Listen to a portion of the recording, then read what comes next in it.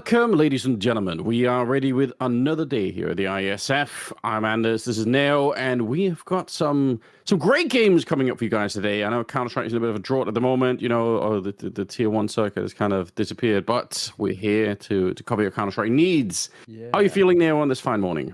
I'm doing good. We had a really good day yesterday. Honestly, for the most part, we were kind of zipping ahead of the schedule. We kind of had to rein ourselves back in with some extended breaks because we had some pretty quick games coming through yesterday. Some dominant performances out from a few sides in particular, and I'm interested to check in on some of the others too. There's a couple of teams who I may be just interested in kind of how they're playing. If they're doing so well in the groups, what are they doing right? Why are they going to get in this spot booked nearly towards the playoffs? But there's a couple of teams who have already more or less set themselves up with not a guarantee, well, a guarantee for playoffs, but a near guarantee for first place as well. Hungary, 3-0 in Group A. They've been doing really well. Germany, obviously, we caught them. They went 3-0 by beating France over in Group B, and Latvia going 3-0 in Group D as well. Latvia maybe, in that group, I would look to Czech Republic, very decent region for Counter-Strike, got a lot of Tier 2 players there. Spain, of course, same thing for them, but Latvia, some decent names in that team, and 3-0 they find themselves with what seems to be some pretty solid games as well. So,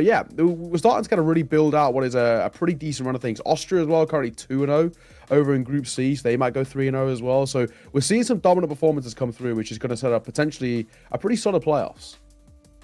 I reckon so. We've also had some surprises that maybe we weren't quite expecting, which is always good news. I've got to say, yesterday watching the Israeli team was quite exciting. They looked super fired up. That was really fun. And obviously maybe Germany against France was a bit of a surprise all on its own. We didn't watch the game, but obviously Denmark, I've heard, got beat by Ireland. So that was wild, but also really cool for the Irish lads. We appreciate that. Today I think our first game is going to be Wales playing. So I'm excited for that one. We do have a schedule for you guys, I believe, so you can plan your day accordingly. Just for what's coming up. Are there any one of these games that really stand out to you that you think is going to be better than the rest? Good question. Let me have a look. Let me see what we've got. I mean, Israel Romania right at the tail end is pretty spicy, that one, in all fairness. Slovenia, may I say, versus France. Slovenia had a couple of moments with decent. Slovakia, Denmark as well is actually a pretty good one there. Yeah. They're basically kind of in similar spots, Slovakia and Denmark, where they're just on the cusp of playoffs and not quite enough to maybe challenge the top end of the group, right? But they're in that kind of fighting for the second space. And the interesting thing about that as well is that, currently in towards Group A, you've got Hungary, who's at a 3-0, but you've got then two teams, Denmark and Kosovo, are 2-1, and two teams, Slovakia and Ireland, who are 1-2. So whoever finishes in, that top three is who makes it towards playoffs. So it very, very easily and most likely will change who is going to be going forward, right? If it goes 2-2, comes out the round difference. If you get 2 wins, if you're one of those 1 or 2 teams, if you get 2 wins and someone else picks up 2 losses, who knows? That could really shake things up at the top end. So I think Denmark-Slovakia is a pretty big one. You got one team who's currently second, one team who's currently fourth, fighting for a playoff spot. If Slovakia are upset, it could actually just completely flip. So that one's one I'll keep an eye on. Another one just to throw out there that may on paper not look all too much, but could be a bit of a low-key heater is North Macedonia in that game there. That's normally they feel some pretty solid size. They actually won it 3 years ago, the whole thing. And also Team Belarus. That's a region with a lot of decent talent there as well. And Lollipop to 21K in that team. Masval, ZNX. They've got some pretty decent players, Belarus. So that actually could be a bit of a banger.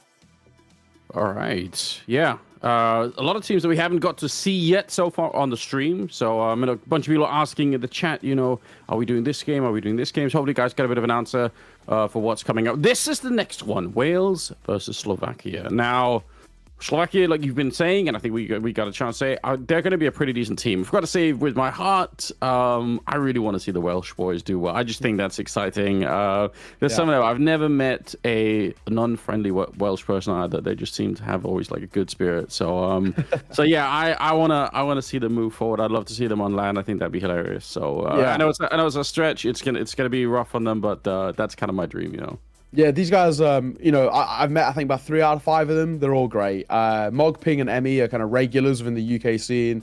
Very regulars when we talk about kind of coming towards Epic Land or Insomnia or all the rest. Ping is probably, I would say, has had, at least for the most part, being the guy who's kind of gone the furthest. He's kind of been around the more topper end, the top end of the scene, playing on the teams like Royals, for example, bit of Viperia, of course, with the RMR for a little bit as well.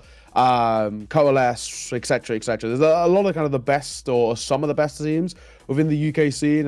Pink's always been a part of it. Very talented guy, a rifler who's kind of got a lot of experience kind of on his name, despite only being kind of like 23 years of age. He's one of the more experienced heads of the scene from Wales specifically as well. We can take a look through some of these lineups though to see what we're going to get. We'll kickstart with Wales. We have got Elo, Mog, Ping, Trozo. So this is a guy I actually don't know. Trozoko, maybe, and then Kaiser as well. Yeah, we'll go with that. And Kaiser, yeah. Good lineup. I guess it's a play on his last name. So I think so, yeah. Drowse, yeah, that's fine. If there is a crazy Welsh pronunciation that we that we're not familiar with, then let us know. Let us know, yeah. Although I don't know if I'm not going to be quick to try and speak too much Welsh. I think it's going to be hard. But I've had some people try and teach me over the years. I'm not going to make any kind of impressions here. That'll probably make more people angry than anything else. But a lineup is what we've got. And, thanks to you, a little bit of an overview of who might be worth looking for. So we're going to see if they can put up a really, really good fight. They're going to be playing the Slovakian team, though. And, we know that they're going to be ready for today. And they probably have something to prove from yesterday as well, because they did underperform a little bit to our expectations. So I'm sure that they're going to want to come into today and just really show what they got.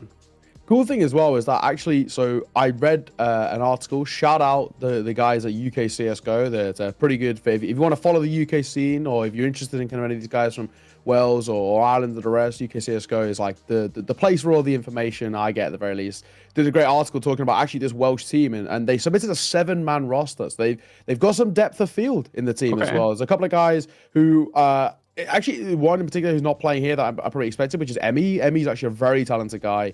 I'm not 100% sure as to why he's not playing, but maybe it's for the better. Maybe this 5 ladder they've got on the screens could be the one that really clicks together. On the other side, the Slovakia team at times didn't click yesterday, in all fairness, especially considering the name value on paper. We've got Mikey, Savannah, Fino, The Alive, and Matties. Matties, obviously from Fnatic. Mechanically, I would say probably is one of, if not the best player in this entire tournament. That's just how good he is. In this West qualifier, this is a guy who, when he played for Sampi, alongside the likes of Savannah, Fino, and The Alive, when he played previously on that team before joining Fnatic, he was one of the best players in Tier 2. It was kind of a matter of when, not if, he got called up to Tier 1. It was basically the case. He was just that good. It's kind of similar to when Nerds was playing for Endpoint. It was just how long can Endpoint hold on for him before he gets kind of the big call up.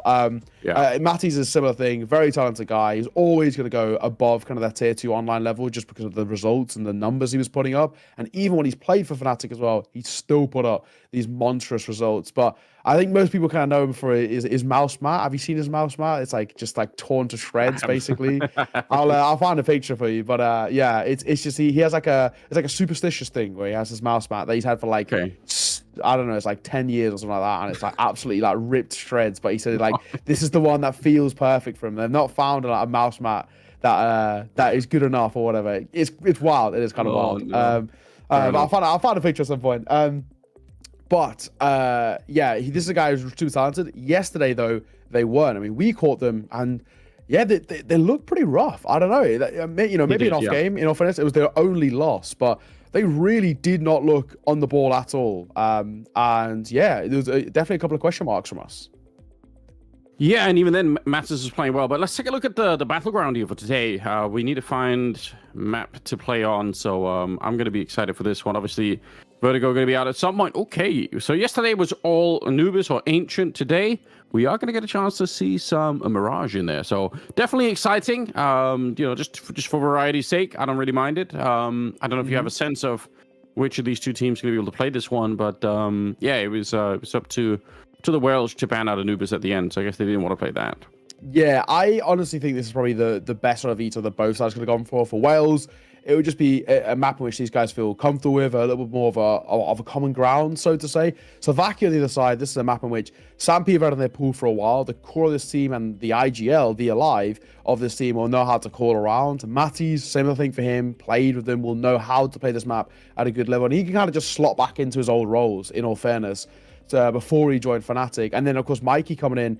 I'm assuming Mikey just basically plays anchor roles here. So the team composition actually works out quite nicely for Slovakia, despite them, being 5 guys across 3 different teams. It works pretty well. Mattis goes back into his old roles, playing hero rifle positions. We're talking, CT side connector, maybe even CT side short if they want to change it up in that way.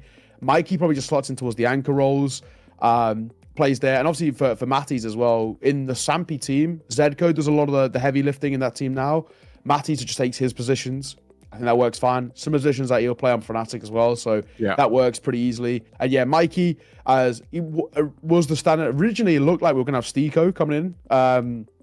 Sadly not. It would have been cool to have Stiko coming in, but where did he go? Yeah, you hate to see it. Not playing this qual, but if Stiko was in, and same thing for Mikey's in, they both just play anchor positions. So I think for me, I think the composition of Slovakia actually is the big thing that's going to win them games, and so far will give them the best chance of actually qualifying towards the playoffs, just because everybody's playing roles that they're comfortable in, they're not out of position, and also with people that they're comfortable playing with as well. Yeah, it goes a long way, like having that kind of experience and a little bit of chemistry, especially in some of these best of 1 games, right? Like the refrain from yesterday was something like, you're playing this best of 1s, you can't have slow starts, you gotta get off to something decent. I think Mattis, in spite of everything, he did play well, even if the rest of the team was kind of a little bit behind. So it was interesting to see him play, right? So hopefully they can, as a team, they can get off to a better start today and really show what they're all about on Mirage when we get there. I'm excited for it, and obviously we got a lot more games coming up, so plan out your day accordingly. You noticed in the chat yesterday, already this morning, there were a lot of Welsh supporters out there. There's Esports Wales in the chat, so shout out to you guys. But yeah, the sort of the audience changes with the teams, which I think is one of the exciting things. Some people I think plan a day and they say, okay, I've got to watch my country play. That's kind of what I think is the charm of these IESF tournaments. And there's a lot on the line. Obviously, we're looking for qualification here. I think we are almost ready to get into the game. Mirage is going to be the battleground here for our opening day game. So yeah, do you want to make a prediction? I mean, we've kind of built up Slovakia. Is there any chance that Wales can take this? I think there's a chance. Mirage, it's a puggy map. It really can lend to just who steps up on the day, right? Who can actually turn up in towards this game, and can one person be the one's going to drag them along, right? But the way I'm looking at this now, Slovakia on paper, they're a very difficult side. I don't think Esports Wales and the Welsh team will be looking at this and saying otherwise. They know name value-wise is a really scary team. It's Sampi, which fundamentally are a very good team in Tier 2. Mattis is a very good player. There's no way they can underestimate this. That's as simple as that. I think, as much as I want to back Wales and I want to support the local boys, if I'm being absolutely honest, I think Slovakia are the favourites in towards this one. I think they're a better chance. But Wales do have a chance. If they can start well, if they can come in towards, if I'm starting on that T side, if they can get a pistol round, get a little bit of few of those early gun rounds on the board, they can start to spiral in a positive T side. Use those foundations to then maybe lean its hand in towards a decent CT side. But fundamentally, they got to come in towards this and hit some crisp shots. The Slovakian side are no joke, but we know they're beatable. That's the main thing. We'll have to see. We did get Esports Wales as well in the chat, did a little update, said Emmy had internet issues, so you hate to see it. Because like I say, Emmy's a very good player. He's somebody who's been playing a lot within the domestic UK scene at that higher level, similar to Ping, in all fairness, and has always been somebody that I think really kind of a bit of a push, and maybe even making this a full-time thing as well. So he's decent online, the local lands, decent online as well, but sad to not have him. But like I said, Esports Wales, they submitted a 7-man roster, so plenty of subs, no issues. Well, I guess the UK is still in the throes. I think you guys have basically like 2 internet providers, and depending on which area you're in, you can pick one of them. And if that doesn't work, it's game over. Like I know so many people from the UK, better, but it's it's kind of bad because you're like all the telecom lines, is that what you call them? Like the lines on the ground. So it's all by one person. It's now slowly starting to be a second person coming in, but then they have to like dig up the roads. So. Nice. Yeah, I mean, I've 2 years ago, I was living in the Midlands, so to say, and we didn't even have fiber optic. 2022, there wasn't even like fiber optic. And this is like a university town. This is like a big area. Yeah, so it is bad. And there's a couple of providers that are like really quite dodgy as well. They just they'll just stop working for no reason. Well, yeah. So I have so many friends from the UK, and this is the problem that they have is sometimes they'll. Like their provider will, and I just tell them like, why don't you switch to another one? Like, what's going on? Like, I think I can probably pick between 8 or 9 different providers if I wanted to, and And they're like, well, they can't. Like, there's the only one that delivers, and you know, my ping is 400 like overnight, and I have no idea why. And they say they'll come look at it next month, and I'm like, that doesn't sound reasonable at all. That sounds like to be a problem. Yeah. That's right. So sometimes as well, like luckily I've actually, and touch with it never changes, but I've like never had internet issues. I've been okay. I'm actually where I live now. It's one of the very, very few like random providers that only provides internet for like my dinky little area. I mean, we've got like a population like 5,000 in my like little village or whatever. So it's a small one, but it's gigabit, so it's great. As up to 2 gigabit, which is pretty sick as well. Nice. But I've never had issues with them. Before that, I've never had issues either as well. So hopefully that never changes, because you know it's kind of important for our job. But yeah, they can be quite dodgy.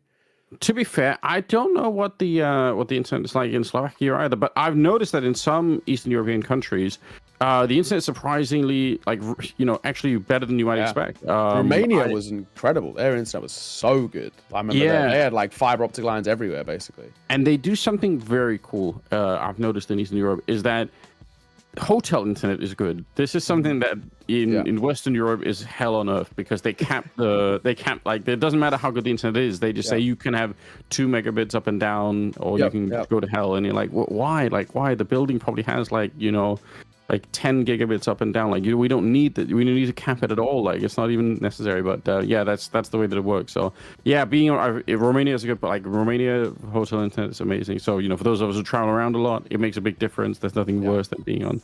So yeah, there's some places there. But I'm trying to think if I've ever actually even been to Slovakia. I don't think that I have. What a shame. There are so many countries I need to go to. Yeah, I was you know, obviously just recently I got to spend some time in Bulgaria. I thought for sure that I had been there before, but I just hadn't. I've been, you know, in the area, I guess, but never quite there. I was in Sofia, which is the capital city. It's a beautiful city, worth going to.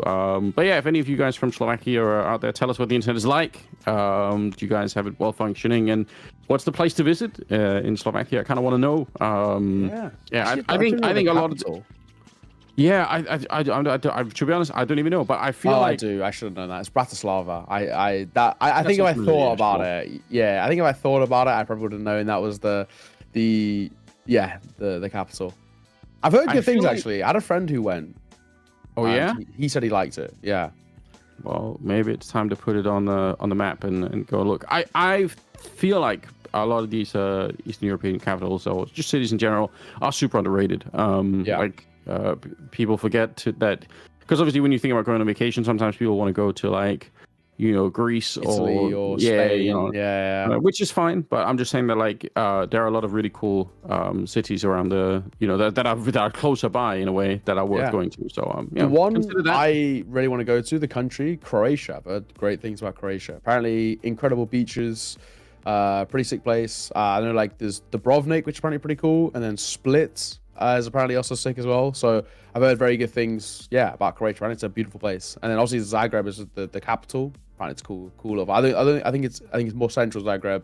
But like they've got really good beaches. And it's a cool place. So yeah, I think you are right. In Eastern Europe, there's always there's some underrated places. I mean, one of my favorite countries still to this day that was Poland. I love Poland. It's a great place. Like I know obviously we have the Counter-Strike tournament in Katowice. Katowice is maybe not the best place. Not the best representation of Poland, I agree. It's you know an ex-mining town, so it's quite like industrial. But Warsaw, cool. Probably one of the most beautiful cities I've been in for a while. Krakow's really sick awesome as well. Yeah, Krakow's very, very cool. So yeah, both of those I kind of recommend. If people want like a cool holiday, also a cheap holiday as well, like Warsaw, same with Krakow as well. It's like, you know, you like a beer, it's like 80 cents or whatever. It's like, you know, nice and cheap. If you want like, you know, a shot, again, it's going to cost you like €1. So like, you know, it's pretty good. Food's really nice as well. Pierogies, unbelievable, like little dumplings, like Polish dumplings.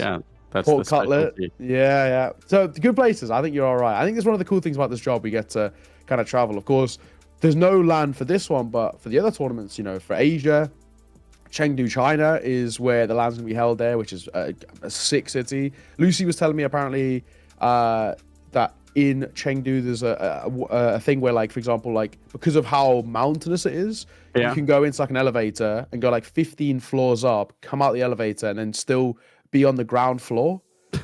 It's like Really? so trippy, basically. So apparently it's a really cool city. She said she did like, a little bit of research into it. It looks sick. And then obviously for the Africa Championships as well, Casablanca, Morocco, pretty sick. Yeah, I really look forward to that. Realized I think the only time I really spent time on the African continent was like, I think pit stops in Egypt for traveling to the Middle East in general. So so it's kind of a shame. Like I feel like that's a place to be explored a lot more. So hopefully esports will just kind of spread and you will get better internet infrastructure in some of those places and just kind of keep it rolling. There is a little bit of a delay, obviously, just sorting out some internet issues with some of the players, I think. So for those of you asking when we're starting, just give us a couple of minutes and hopefully we will be into the game before taking too long here. But yeah, I'm excited, and I haven't been to Chengdu either. Been to many other regions of China. I think we are just going for a little bit of a break, so just to catch up and fix the issues, so we're talking through the whole thing. We'll do that and then we come back with the game, so stay tuned.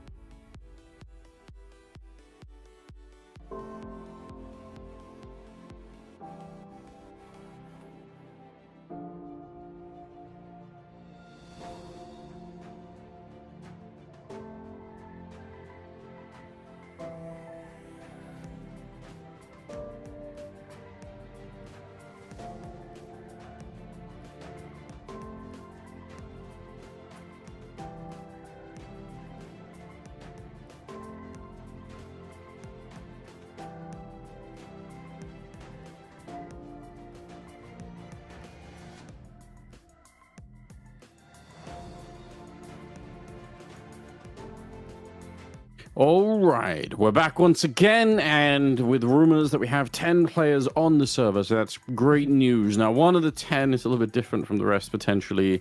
As far as we can tell, it's Frozen that's going to be standing in for Slovakia because they lost Mikey.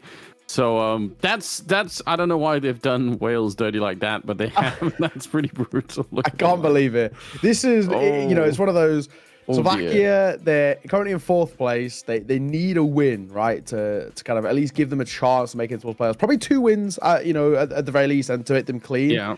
Mikey having internet issues, and they're thinking, we've got to find somebody. We've got to find somebody to help us out. And it's like, I know someone. So someone in the service be like, well, maybe it's like Matty's, for example, who's been playing a little bit more of those Tier 1 events. He's been like, I know someone who can, I think, maybe help us out. He's relatively solid, in all fairness.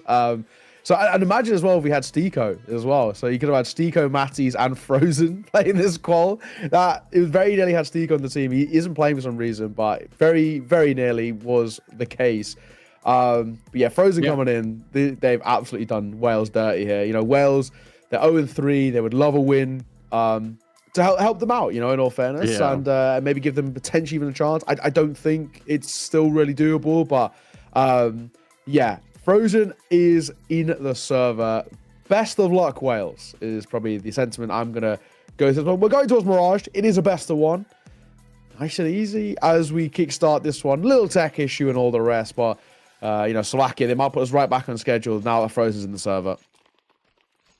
It's certainly possible. Although, knowing the Welsh, they're probably going to be laughing their way through this anyway, so they'll probably be fine in that sense, but it will be a tough game. They are setting up for a B execute, so flashes on over, nothing too complicated. I do like it though. They commit, they're down on the low ground, get the Glocks up close, and they run down Savannah to begin with. It's not a bad start, but Fino is here, and he's landed 2 good headshots. The bomb is going to get planted at the very least, so they'll have the sort of first half of the job done. They're going to be able to buy the next round if they want to, and actually they might be doing a little bit more here. Now it's a 2 versus 3. Mog and Ping are left, and there is a bit of a delay right now. Mog with a good headshot. Okay, now it's getting a bit interesting. Mattis trying to get a bit closer. Frozen will pick up the 1 shot there, but Mog in the back line by the benches, playing for time. There's no kit picked up at the moment, so he's just jiggling a little bit, trying to buy a little bit of extra second here. There might be enough to stop this defusion coming through. He'll get the headshot as well. Mog with a nice triple, and Wales are on the board to begin with. Yeah, that's one of those highlights as well that you can just take. You can even just screenshot Mog headshotting Frozen. All these like little positive things to kind of come through. That's a big pistol round for Wales. I said if they want a chance, if they want an opportunity to make this map work for them, and this is before Frozen joined the server, they had to get a pistol and they had to make it stick, right? And now we could talk about how they build upon it. You're gonna get this round here, which is a comfy buy for you and a no buy out for Slovakia. They should give you all the right opportunities to be able to build upon it. If they can get a second here pretty easily, about 20 casualties, which is already looking pretty good. Savannah will get 1, but it's only a couple of kills coming through, but nothing too problematic. But the big thing for me is this next gun round that comes through. If they can take that, Wales going to give themselves really a big chance. Yeah, 100%. I do like this. Savannah, the cash register. Oh, if Moore keeps going, he's going to see right on top of the register. So no real threat there. A little dink, but he is going to be fine.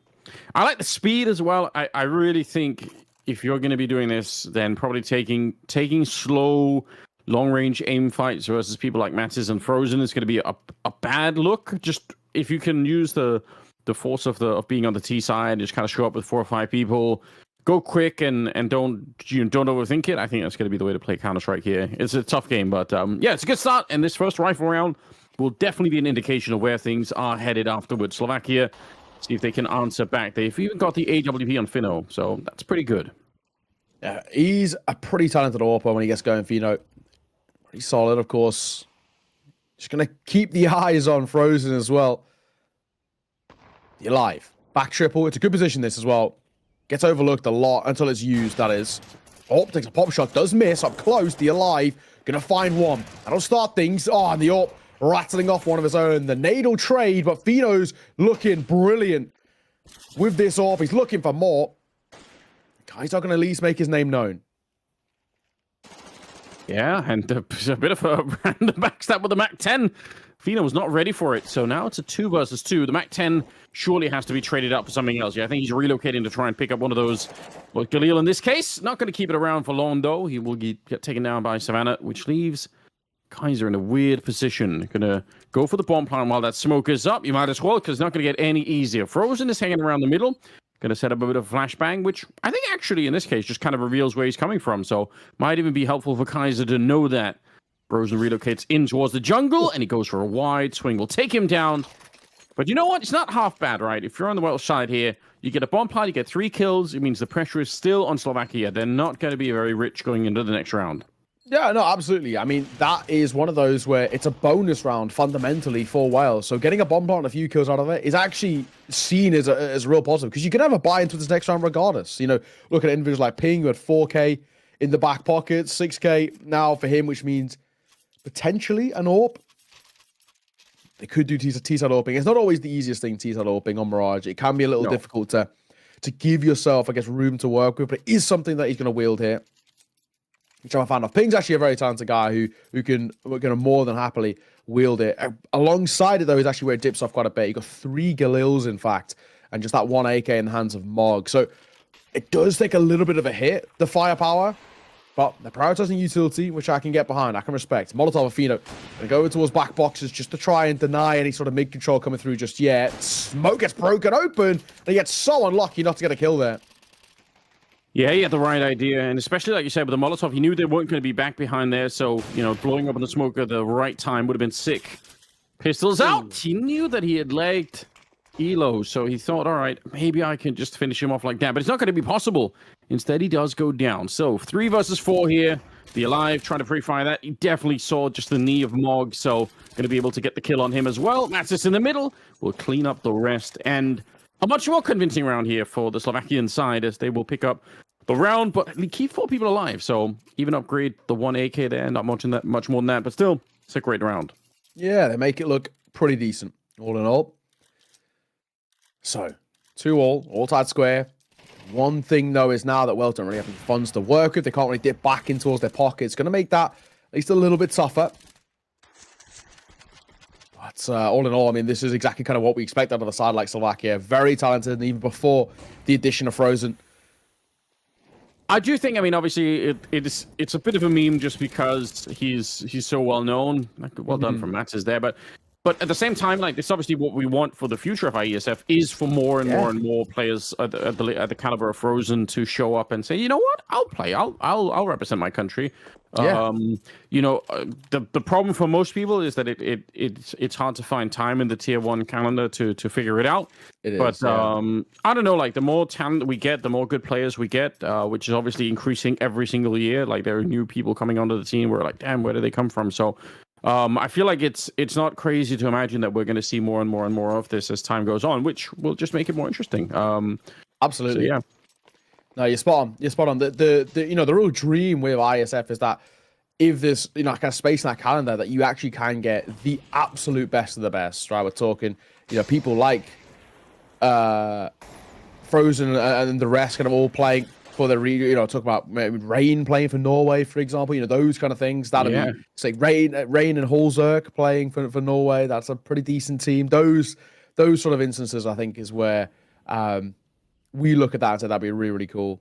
Yeah, it can definitely happen, right? It's just a question of building it like we are now.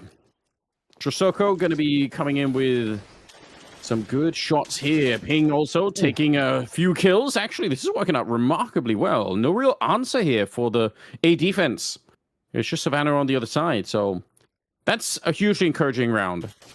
You know, on the Welsh side here, you're going to be saying, all right, that proves it, boys. We know what we can win this one. Just keep doing more of this. 3-3, they're on the T side, so I think that's very respectable.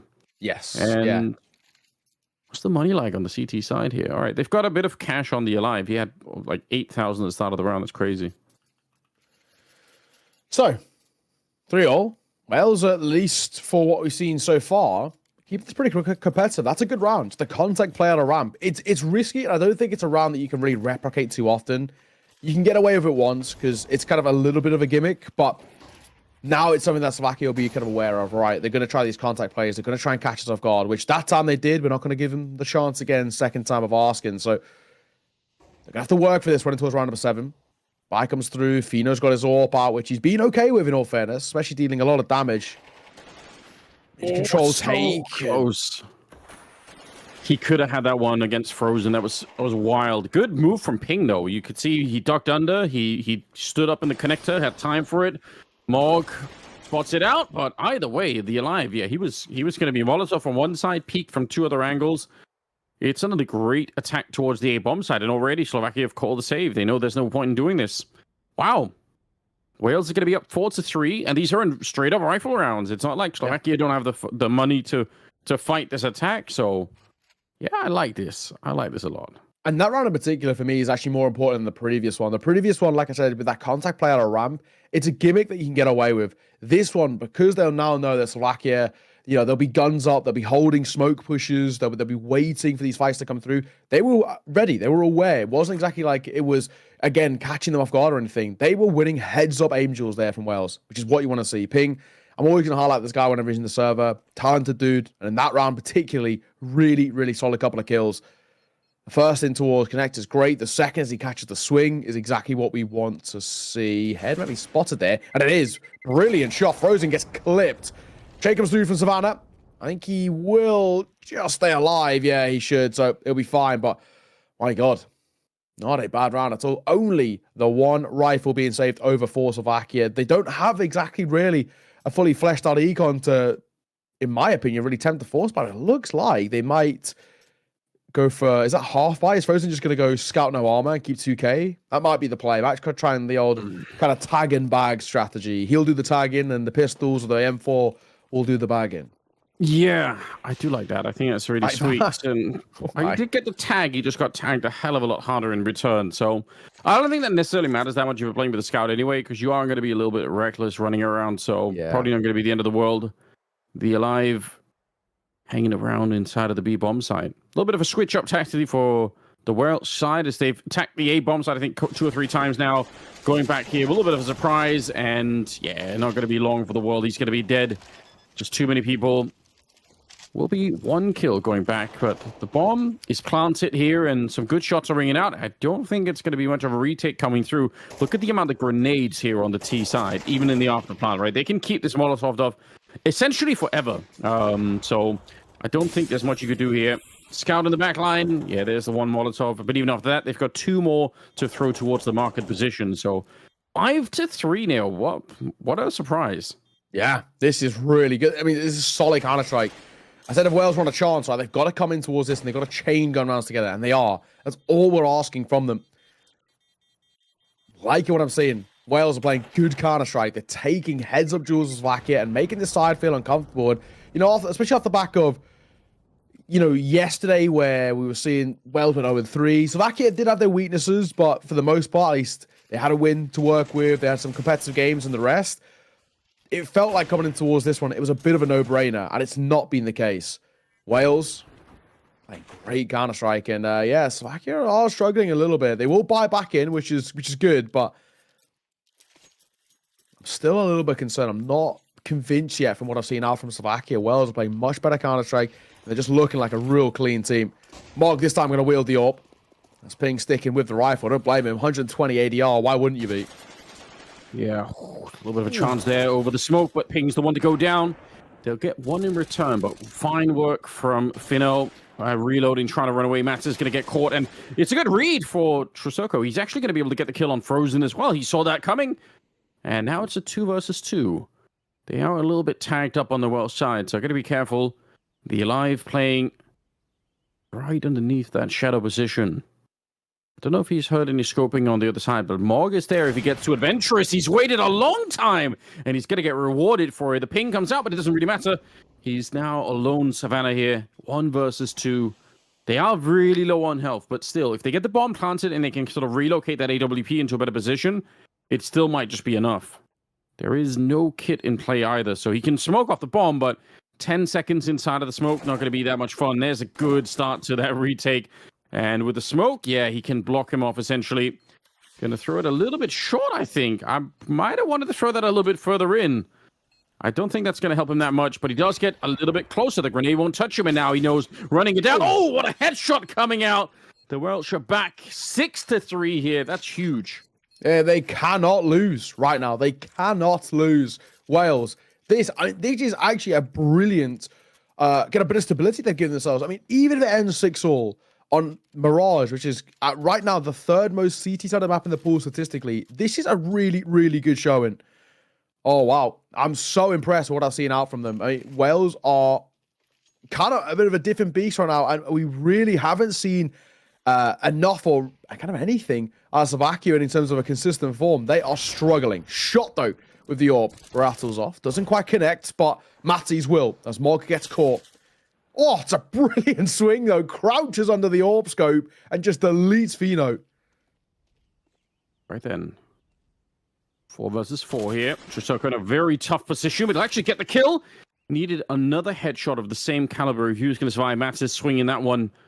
So still 3 versus 3. This is super respectable. Try and do a little bit more damage if you can. Frozen going to be lurking around that window position and will take down Ping. And again, a couple of rounds left to be played in this half. So doing a little bit of damage to the Slovakian economy is going to be absolutely worth it here. They are looking for Frozen. They have a Molotov. You can see for a second they thought about if they could Molotov him out in one of these positions. They're going to try and do that right now. And, oh, nice peek from Frozen, though. We'll find Kaiser at the end, too. That's kind of a little bit frustrating, I've got to say, against the MP9, losing a couple of players to that. But still, it's a 2-round lead. And they have some money to play with on the T side. It's not bad. Yeah, exactly. It's actually really not too shabby, in all fairness. And they very much still could go back into a bye. Wales on the other side for Slovakia, could they very much even could chip away at this deficit, make it a bit of a conversation point. So 2 rounds is the difference. It's not bad so far for Slovakia. It still needs to be better, and that's on a bad way to start this one off. Matties will find one through the smoke, a little bit of fortune, but you take it all the same. Yeah, for Slovakia, it's about getting themselves fired up back in the game. Frozen will be alive over at the catwalk position, at least for a while, but Mog, 2 kills to enter with. Now he's down to 1 health, but he's basically opened up the A-bomb side. The problem is the bomb is really far away. Chisoko taking a fight left, right, and center.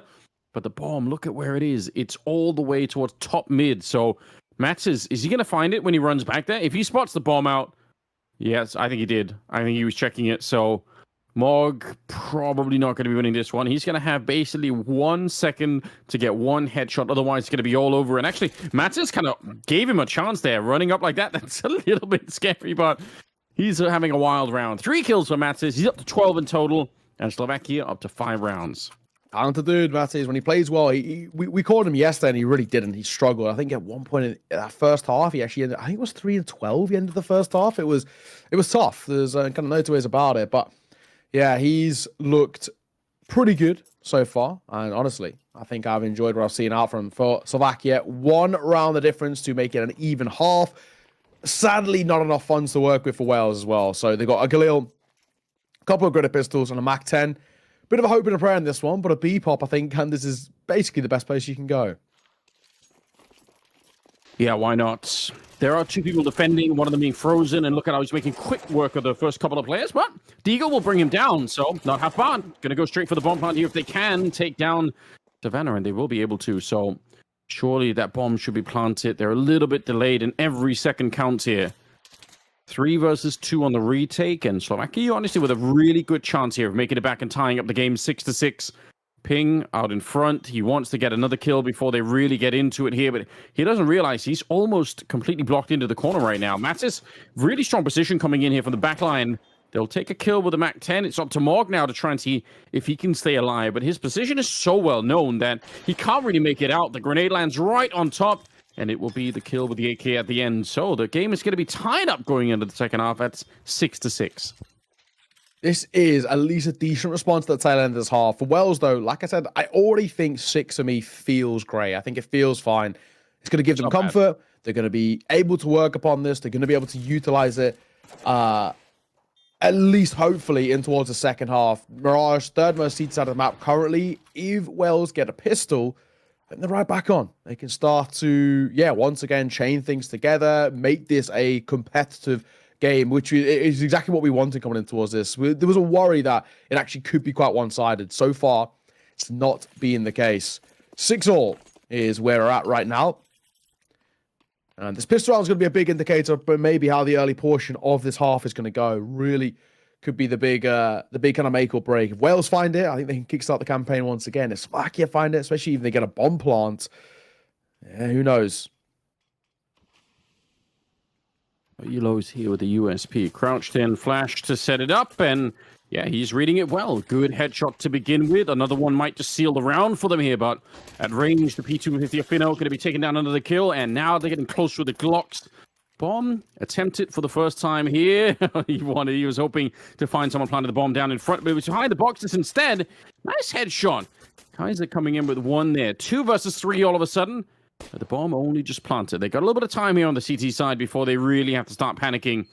Kaiser finding himself in a weird position. His teammate Mog coming in from the connector. So now they're doubling up at the bomb site. But how do you go for a 10-second defuse? As long as they're sandwiched in here, it won't be easy. A little bit of a peek coming out. Fino, you don't have to commit to it. Kaiser goes down. I think Mog, his time is almost up here. There's nothing you can do to stay alive in this round. He's actually just trying to run away and fight Savannah here. Maybe just get one last kill, but it's not going to happen. And it will be Slovakia winning the pistol. Yeah, it's a little scrappy. It's messy. Everyone dies at the end, but a pistol is all that matters for Slovakia. Not only that, as well, the bomb plant on top of it, a little bit of extra funds. This is exactly the sort of start that Slovakia needed, especially after the way in which the tail end of the half went as well. It was quite positive towards Slovakia. It looked like they were building upon something, and then you kind of get the abrupt break or whatever of the half time. So this is good. I think this is kind of the perfect continuation of what was a strong finish for Slovakia towards their CT side and starting up their T side well. And I think T side, honestly, where they'll do a lot of their better work as well. You know, for the Slovakian side, in terms of their individuals, a lot of heavy aimers. Savannah is very crisp. Matty's obviously we know is crisp, and same for Frozen too. So all guys who can step up mechanically in the server, give them AKs, give them rifles, and they can be pretty sick to watch. In towards mid, a pop comes through, and it's just pistols, so they're getting picked apart. Ping will get himself a double. All right, it's not actually terrible. This is a no-buy coming through, so even getting 2 kills out of it really isn't the worst thing in the world. You'll take those. I mean, you can't expect too much. But the game is kind of slowly slipping out of the hands of Slovakia or of Wales. And the problem is, you know, being on the T side, even if it's supposedly a CT-sided map, I think in games like these, it could be a lot harder to play any CT side almost, because you're just up against the power of grouping 4 or 5 Ts that run somewhere. Like, the strats don't have to be super duper deep. We're not necessarily, like, you know, with all the changes and the different rosters that come out here, you're not necessarily anti-stratting a team that much. So you don't need, like, super deep fakes or anything like that. Sometimes you just need to show up and hit the shots, and that can be hard to deal with on the CT side. So I wouldn't be surprised if Slovakia are going to be a little bit more powerful here on the T side. They already have a 2-round lead, and now they are looking to at least see what's going on to the B-bomb side. They don't like that M4 at range, so they're going to slow it down and just kind of hang out here towards the ladder room, which is interesting. The bomb's being brought back. Oh, wait a minute. Mog, is he going to be able to catch the bomb in T-spawn? He's not far from being able to do that, actually. Oh, my. Did he hear the footsteps? Oh, Fino. Oh, he jumped. Oh, no. What? That's disastrous. I'm sure Fino would have had that one. It looked like he had a full second to get the shot off, but now the bomb is lost. Yeah, that's an awkward one. A little scroll wheel jump or something of the sort. It's costly. They're alive, though. Nice shot. We're all responding. I mean, look how much damage has been dealt to Slovakia as well. So this round, yes, they have the numbers advantage, but I don't think this round is an advantage. They are, you know, 2 of them are 2 points away from death if they hit anywhere on the body, and all 4 of them, if they get one-tapped, if they get headshot, will go down. So it makes these M4s, even that FAMAS, so scary. Yeah, it's tough. Even it's really tough. That's left. What are you doing here? Like, if you're Slovakia, make the call right now. You have to run to a bomb site, almost knife out to get there. It's not going to be easy. There's nobody at the B bomb site, though. Oh, no. Wales are really far away, but you could tell if anyone is even in the area, they might be able to slow it down. Here's Mog. He was the hero that dropped the bomb to begin with. Can he do it again? Oh, one of them has already jumped down, and there's the bomb making the way to the site. Oh, can they actually do it? Elo gets dropped. The bomb is planted, but a good little clean up here for Kaiser. It's going to be frozen on his own, and he can't stand up to Mog. 3 kills, and Wales pick up the round. What a miracle. Yeah, big round to be taken. It all comes down for me to dropping that bomb, and then so much just residual kind of chip damage had been dealt, and only a 1-round game. We're getting a competitive one here. It's exactly what we wanted to see coming in towards this sort of a game, and to start off our day as well, because probably throughout the day, we're expected to have a couple of quick ones that'll last, 20 minutes or something of the sort. So it's not honestly the worst thing in the world. It kicks on a day with a little bit of a competitive game, and exactly what we want to, where for Wales, we didn't get to see them yesterday, but if you look at it on paper, 0-3, it's not exactly the most positive of showing, and it looks like maybe there was going to be a bit of a no-show from them, and I'm glad to say that it's not the case. Yeah, I mean, this is much better than we were expecting. Slovakia, even with Frozen being thrown into the mix last minute here, the Welsh side is still putting up a really good game. We'll see what Slovakia could do, though. They got a couple of Mac 10s. Whenever you see those on a map like Mirage, you instantly are thinking about those window jumps out of the B-bomb side. So if they get close and go for one of those B splits, which kind of feels like what they're doing as well. You see the bomb up in the hallways, a couple of people here towards the catwalk position. It's all looking and feeling like a B split. Nice shot, though, from Elo. And they might get one for free. The Alive shot in the back of the head. My God. Oh, he peeked through the smoke. Just enough for the MP9 at close range to get that kill. Oh, nice shot at range as well. Frozen, welcome to Welsh Counter-Strike, my friend. He gets clipped at range. And the last man probably should be done in just a second. MP9 jump around the side. It's the Mac 10, though, that wins out the fight. Ping, trying to deny a bomb going down there. That's priority number 1 now. Oh, he lets him plant. I don't necessarily hate it. I think it was one of those scenarios where, in theory, you could spam the entire magazine into the smoke and fail, and then you could turn it into a 1 versus 1 all of a sudden. So I guess, yeah, given that the bomb plant, they have a little bit more money. They still won't really be able to buy. So I think you're playing for the win here, especially because it's getting kind of close. Tied up at 8-8 with a kind of an expensive round either way from the Welsh side here, right? They survived with 2 people at the end, so they still have to rebuy a lot themselves. But they're getting back into it. Not bad. This is at least a bit of a showing. I mean, 8-all. It's difficult to call. It's like they're not going to buy here, so the expectation is a 9th coming through for Wales, and then we're really on the cards. I mean, at that point as well, you get towards 9-8. Slovakia have maybe 2 full buys left, but if things continue that kind of trajectory before it falls apart, it's a really tough spot. So they need to be very careful. I think for Slovakia, I think maybe came in a little bit too overconfident or too comfortable, but they find themselves currently in a spot where they're on track to maybe falling flat here. Yeah, now is not the time to fall off, right? We're playing MR12, so we don't have that many rounds left to try and get back into it. In terms of the scoreboard right now, Mog is at 15-10 with Trisoko at 12 and 10 for Ping and Kaiser too. So, but even Elo is at 8, so not doing too badly right now. They're kind of all just a nice grouped up effort here. I guess the same is true for the Slovakian side. They're all, there's no one really sort of struggling at the moment. I think last time the Alive had a really tough game in his hands, but he's right back into this. So it has all the makings of a great game right now. It does. It really does. 35 seconds, though, Slovakia. Gotta get this bomb down, fellas. Nade will come through. Won't really do anything too much. Frozen's Deagle, though.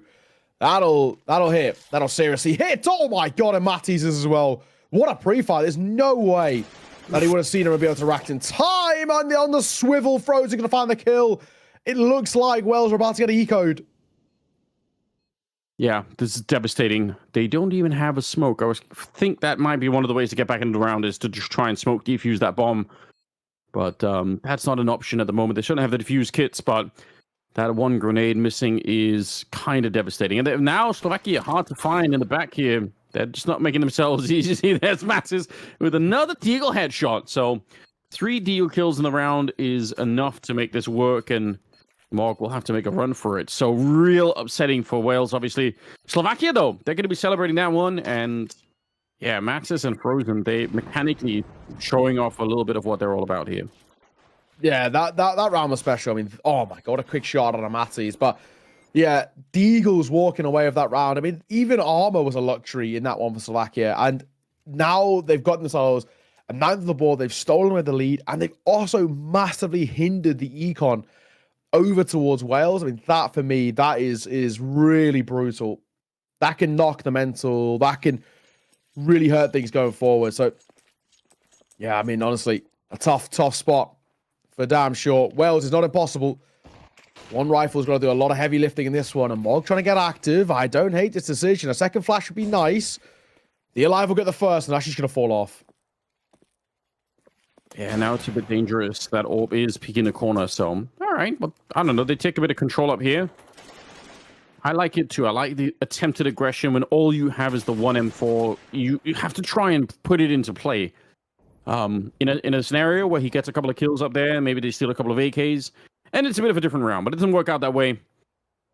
Just the Deagle left here, and could he spot him out? All right, he can, but yeah, they can just relocate that bomb position. Nothing really else happening in this round. I think going to be Slovakia with a 10-8 lead. Alrighty. So, yeah, it's kind of going according to the plan for them now. They're back in the mix. That one round really did a lot to change this. It did. It did. I mean, this is at least from what we've seen so far, a real conversation on the cards here with Slovakia. Is that going to be the sort of make or break over towards Wales and say that was the round where things changed? Because it looked like Wales was going to find a ninth, be competitive in towards the one after that. Who knows what could have happened? They were at least having the path in front of them opened up and saying, this is how we're going to win this map. And unfortunately, yeah, it's not been the case. We have a little bit of a tech pause, unfortunately. So hopefully only a brief thing before we get back underway. But Slovakia and Eco into a very solid rifle round. This is exactly how you kind of utilize what is a bit of a chance and something that is a bit of fortune. You utilize it in your favor. It's really been a catalyst to success, that one Eco round. There is a buy to work with. You got 3 M4s, MP9, and a FAMAS out for Wales, which isn't terrible. It's just on the other side, you got the full rifles across the board, and of course, Fino in towards the AWP. And the other thing alongside it as well is, you know, Fino's with that all, but if you look towards that T side, they've got so much money in the back pockets. I mean, even if they are to lose both of the next rounds, they're still going to have a buy 3 rounds on from now because of how much residual cash they have in their back pocket. So Wales, there's no longer that internal thing of saying, okay, you know, hopefully we can break the recon and then we can use that to get a bit of a 2-for-1. That's not going to be the case. Basically, for the rest of all of these rounds, they're going to have to hope they can continuously win gun rounds. Yeah, that's definitely the case here. Being put in a very, very tough position, honestly, and it's not too surprising when we look at Frozen and Mattis both really showing up here. Although, I mean, the thing is, I think people sometimes underestimate how much talent is in the tier 2 space. It's not like somebody like Frozen can necessarily just roll into a game and just say, yeah, oh well, because I play on phase, I can just drop 40 kills a map or so. Like, it doesn't, Counter-Strike doesn't work like that. It's true. So you gotta be for anyone that's ever played like any kind of high level Faceit game, you sometimes you just run into people and you're like, god damn, like this is intense. Like there are some real demons out there when it comes to the mechanics of it. Obviously at the tier 1 level, that's where you introduce a lot of the things that are outside of the mechanical space, but that's about teamwork and tactics and all the rest of it, and the game becomes a lot more tricky, and some of the really gifted players just can't adjust to that level of play, which is a shame because obviously that's like the big hurdle that you have to get over. But yeah, for someone like Frozen, I mean, he's playing really well right at the moment, but obviously I'm not expecting him necessarily to come in and drop 30 kills. I don't think that's what he needs to do here. No, absolutely, I think you're right. And this is just I think one of the things you're touched on there is just the tier 2 scene. I mean, this is I think probably the big difference for me when I look at the tier 1, tier 2 scene is actually, it's not about the individuals because there's so many talented aimers in tier 2. It's actually more about kind of the deeper thought behind things and how well they're able to kind of break down a game and why they play certain rounds in a certain way and the thinking behind it and the experience is the big difference for me, because some of these guys in tier 2 are just ridiculous in terms of their mechanical prowess, but there's something prevents them going up to that tier 1 level, and it's got to be kind of their mind for the game and the way they think. We'll see, though. Yeah. whether Frozen can maybe have a strong end. He's not exactly been, he's not been bad in all fairness. 16-11 is pretty solid, but you know, with his name value, you could maybe expect like, oh, he's going to come in and drop 30 against what is, you know, semi-pro Welsh players. Most of these guys don't even play this full time. That kind of vibe. Quick play towards B, bounding out on towards the site. Oh, but like a deer in headlights, he didn't know where to look. He tags both, kills neither. Thankfully, Mattis is there to clean up. That might have been the round-winning shot right there from Finno. I think up until that point, they had a really good chance of doing this one. It's not bad in terms of the defense.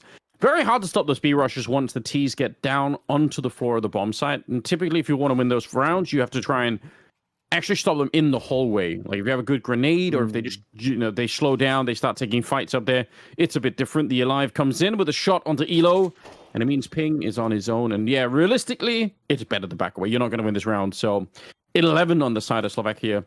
Just, I think now comfortably in control of the game. You can tell that if they were feeling stressed earlier, they're certainly not right now, and they're just back on track.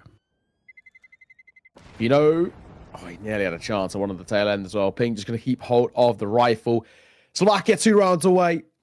Wales 3 rounds behind, and another low econ situation. And now you've got the big tough decision. Are we playing for a win, or are we playing for overtime? I think, honestly, for me, at least in my personal opinion, I play for overtime here. I'm always going for a little bit of kind of a lesser investment here, having full rifles. I think when you get the guns out, if you can win that, you can chain it together. They know that they cannot basically break the econ anymore. Alpha Slovakia, it's built up too strong. It's just been the case. Especially winning an eco will always give you so much residual cash. You've got to try and now do it on the rifles. This one, if they can get a couple of concentration kills and maybe even keep Ping's M4 alive, just kind of shuffle it between the hands, that's good. But I'm not seeing this one being converted. What happened to the grenade there for Finno? Did he just underhand it instead? It looked like it just hit the air. I'm so confused. Like, well, I'd love to see a replay of that. But regardless, yeah, I kind of agree. Like, even keeping the M4 is actually a pretty solid strat here. You can see Morg doesn't have that much cash, so Elo either. So just, obviously, if you get a double kill with it, the round is back on. There's the first one practically for free, and a good escape. So Mattis is dead, and Ping is just laughing, running back into the B-bomb side. That's a good start, but we're not at the point where we can really feel confident just yet. He's got the right idea back here. Try and stay out of the line of sight. Takes that fight at range if he would have wanted. Who knows? But now the rifle is kind of lost here.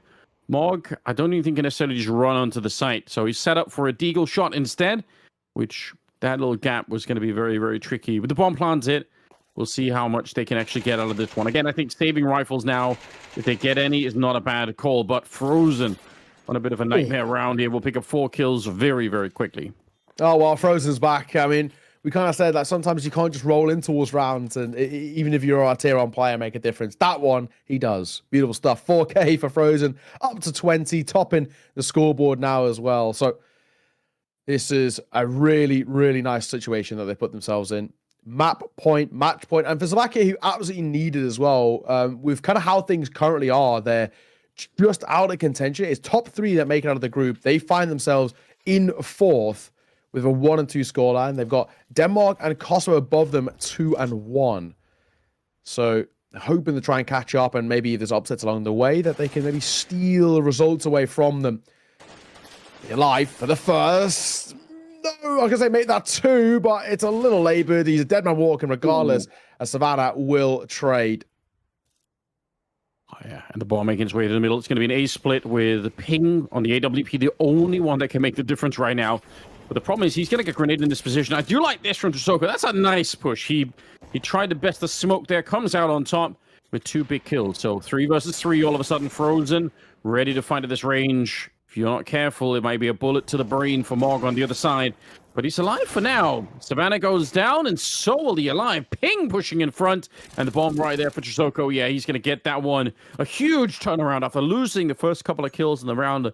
Wales fights back and looking for overtime here. All right, now we're working with something. 12-9. Like I said, though, plenty of money in those back pockets. Slovakia buy right back in. So for Wales, while it's a nice sigh of relief, we finally got around back on the board after what has been, a bit of a hot minute. They are right back into kind of their investment coming through. Wales, it's all about consistency now. They need to chain these gun rounds together. A little bit of a lesser investment coming through with the MP9, but a double sniper setup I don't hate. However, they're not really going to bail them out. Oh, what a swing. Fino's AWP gets deleted. It's on once again here. A little bit of a backstab. Frozen will take the kill on Kaiser. Morgan, Chisoko, I don't know what you can do from here. Mattis, strong position. He's looking the wrong way, but oh, he'll spin around. They both spot each other at the same time. It means the AWP here on the Welsh side, the last alive, 1 versus 4. And Slovakia taking their sweet time. They're not really rushing to try and do anything crazy. The bomb is quite far back, so they can't really plant it at the moment, but I don't think that really matters to them. They can just wait around, and as soon as they find out where the AWP is, they can play against that. They've got plenty of grenades. Everything is stacked against the Welsh side here at the moment. There's no other way to say it. A little bit of a grenade here. Going to be countering out. Oh, he'll get that one, but traded immediately. There's nothing he could have done. So it will be Slovakia picking up the victory at the end in a rather nice fashion. It was close up until that 8-8 moment, and then Slovakia just turned it into a higher gear. So well played. Exactly that. Big win to take for Slovakia, and an absolute necessity of a win as well for them. They're in a position, like I said, where they're on the cusp of playoffs, not quite locked in there. I think maybe the Frozen buff as well might even be that added edge that they need to lock it in. And, just to kind of touch on it while we're talking about them, Denmark, they're a side who are in that playoff position. They were just above them coming in towards today's action. They were 2-1, where Slovakia were 1-2. Denmark just picked up a loss. They just lost to Hungary 13-11. So now both of these two teams sit 2-2. And that means with basically one final game, it could actually come down to round differential as well. So that's a pretty spicy one. Just to run through some of the other scores as well that have just happened. I mean, they're all rolling in. Belgium beat Malta 13-2. Kosovo beat Ireland 13-2. So I think that might mean that Ireland are now out of it. But Kosovo, I think, if I'm not saying, are locked in for guaranteed playoffs, which is pretty sick. So it's actually just that fight for that final third spot in towards Group A. Norway beat Austria. Nice and easy, and that is all of the games. Yeah, that's all the games that are at least done so far. So a couple of cool results that have come through. Kosovo, I think, very close now to being locked in towards a playoff spot, or more or less might even be. Either way, we're going to throw this one to a break. When we are back, we got even more Counter-Strike action. Sit tight.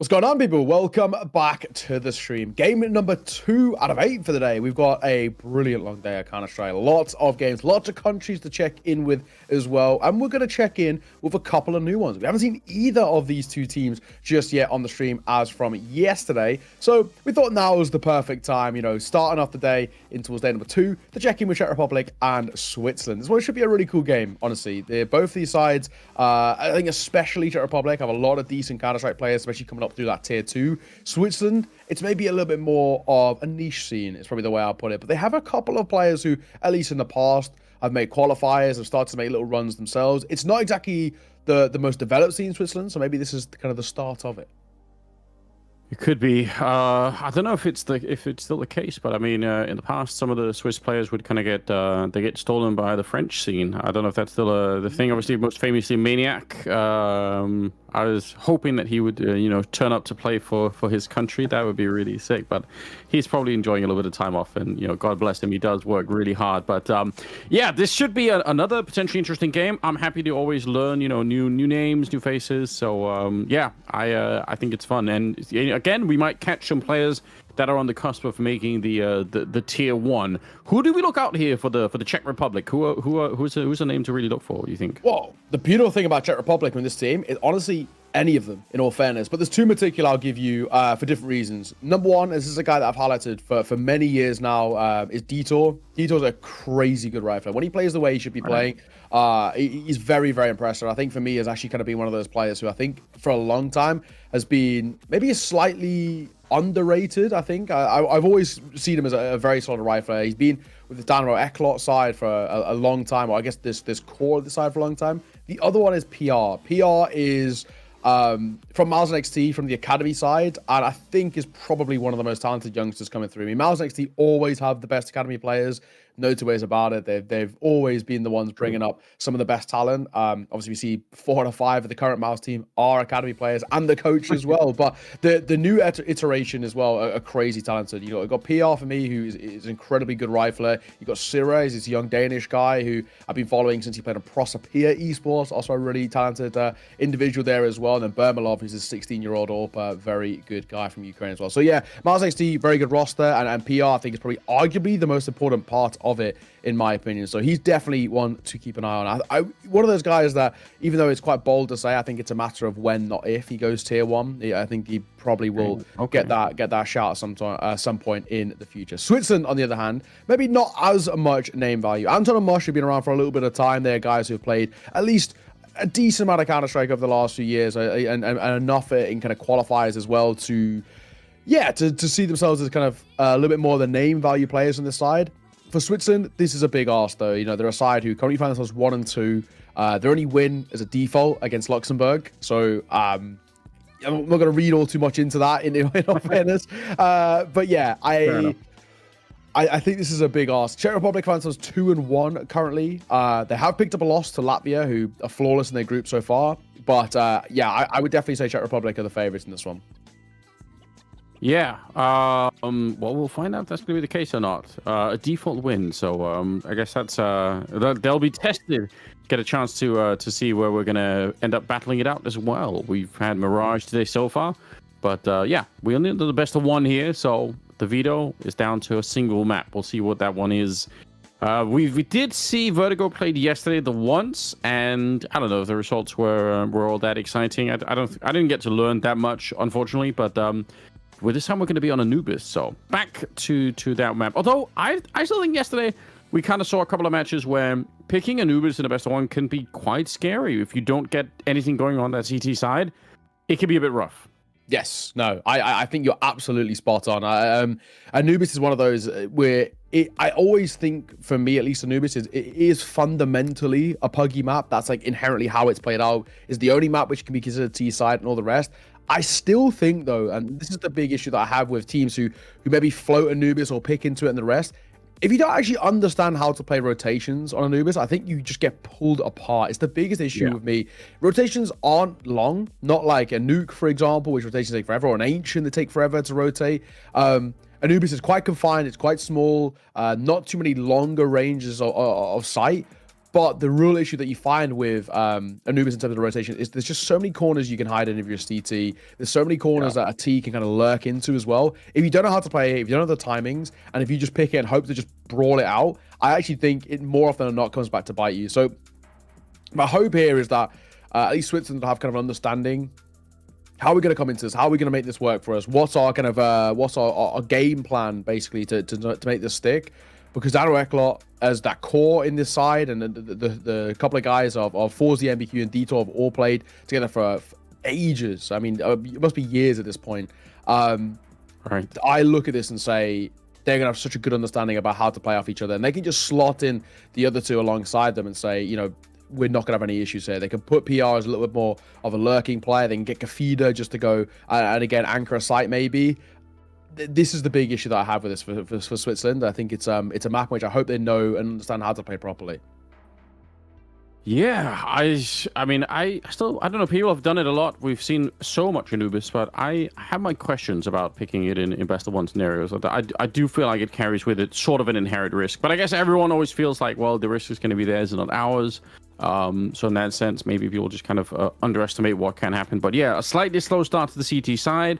And suddenly you're in a little bit of trouble. I think the best games we see for people is when they win the pistol on the CT side and they get like a good 2 or 3-0 lead, and they start to sort of cement some of the early rounds there. But if you have to struggle for it later on, you never know what might happen. Yeah, no, exactly that. I'm really actually looking forward to this game. We haven't got to catch either of these two sides, but Czech Republic for me are a team that if I had to make a prediction about who could actually really come through and creep their way in towards a spot at the WEC, they're actually one that I'd put quite highly up there. I mean, honestly, top 5 finish doesn't even feel outlandish for this side on paper at the very least. They've, for me, feel that they can be very strong. I think they're going to have a deep enough map pool as well, being that kind of Dano Eklot core. Yeah, I think they've got a lot of positives around them. So I definitely keep an eye on them long term. And into this matchup, of course, I would see them as the favorites. If they take it, I could really help them out a lot, man. I mean, taking a map like this, they go 3-1. I think you basically are guaranteed, more or less. Yeah, you've got it set up nicely. Well, let's see how this plays out. We've got Czech Republic starting on the T side, and we have got the Swiss team. We're going to be playing on the CT side. Not a bad start. That's MBQ going to be taking the first kill of the game with the P250 at range. You buy that pistol exactly to take that kind of fight. So it's all going according to plan at the moment. There are 3 players at the B-bomb site. So a bit of a stack going on here for the CTs. Might make it rough, actually. I love this from PR. Says, you know what? To hell with this. I'm not going to fight you. I'll plant the bomb instead. Vitor trying to see if he can get that kill. But somehow Rex is still alive. He's through the gun. He's going to die. Oh, no. He needed more bullets to keep up the fight. What a miserable way to go down. You really, really hate to see it. Swing in the corner, and they go 1-for-1. It's still a 2v2. This is a kind of a chaotic retake, which actually might have some legs behind it. It's Forzi for all to do. Orpo, you know, you always expect Orpo to be crisp on the pistols, and that is why Forzi, lovely double. This is another guy I'll throw out there as well. If he plays well, Forzi is so difficult to play against. He's mechanically extremely talented. That's one of those guys, you know, primary AWPer on this team, but also for his normal team, Dano Eklot. Very, very good player. When he plays well, I think he can be super, super talented. Dito, I always kind of highlight him because he was this kind of youngster coming through their local scene who I thought had the potential to play maybe at kind of like a tier 1.5 level, like an OG or like an NIP, those kind of teams. Just in terms of his mechanics, but Forzi's up there as well. He's actually one of the better players in the Czech Republic scene, and he's a bit of a stalwart in tier 2. He's been putting up monstrous performances for a long time. Oh, so far so good. Certainly saved them in that round.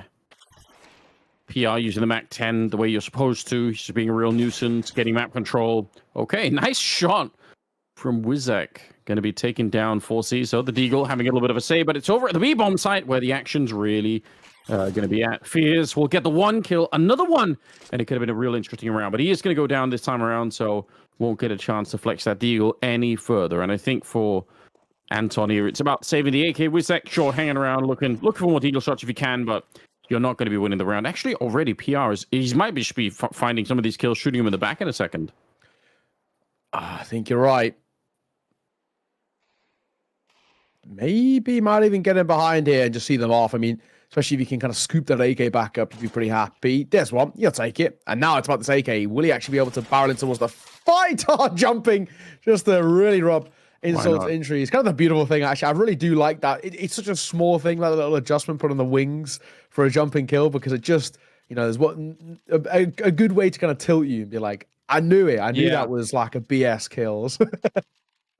Yeah, you feel it, but in the past you weren't really sure. But now you have a good feeling about it. What am I seeing on the Swiss side? What is this buy now? Explain this to me. I'd rather not. We got MP9s along. I mean, yeah, this is such an odd decision. Third round, MP9s across the board, but Anton's over-investing, where the rest of the team are under-investing because they're going to have a bit of loss bonus. They could have even actually invested a little bit more, technically, because of loss bonus, and still had rifles in the next round. I don't know. This was so weird. You should never question the Swiss about economy questions. So, at that point, just maybe let him be. But this seems like an absolutely crazy idea. I don't think I've ever seen that. The third round, 5-man MP9 buy, and they're just getting completely wrecked behind this. So it's not even like they're making a lot of money behind this, saying like, oh, yeah, it's a close round down to 1 versus 1. So they got a bunch of SMG kills. So far, it's just a Mush, I think, getting a couple here. All right, so he's made a little bit of money, but he's going to get hunted down. No question about it. So another round for the Czech Republic. 3-0 start. Really good work. Honestly, this might actually just be a sign of things to come. The Czech Republic side, I do actually expect quite big things out of them in not only this game, but actually the tournament. I think they should be a lock-in for playoffs. I think they actually should be able to make a decent run as well. I mean, it looked like, more or less, they won't actually finish top of their group. It's Latvia who are going to be the ones who...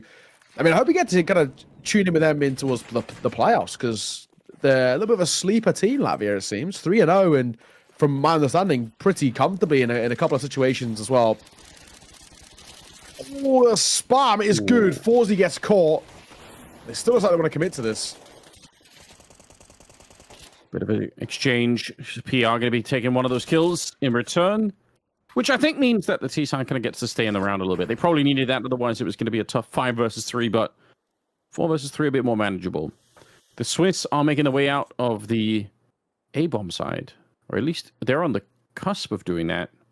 I think this is an important part right now of sort of modern-day Anubis, is the ability to try and take control of this part. It's hard to find out when you're supposed to do it. Sometimes some teams will do it right away, but this slow sneak out, I like it anyway. You're getting so much information. You can call it into your teammates on the B-bomb side. Say, hey, listen, there's nobody at A. We don't know about middle, but be ready, because they could be showing up at any moment. Yeah, no, exactly. Need. Gonna bank off in towards main. Doesn't work. Doesn't do as much damage as you would hope. The lineup is great, though. Nice find. Bomb is recoverable. The swing isn't good enough, though. MBQ gonna get caught as PR left all alone, and that was too tall an order. So a 3-1 scoreline now. The Switzerland have found their first round, and that is exactly what we want to see. And I was just thinking as well about players from Switzerland. I know you mentioned Maniac. There's one that I completely forgot is actually Swiss, because he's never played in a Swiss team. He's I always can forget he is Swiss. Rigon from Bad News Eagles. He is Swiss. So I guess he was busy. Didn't want to play the qual, but it would have been cool to see Rigon back in the serve. Obviously, when he was playing at his best, he was an animal. So hard to play against. Yeah, he's a really, really interesting player. That's true, yeah. I guess that is what happens when the local scene isn't too well developed. People do kind of end up going to, to where the Counter-Strike action is, and fair play to Rigon. He's had himself a fun career so far. 3-1 is the scoreline here as we head into round number 5, and this deep middle thing is really frustrating. Yeah, Fears is going to be going down. Anton, if he dies as well, it might be game over for the round. It's just Wizak alone in the bomb site, and they're coming in from a couple of different angles here. So I think regardless, it's not going to be easy to stay alive in this round for him. And Detour, he didn't even go for the site itself. He just decided to swing. Oh, they don't even check it. Wizak! Huge kills coming through. If he finds another one, it'd be a miracle, but MBQ is going to be shooting him in the back instead, and Rex now through the smoke with an MP9, slow walking it. Yeah, he's surely going to be dead. Wizak kind of made that round a little bit possible, but it will be the Czech Republic to pick it up. There was opportunity. There was maybe a chance, but yeah, in the end, they kind of utilize their numbers as the main thing. They kind of go in as a pack. Yes, the opening 2-4, but then they can trade out, play in that 2 versus 2. They trade it to 2 versus 1. And that's the other thing, again, they don't even tempt the bomb plant there. They know the kind of priority is to wait for the fight, and they know they have time to work with. Fading through the smoke. Don't think it's the worst thing in the world for the MP9, just trying to catch somebody off guard, but they were guns up. They were ready. 4-1. A nice 3-round lead. Taken once again, but another good start. Detour gets caught by Anton on the AWP. I mean, this is, to at least give them credit, Switzerland are starting these rounds very solidly. Yeah, they really are. Anton, nice shot. Taking down PR. You need to hit shots like that, and he does. 5 versus 3. And they can play this a lot more defensively now. Some of the pushes we were praising out of the A bomb side in one of the previous rounds, you don't need to do that anymore. You can leave that alone and just say, all right, let's just play cool. Go back and wait it out a little bit. A minute on the clock here. They're rotating Fears. I guess he's holding middle from basically CT spawn, which fair play. No one's going to be able to sneak through in that direction, although no one is even nearby at the moment. 3 AKs. Truth is, if they get a bit of a double kill here, it can be done. MP9 on Rex is guarding that middle of the map or towards dark position. MBQ doesn't win the fight. I don't know how. The MP9 is doing so much work. Maybe that's why they bought them in the 3rd round. They just love the MP9. Certainly working out for them here. 4C alone, and I don't even think a bomb plant's on the cards here, so could do a little bit more damage, or just save the AK if you want. Yeah. I think that's probably what I would do, just save the AK. I mean, it's probably all they're going to have to work with in towards the next. Yeah, I don't think it's going to be, so the hero AK. It sucks a little bit having to make this choice, but yeah, it starts out of 5 versus 3. You're not going to have much of a chance. I'm doubting how the time's going to be running out. All right, he dies with like 2 seconds left, and that's a fortunate scenario. Rex might have given him a bit of a way out of that round. There was a world. There was actually a bit of potential, but yeah, I guess the thankful thing is he doesn't, but I mean, even still, right, money is not a thing. They're going to go for a force, though. This is a big kind of question mark for me here. I mean, forcing when the majority of the team have 2K, which is just normal eco territory, I think is quite a big one. They're going with a double Galil, double takedown, and a P250. This is a very, very audacious call here. This is a massive confidence play from Czech Republic. They're going in towards this thinking, we are the better side. We are the ones who are, we can make this work with just pistols. We don't even need full rifles. It's a really ballsy call. Yeah, which, okay. Stick if it works out, which it kind of is. Oh, man. We've seen these games before in some of the other regions where one team is just so overconfident and just kind of know that they're going to be able to win it. And Czech Republic playing a little bit like that at the moment. And it does make it interesting, even if it could end up really one-sided here. Wizek and Fears, tough call to make right now. They don't have a lot of money in the bank either. So unless they can find a kill right now, it, again, might be better to just kind of back out and try and save what you have here. Yeah, I think you're probably right. Anything on the end would be nice. Set up for exits, I think is probably the way I'd go about it. I mean, it looks like they're going to give this a go. It's a big call. Smoke going to come down towards main. Kafida holding. Pop shot with the smoke. You got the lineup. If he took the shot, he probably gets it. He's now just trying to fade the smoke itself. He might even be able to creep out. That is such a big call to make. To fade the smoke like that. But he gets his kill and he gets away. Life intact. Orb still alive. All of the benefits, and it will be around back in favor. That's a big call, though, I have to say. Coming in towards that sort of a round and saying, right, we're going to do this with just pistols is a huge, huge decision to make. It looks good in hindsight that it worked. On the other side of it, hadn't we quite perplexed sitting there thinking, why? Why have they gone for this? Yeah, we might have been a little bit more critical if it turned out the other way, but fair play. This time it is a stunning success for them. Cleaning it up. Upgrading some rifles as well, just kind of keeping it going. 5-2 the scoreline, and the Swiss have run out of money. So just the 1 M4 there on Wissac, but apart from that, not too much to be excited about in this round. Galil on the T side, so they have a little bit that they could sort of use to push with. Good trade. Anton able to get a kill in return, and I like this aggression, but MBQ was there to catch them, so it wasn't going to continue. I still like the idea of it. And this is setting up to be another round for the Czech Republic side. The bomb is a little bit in the back, but they essentially have control of both A and B bomb sites right now, which is wild. Could see Kafida is there on the one side, but on the other side of the map, I think it's Dito who's basically locking down A. So I don't think I've seen this happen very often where the T side will take both bomb sides, but fair play. The question being is now, where do you want to finish? If you've got both, you've got all the world to work with. The bomb is going to wrap back over towards B, though. Anton, if you keep the AK alive, I think that's actually a good thing. Yeah. They're going to have a buy next round regardless, so I don't think it's the worst thing losing the Deagle. Well, yeah, the AK, I think that's probably a nice little addition to having what's going to be the full buy next round. Ring around the roses here as they're playing around each other. Kafida in the back line hunting, and he will get that kill. Last man of Anton. Like I said, keep his AK alive. That's a nice thing to have alongside the full buy of the next round. But all in all, 6-2. This is not a bad. It's expected as well to a degree in the sense that this is generally seen as a T-sided map, or the only map that can be considered T-sided. But yeah, the big one for me is just making sure that for Czech Republic, now they've got such a wealth of a lead, 4 rounds as this kind of buffer zone, build upon it, guarantee a lead at the turn and a half, get up to 7, maybe even get towards 8, and just have all the comfort to work with. A bizarre start to the game. It's MBQ and PR that are playing the best right now. I guess Kafida is there as well. So the 3 of them combining for a fair bit of damage at the start of the game here. Again, the little asterisk to maybe throw in is just the fact that the Swiss are playing on the CT side. So we know they're going to have a little bit of a tougher time of it, but it still feels like just the level of confidence that's coming out here from Czech Republic. Unless the Swiss can put some respect in their name again, it's going to get worse, surely. They're going to take more risks and be more aggressive, and that can be very, very hard to control. So round number 9 coming up, and yeah, a little bit of a slower approach. I like the grenades being thrown in there from the A-bomb site. Always worth it to try and do a little bit of damage. But let's see if they want to be more aggressive here. Here's backside.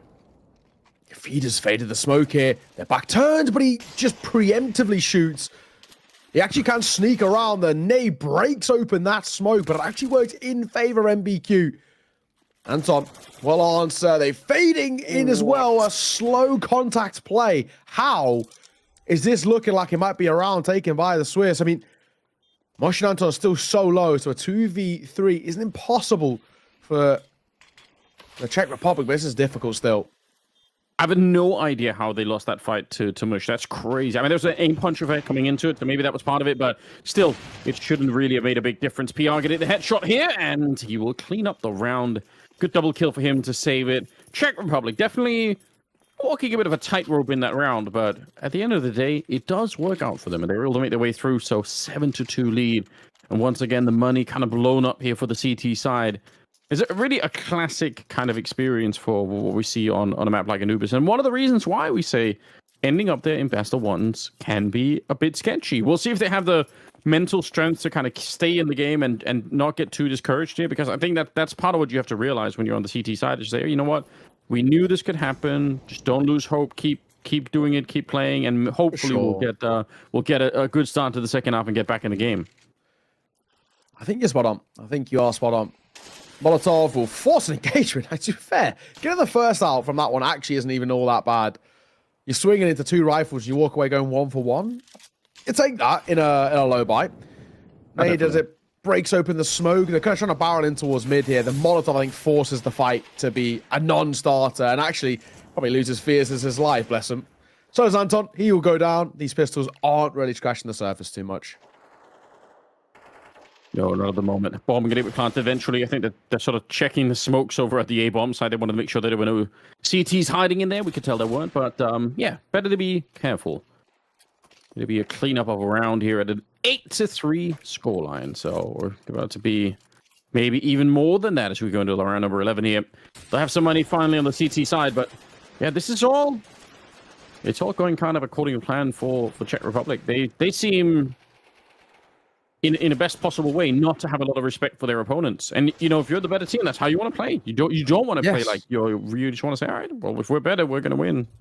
What are you going to do about it? You are spot on. This is, in some ways, as well, how these games should be being played as well. I think we see it a little bit on the other side as well, where teams who are the favorites, they're a team, they're at least a core of a team, they've got, good individuals slotted alongside them, and we kind of see them, and then they come into games, and they're just so tentative, right? And you're thinking, fellas, if you just held W, and if you actually just take straight up angels, you are going to win this game. And we don't see it maybe sometimes in games that we really should have been. I mean, even to a degree in that Slovakia-Wales game, mechanically, those Slovakia guys are better players. I think the Welsh did really well, but I think across the board, these are the upper echelons of tier 2 and a proficient tier 1 rifler with multiple S-tier trophies under his belt. But they were actually a little nervy in how they were playing it. And, I'm glad that in this one, we're not getting the same. Czech Republic just showing how strong they can be. Anton, though, in all fairness to him, has been a bit of a nuisance in mid quite consistently. Yeah, he's been able to hit some good shots. Him and Fears. You have to build more than that, though. I think at a minimum here, trying to get at least one more round, preferably 2. If they can make it 8-4, it's kind of an open game again. There's somebody to be played for. Czech Republic saying, all right, we'll take mid control, and then we'll leave one player in case you go aggressive outside of the A-bomb side, which they currently are. MBQ spots it out. So, yeah, well planned so far. The A-bomb side's lost, so the bomb's going to get planted. And MBQ is well aware there could be more than one person pushed out. So, good awareness and a very tough call right now for the Swiss side. What are you going to do? You don't have the money. Obviously, you want to go for the retake in a 4 versus 4. But the problem is if you lose everything, you could end up getting completely blown up in this first half.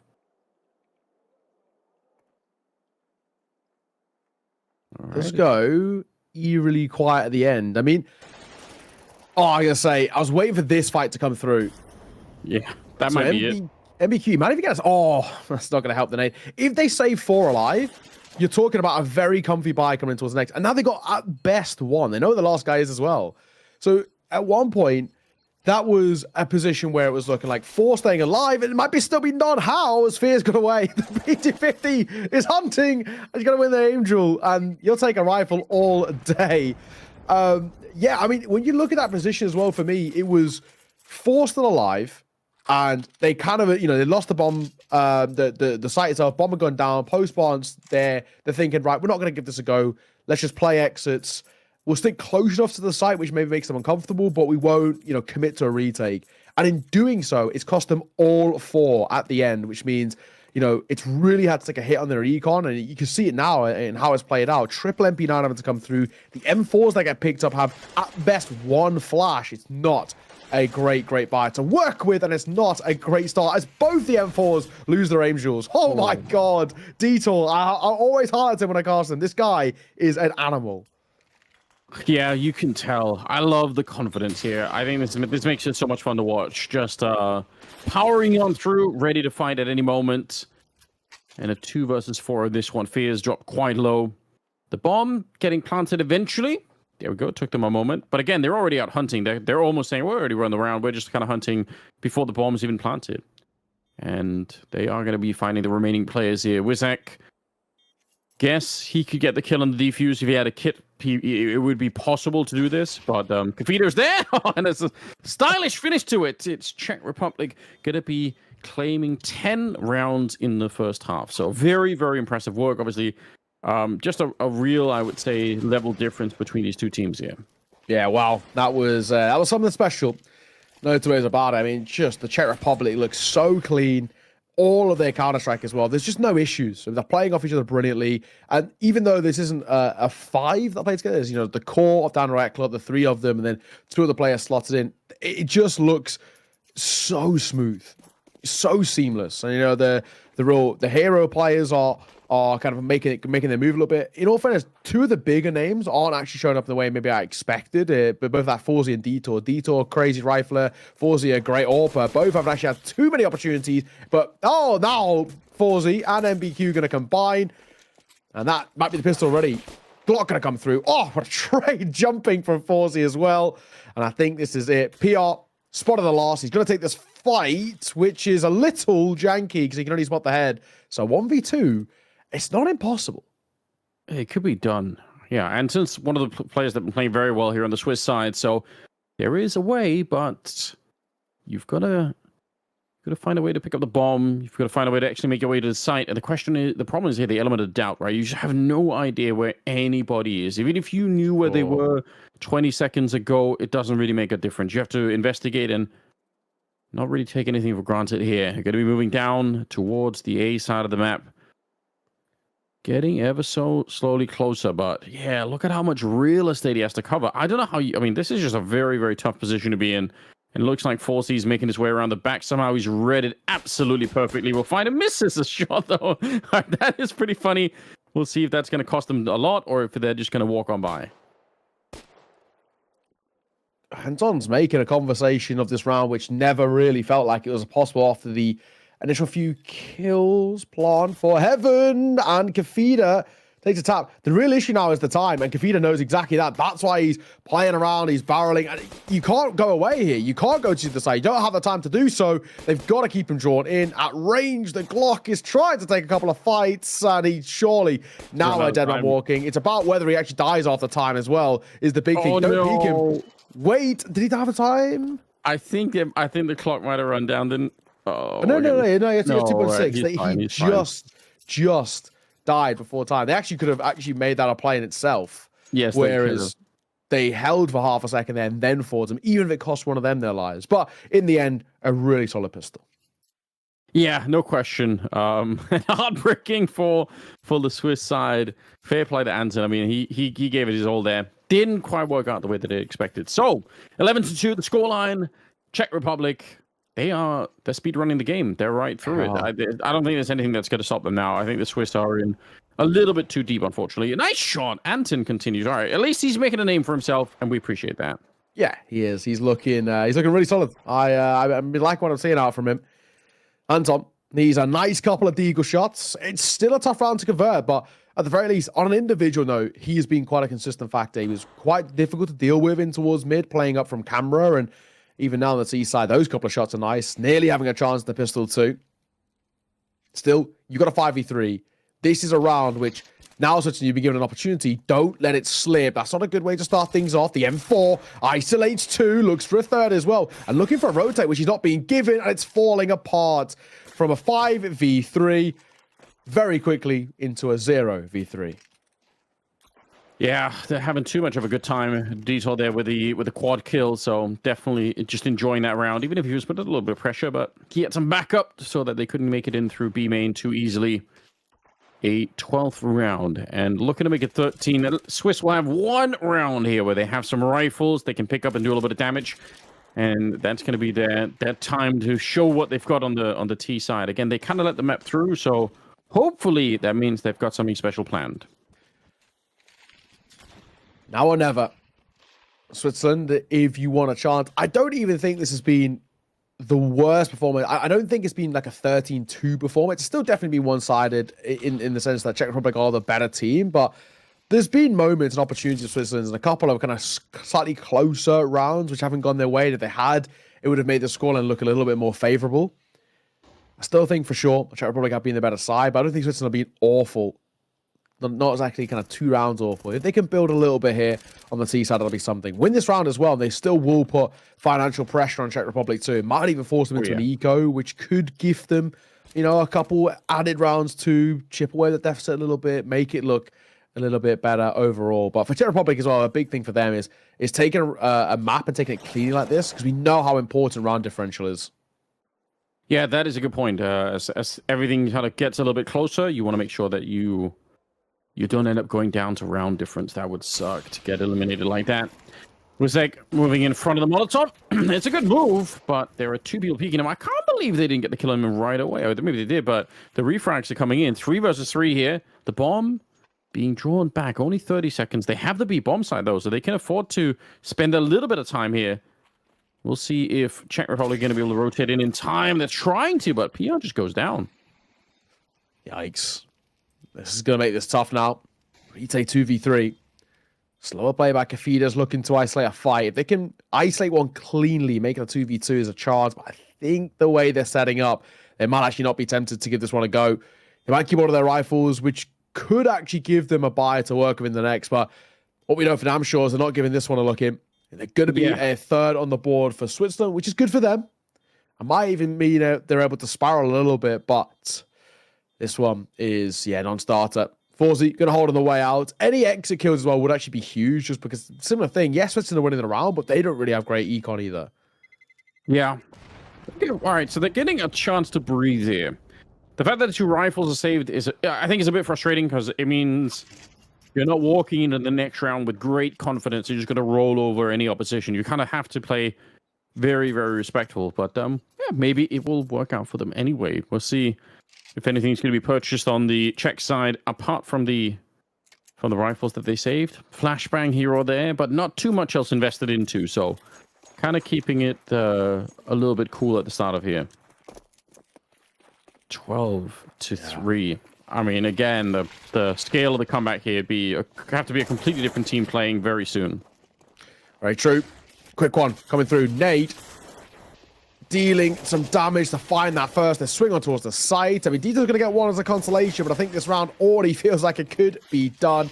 40's got an AK, which looks like it might still stick around to have a look in here. I mean, it's more competitive than I assumed, considering the buy. Yeah. Good shots for the USP. There's a whole series of dinks coming into that round.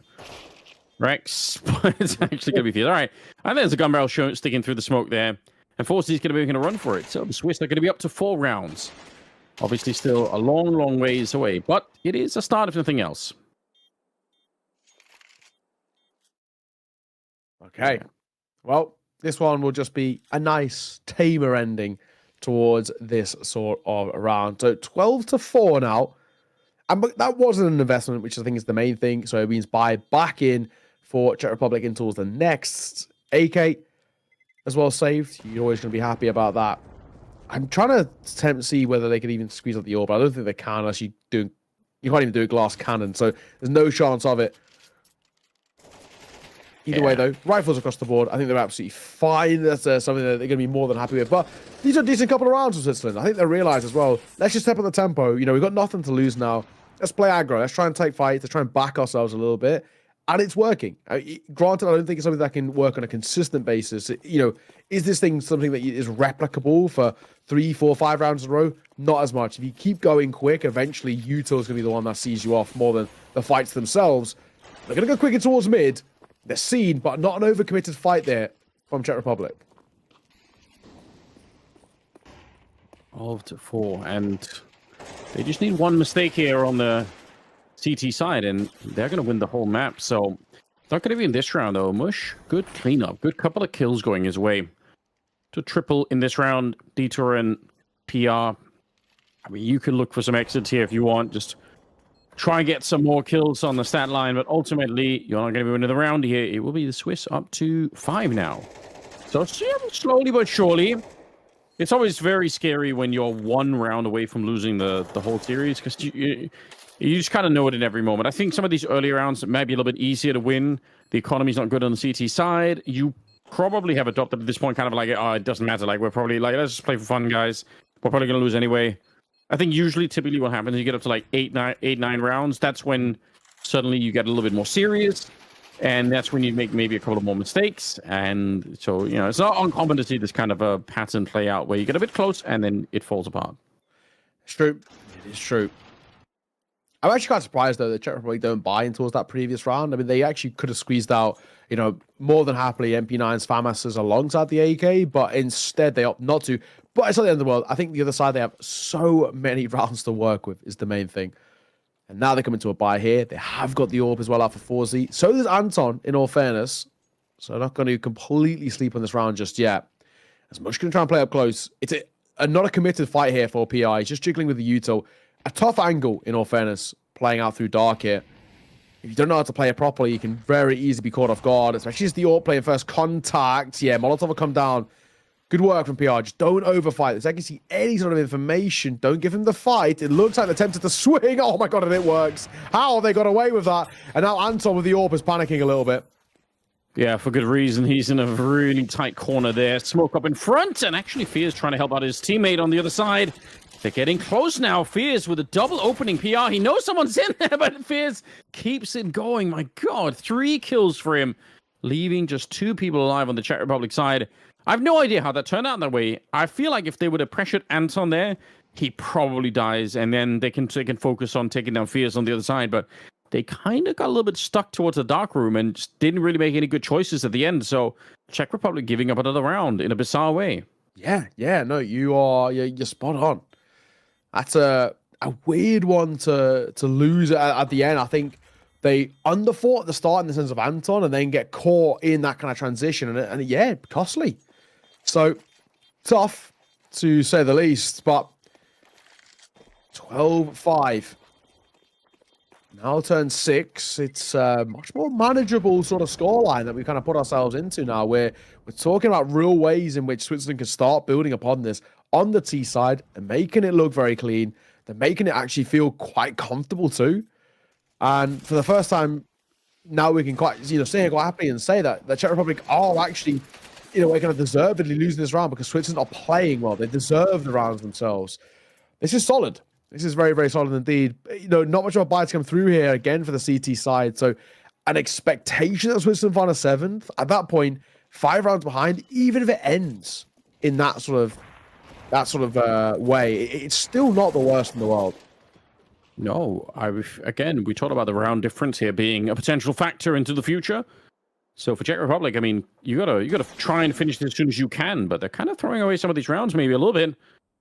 MBQ will go down. Kafida is already dead in the round, so 4 versus 3.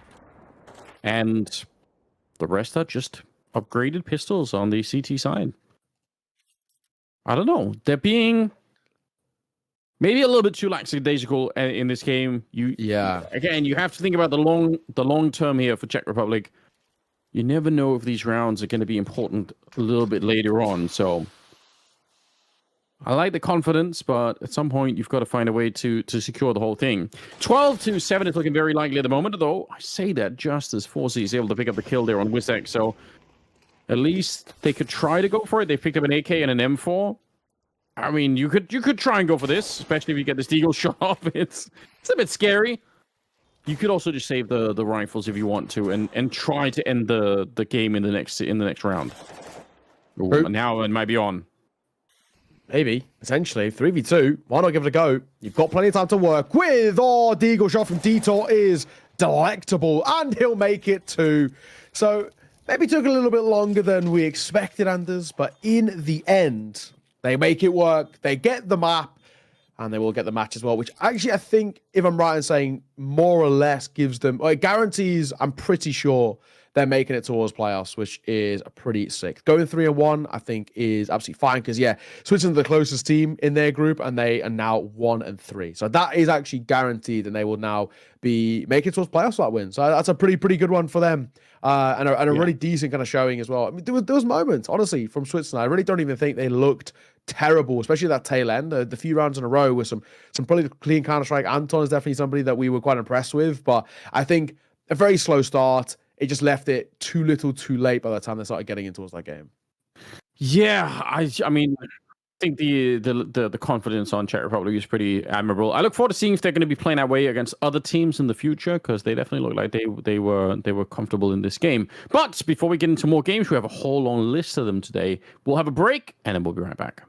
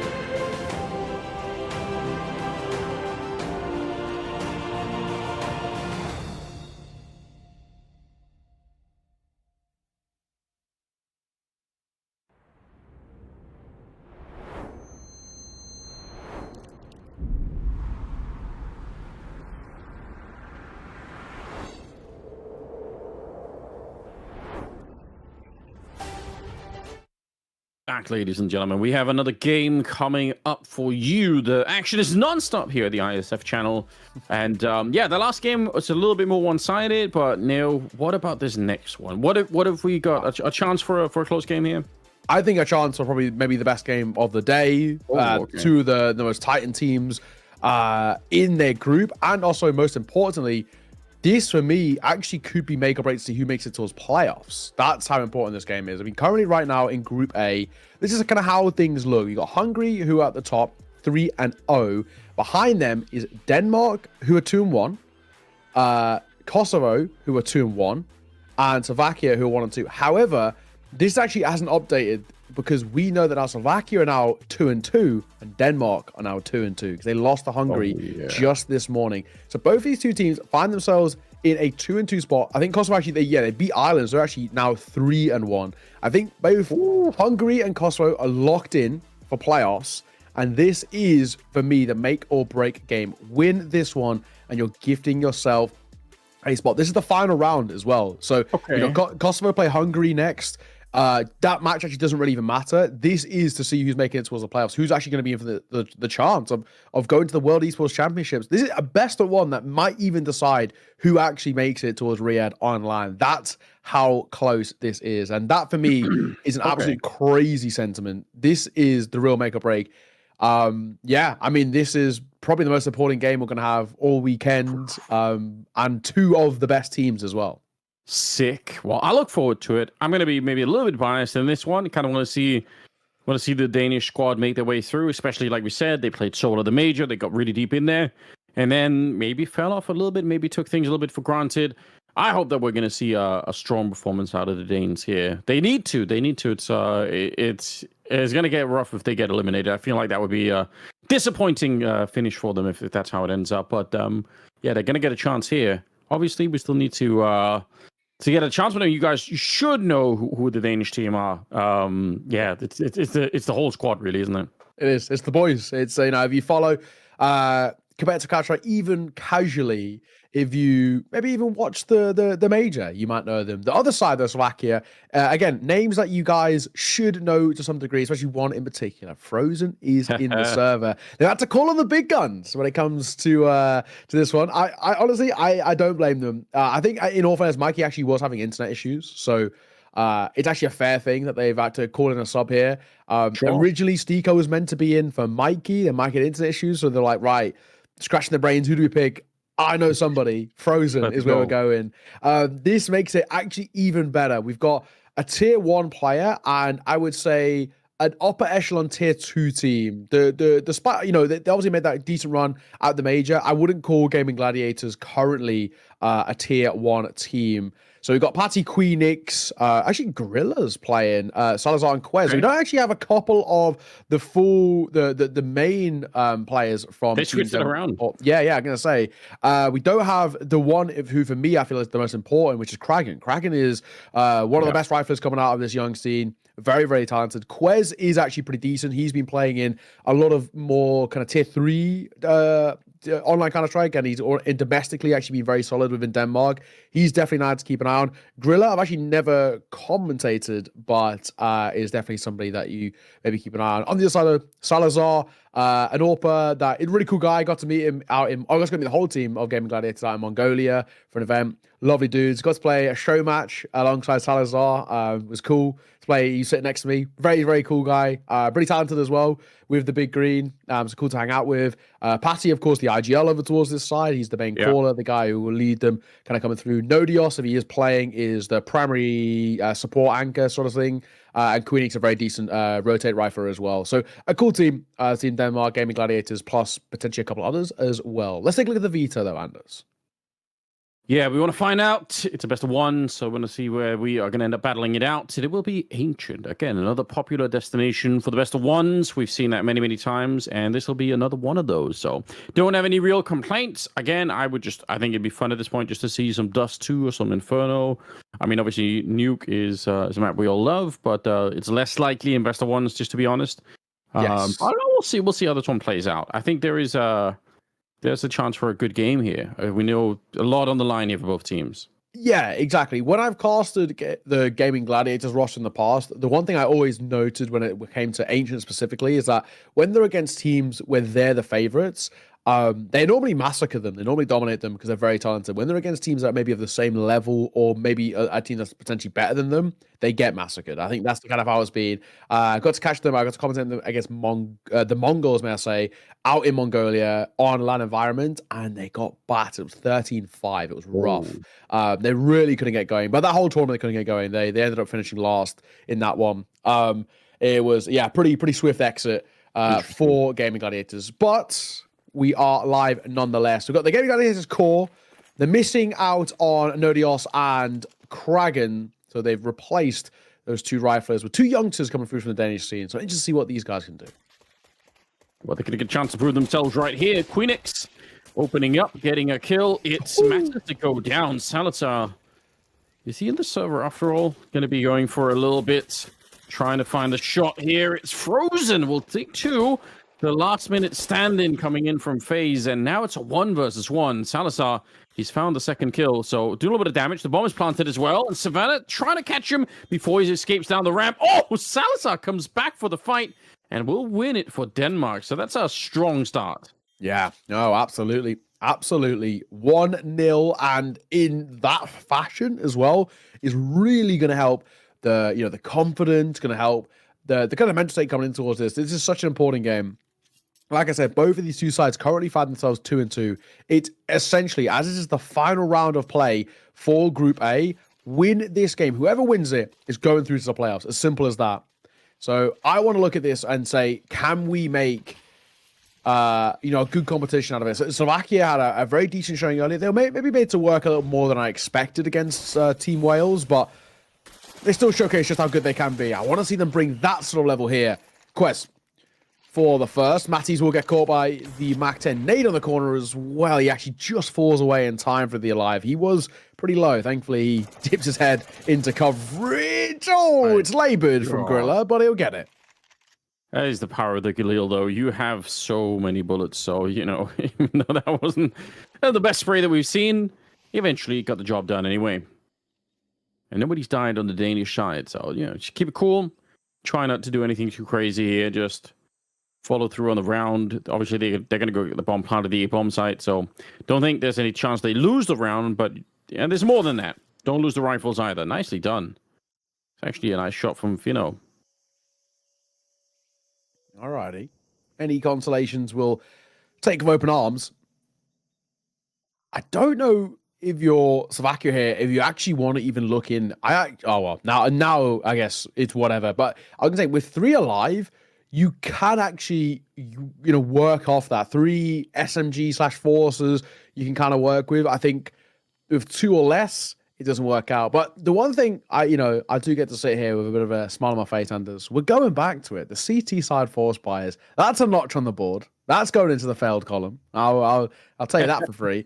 For those who maybe haven't followed the last few days, it's a bit of a pet peeve of mine as teams force buying on that CT side when they lose the pistol, because they more often than not lose the force buy as well, and it means that for the first basically 4 rounds, you're kind of not really competitive here, which allows Denmark to spiral very positively on the T side, no less, of Ancient.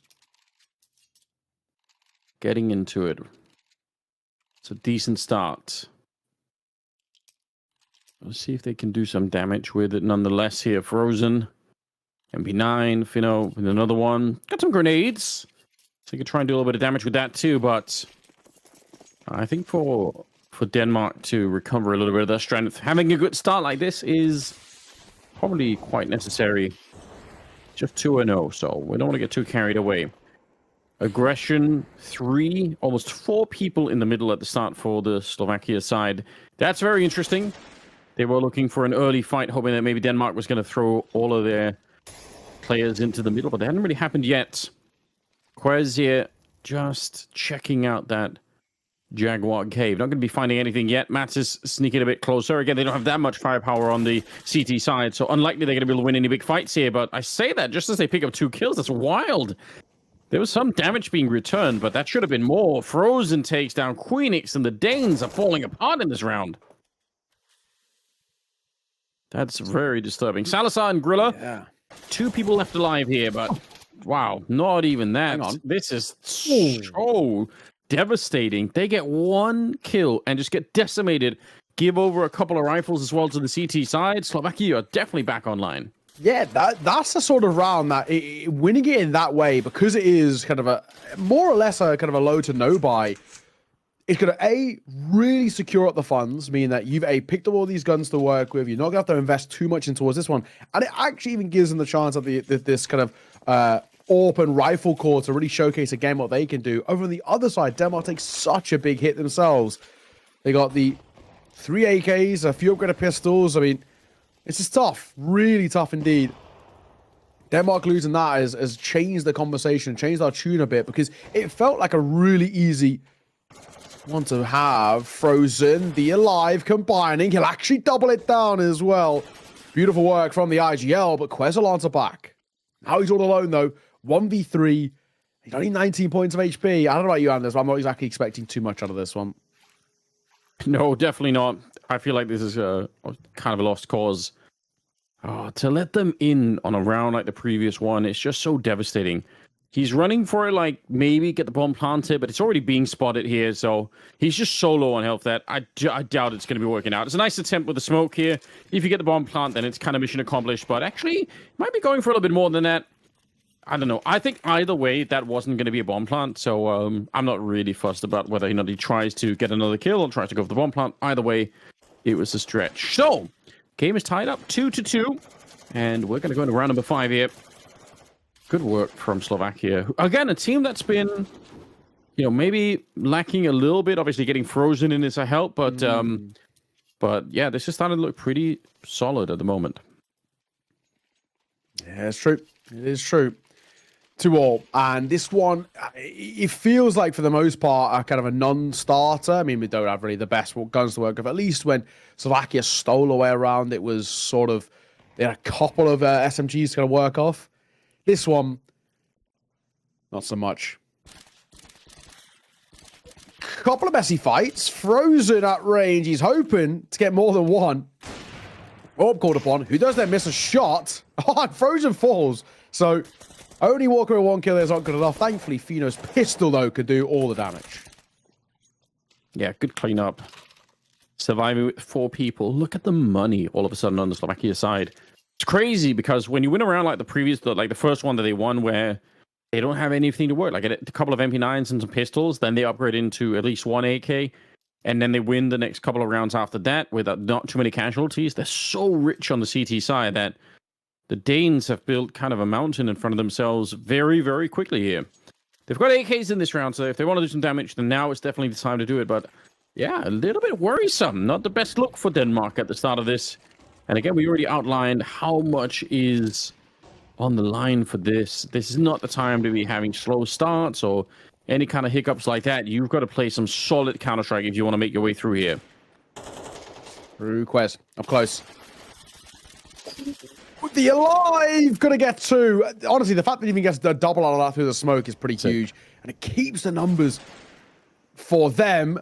I say that, though. Now Savannah falls. This is a workable post-bomb. Just that one guy playing elbow is just going to draw attention, but he does lose his fight to Frozen.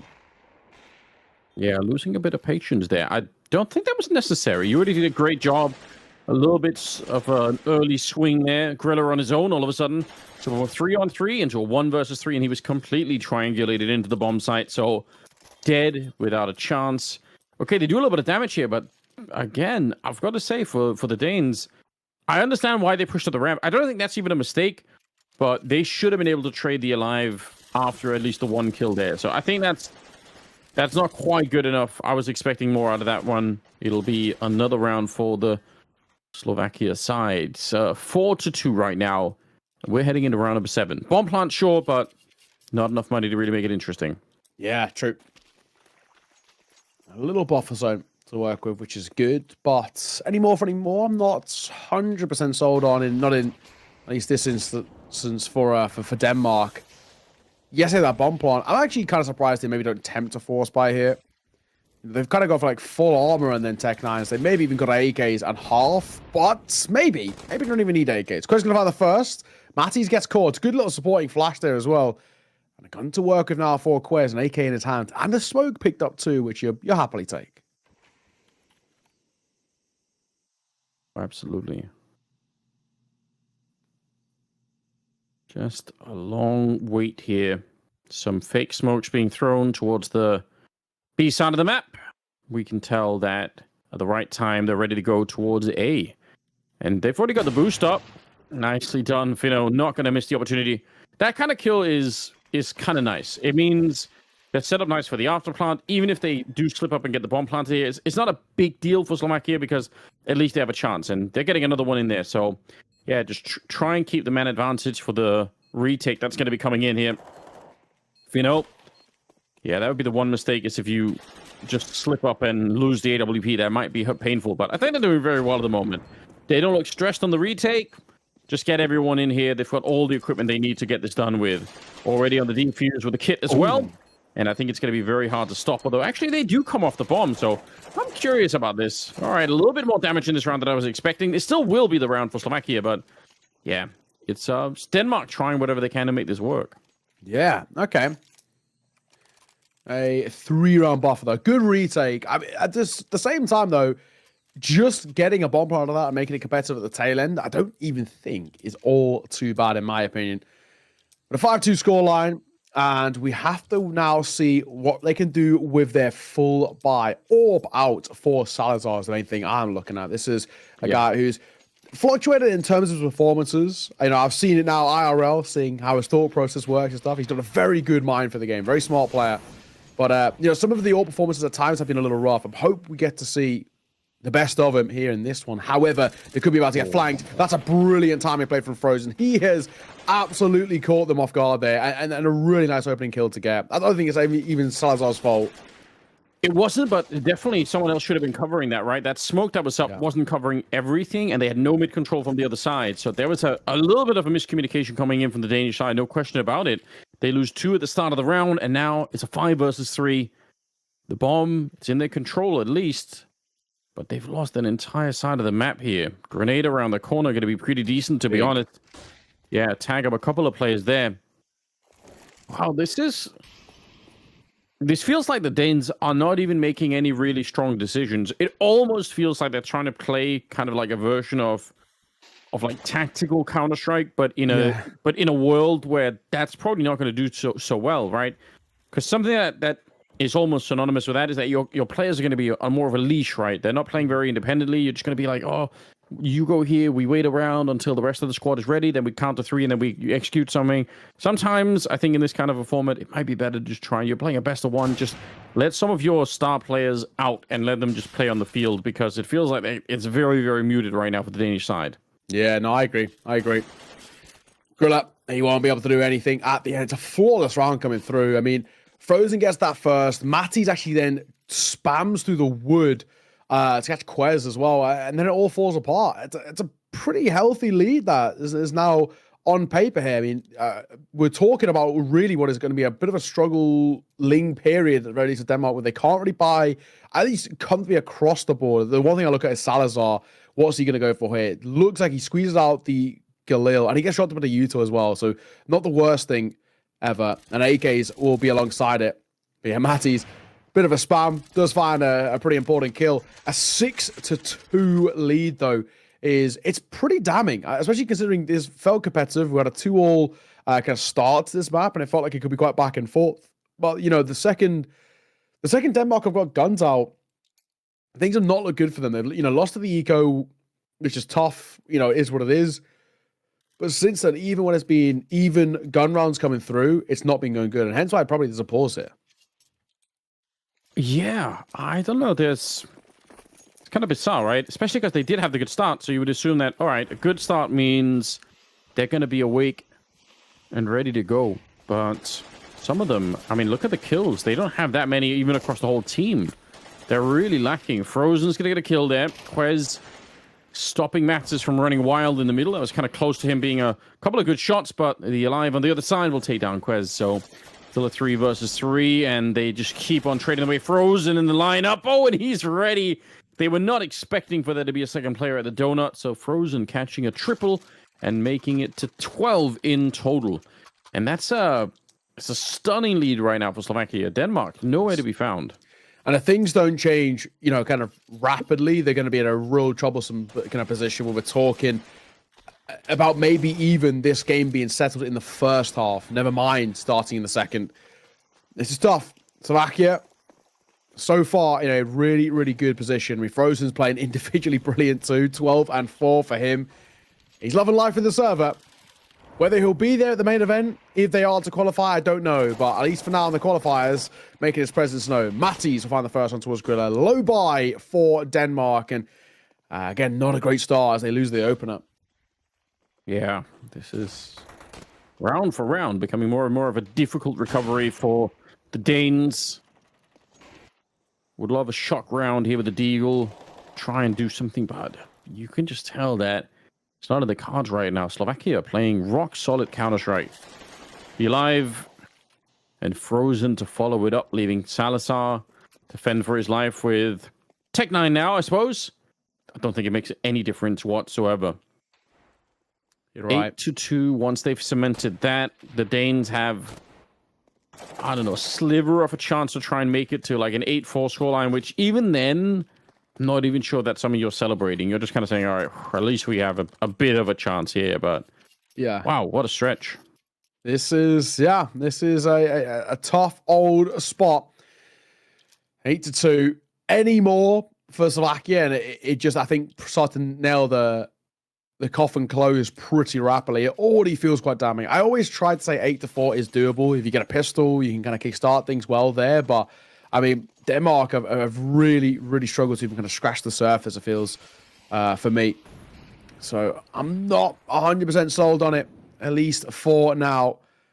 A contact play. Salazar holding with the orb. It's Fino for the first, but at least Salazar wants to back in kind. Both the orbs ringing off loud to kickstart this round here, but a Molotov comes down and that will slow them down too. Yeah, it will. Round number 11. At least it's a trade. At least they've got that going for them. Okay, making their way to the middle. Again, double push out of the B bomb site coming in from the Slovakia team.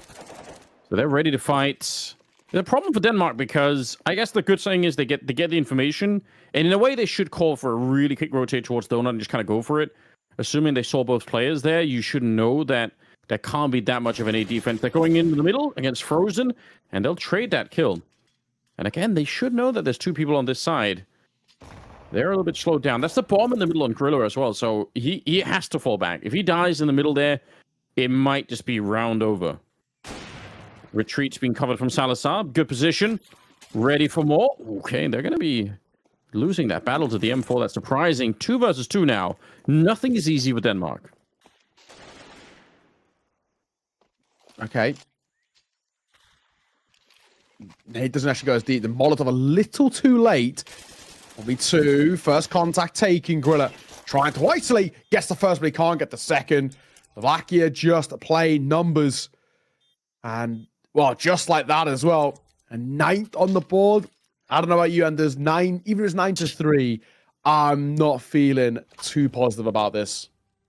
Definitely not, yeah. This is a bit disappointing, to be honest. I mean, even with the roster changes for the Danish side, you would just expect for them to have a little bit more fun in this game, like kind of get a little bit more off the leash and try and take some of these fights, but it's been very, very subdued. Like, Gorilla has got 7 kills. That's top fragging on the Danish side.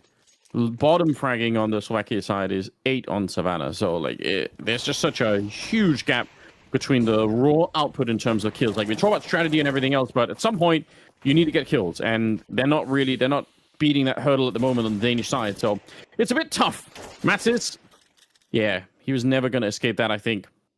So, 3 versus 3. The best Denmark could do is a 3-9 scoreline. Yeah, it's true. Be alive. Finds Quez. Bomb won't be denied. And a deep Molotov as well. Gonna try and make it a little bit harder. Salazar getting an appalling kill. All that's one man now. The alive. And without know he is. Possible for Denmark to steal away a third, which they do. That's, it's better than nothing. I don't know about you, though. It's a pistol and then the force, and then just 9 in a row out from Slovakia. I think it's kind of done before it even really starts. It feels that way. I agree, unfortunately. Again, the bizarre thing is, you could explain the scoreline if you said, oh, Slovakia get off to like a great start, and then Denmark struggled with the economy, and they kind of got, but it was Denmark kind of having an okay start, right? Winning the pistol, feeling pretty good, and then they just had no energy to fight for all the middle rounds, so they've kind of done this to themselves. See if they can win the pistol here on the second half and at least get something started. There are a lot of people on the Danish side in the middle, but so far the kills are being traded rather efficiently. Look at the damage. It is technically a 4 versus 4, but Quez and Queenix are almost dead right away, so that makes the Glocks a lot more efficient.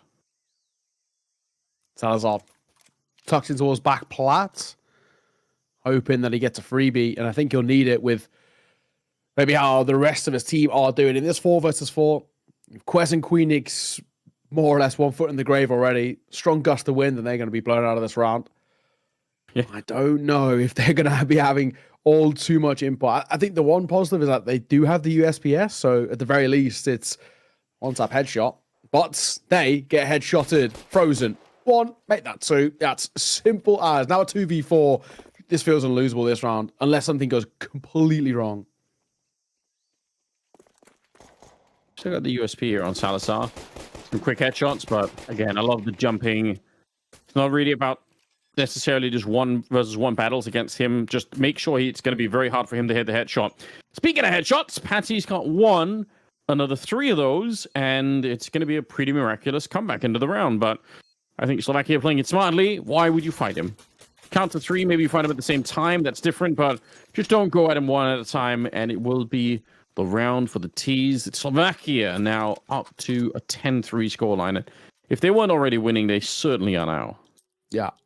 It's, at least in this situation, I think this one might be kind of done and dusted. Yeah, I mean, this is it's just been one of those where for me, I've not really seen enough out from Denmark at all to even open the door or have a conversation about this being a possibility. 10-3. They do go for a force buy. I'm not fully against it in this instance because you've actually got nothing to lose, but still we're putting a notch in the tally regardless. In towards elbow. And P9 sprays. Frozen quite smartly opts against peeking through it.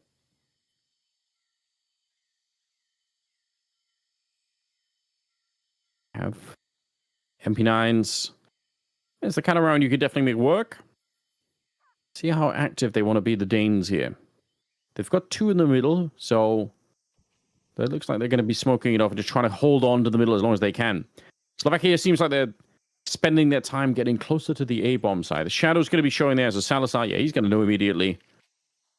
We'll force out the smoke. They have 1 more left on the Danish side, but after that, they're not going to have very many more smokes to play around with. So I think for Slovakia, I mean, this is fine, right? Like, all you're doing is bleeding out some of the utility on the T side. Frozen will start out with a good kill there on Queenix. And then they've got the mid control. All they had to do is really wait for it because you knew that Denmark were going to run out of smokes eventually. Oh, is that a disconnect? Yes, that is a disconnect. I believe it is. That's a bad one. To be honest, it might be one of the few times where we say, does it really make a difference? Doesn't feel like Denmark are having a great time regardless. But yeah, obviously it's unfortunate. Gorilla on his own 1 versus 5. And not even close to getting through that smoke. So, it will be yet another round. Slovakia just speed running the game now. About to be a little bit of a devastating loss here. Technical timeout, obviously, for Denmark, as they are getting a player back on the server. Yes. Maybe he rage quit. Maybe kick the the router or something, Yeah, just volleyed his PC or something. He just wasn't happy anymore. Yeah. Oh, actually, I completely forgot. It's Patty who's DC'd. No, this is. I'll give you some context here. I don't know what it is. Patty, I'm not even joking. Every single map I cast of him, he disconnects. He has something wrong with his PC. I don't know what it is, but since joining Gaming Gladiators, I'm surprised I haven't got him a new one. There's something wrong with his computer. He DCs or crashes every map. Not even joking. I've cast a game like this a couple of times, or many a time, and ecstatic before that. It's more or less every single map. I'm not too sure what his issue is, but it is the most common thing ever. I completely forgot about it, but it's wild. Get him a new PC, Gaming Gladiators. Help him out, man, because it's genuinely every game. I was gonna say, like, surely it's like worth the investment just to say, hey, you know what? Let's try and make sure like that doesn't happen. If it's your job, right? You're playing online a lot, then like surely you want to be doing that. I'm thinking about getting a new PC. I have had this PC for like 3 years or something now. I think maybe more than that. And I'm kind of like, you know, irrationally, I'm like, I should get a new PC. Like, I should build a new one. Like, let's go. Kind of want to try it, but yeah, it's a bit of an investment, obviously, to try and do that. But I'm thinking about it. I'm getting to that stage where I'm thinking about it. Yeah, I've had mine for I got a new one last year, and good decision. But that one before that, it was actually still my first ever PC. So I had it from 2016 up to 2023, and in that sort of time, technology changed vastly. I think I had a 1060, which at the time was like the absolute best graphics card. Yeah. And obviously, by the time I think I was buying my new one, we were into the 4060 series, like the newest ones at the time. So, yeah, it was due an upgrade, and yeah, it's served me well so far. I'm very glad, you know, being able to play like, you know, CS on like 400, 500 FPS is pretty good. Being able to basically play more or less every single game on Ultra. I haven't found a game just yet which I can't play on Ultra. So. It makes a difference, doesn't it? Like it's nice to, but I guess that is like always the problem. It's like, how long do you wait? But obviously, if your PC is crashing, then you really should find a way to get a new one. We are going to watch some highlights, and then we'll be back with some more commentary once we get Pandy back on the server. So stay tuned.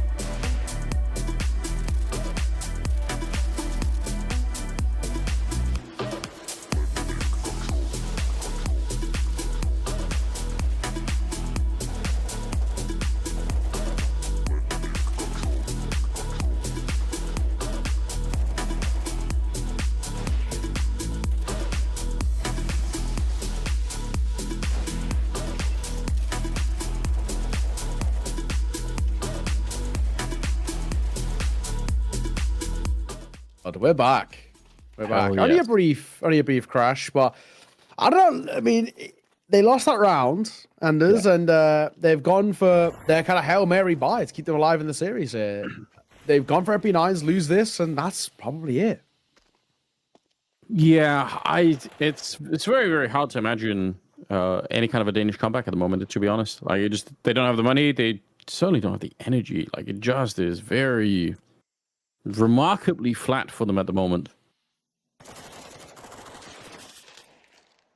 Mattis, they'll clean up a couple of kills, why not? And it looks like for the rest of it here, the Danes trying to relocate. We're going to be losing Salazar, that's over at the A side of the map, and Smokes and Molotovs drop. Grilla trying to see if he can beat the timing.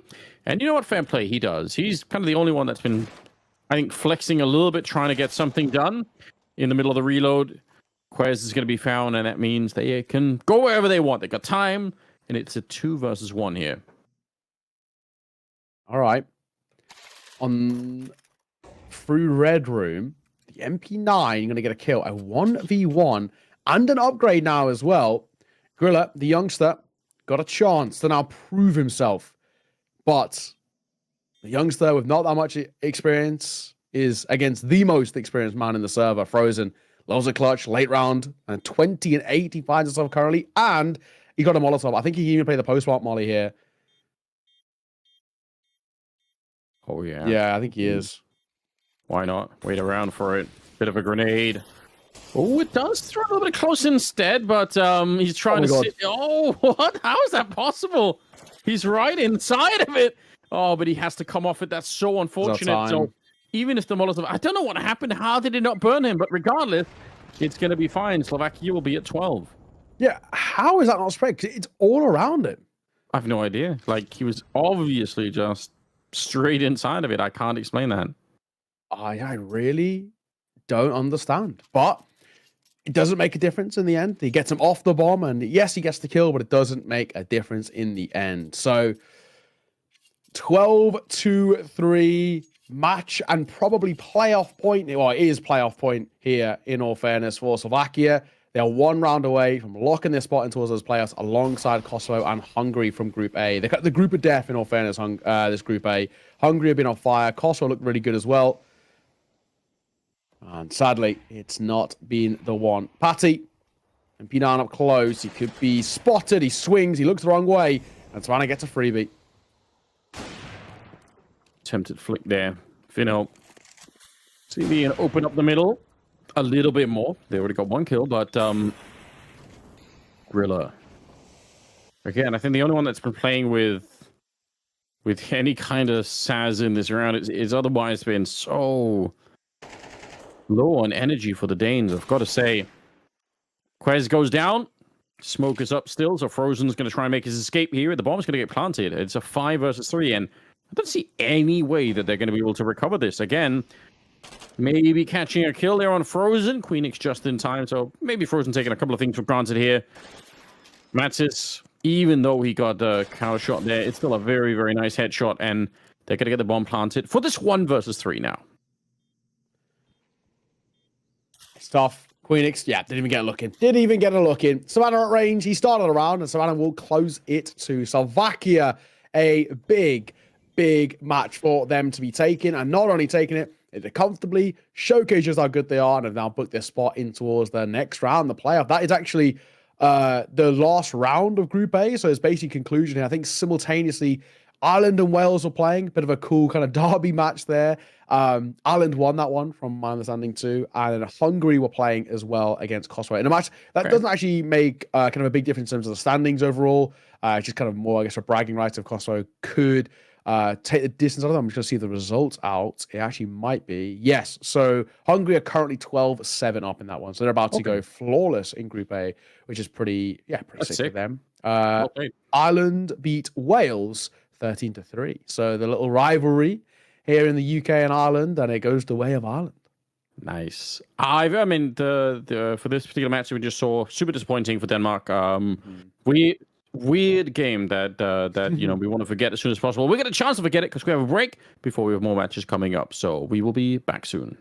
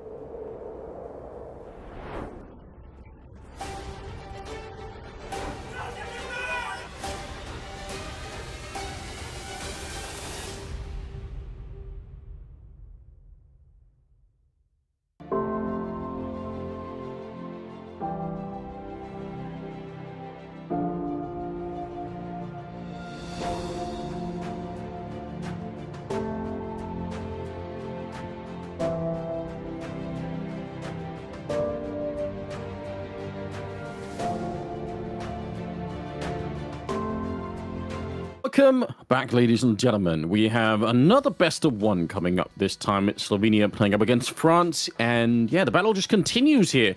We're not done with Europe yet. We need more teams to qualify. And France looking like a likely candidate. Slovenia had a bit of a rough time last time that we checked in on them. So it could be a one-sided game, but you never know. They are best of one games. It's true. We're going to give Slovenia a bit of the benefit of the doubt. We did catch them yesterday, though.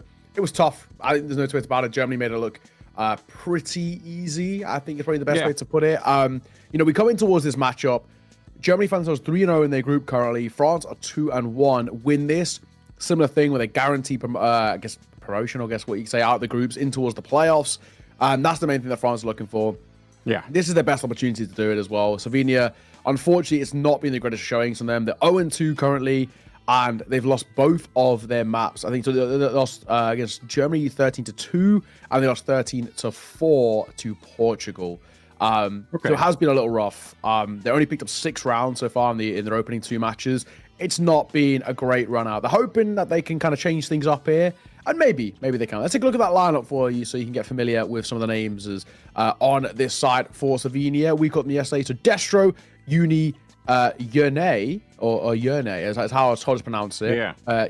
Jixi and Libra is the spelling, and I guess the pronunciation of these guys. I was told yesterday. They didn't have a great little run up, but they all play under the same organization. They're on the Diamante, I think, or Diamant, Diamonds, like that. Esports. They're a new org coming through from the region, so it's good. They're a team. They have ideas and hopes for kind of the future. The new, I know, is what I was told yesterday. So it's early doors. That's what, you know, we're going to give them the benefit of the doubt. France most definitely come in as the favorites. They should be. The French lineup, obviously, going to be quite powerful here. There's no question about it. Maka will definitely know as being a super talent at the moment. Exercise or exercise, I don't know which pronunciation we're going with, but Jocko, Lucky, and Gravity. I guess Gravity maybe the one name that is a little bit less familiar to the most of us, but the rest we recognize.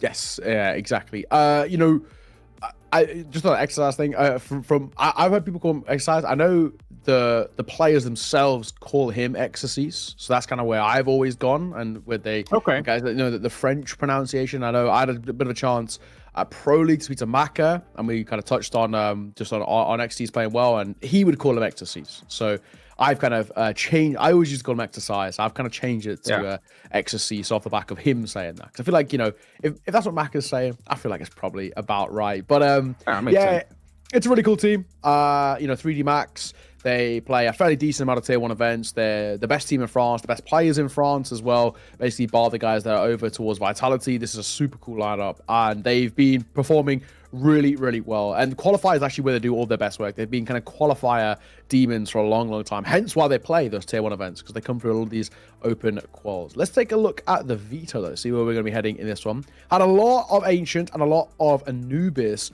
but they're actually the final 2 bans. Dust 2 is where we're going. So I don't hate this. A little bit of a change up. I'm not a huge Dust 2 fan, but, you know, a change up here, a bit of a fresh face map. I'm not going to complain. No, I love it. Let's go. We've been dodging this map for a little bit, and yeah, I just think it's fun to get to see it back in the pool. It's a great map. Obviously, traditionally was the map that people would play in best of ones, because it's just a home ground for everybody, really. So I enjoy it. I like it. We're going to get to see if Slovenia are going to be able to battle it out of this one. Again, we dare say it's probably going to be quite a hard game for them, but, you know, maybe we can see some of the individuals shine a little bit more. Yeah, they should have a chance to get some rounds in on a map like Dust 2, right? You're out there fighting. It's all about the aim. You could definitely do that. Yeah, but France, I mean, they should make it there. They might even make it really far in the main tournament going on in Riyadh. So I guess we'll see. True. See when we get there.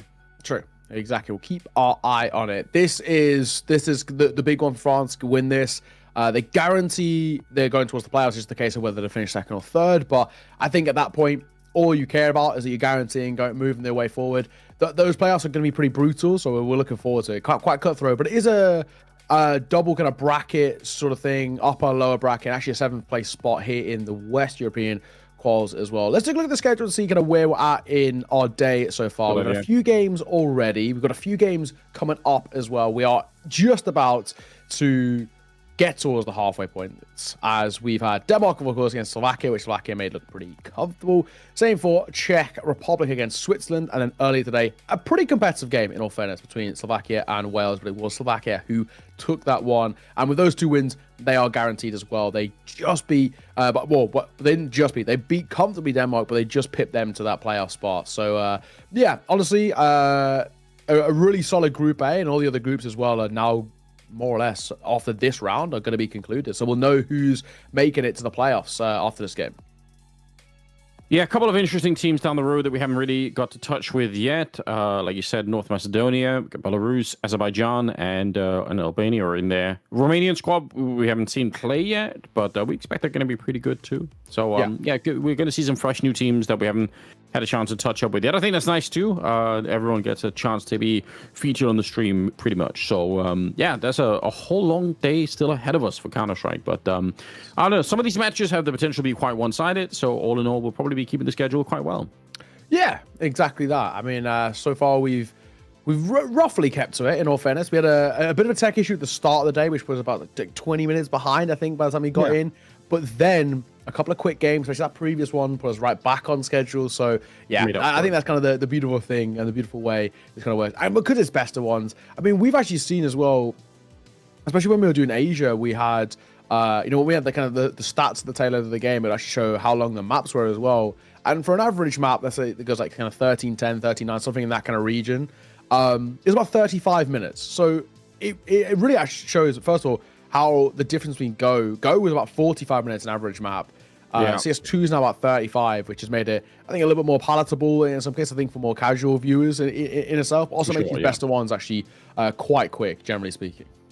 Yeah, I think, obviously we played MR15 for such a long time, but, looking back on it now, I think if we went back to MR15, as much as people, have rose-tinted glasses about the good old days and all the rest of it, I think if we did it now, people would be like, "Come on, this could be a really long time for a best of 3," which in the right setting is awesome, but every other time it's a huge, letdown. So, yeah, I think we're in a good spot right now. I don't really mind it.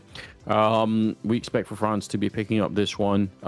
Marker again. I mean, someone who's just a talented player, one of the players that could be out there to go on to bigger and better things in the future. Yes, no, I think you're right. I mean, when I look at it, the 3Max side on paper have a lot of talent. I was quite surprised when Hadji decided to leave as well. He stepped down from this team, wanted to pursue international offers, and I thought, that 3D Max felt actually like one of the best teams in Tier 2. They're the teams that make the majority of lands. They're a really, really solid team.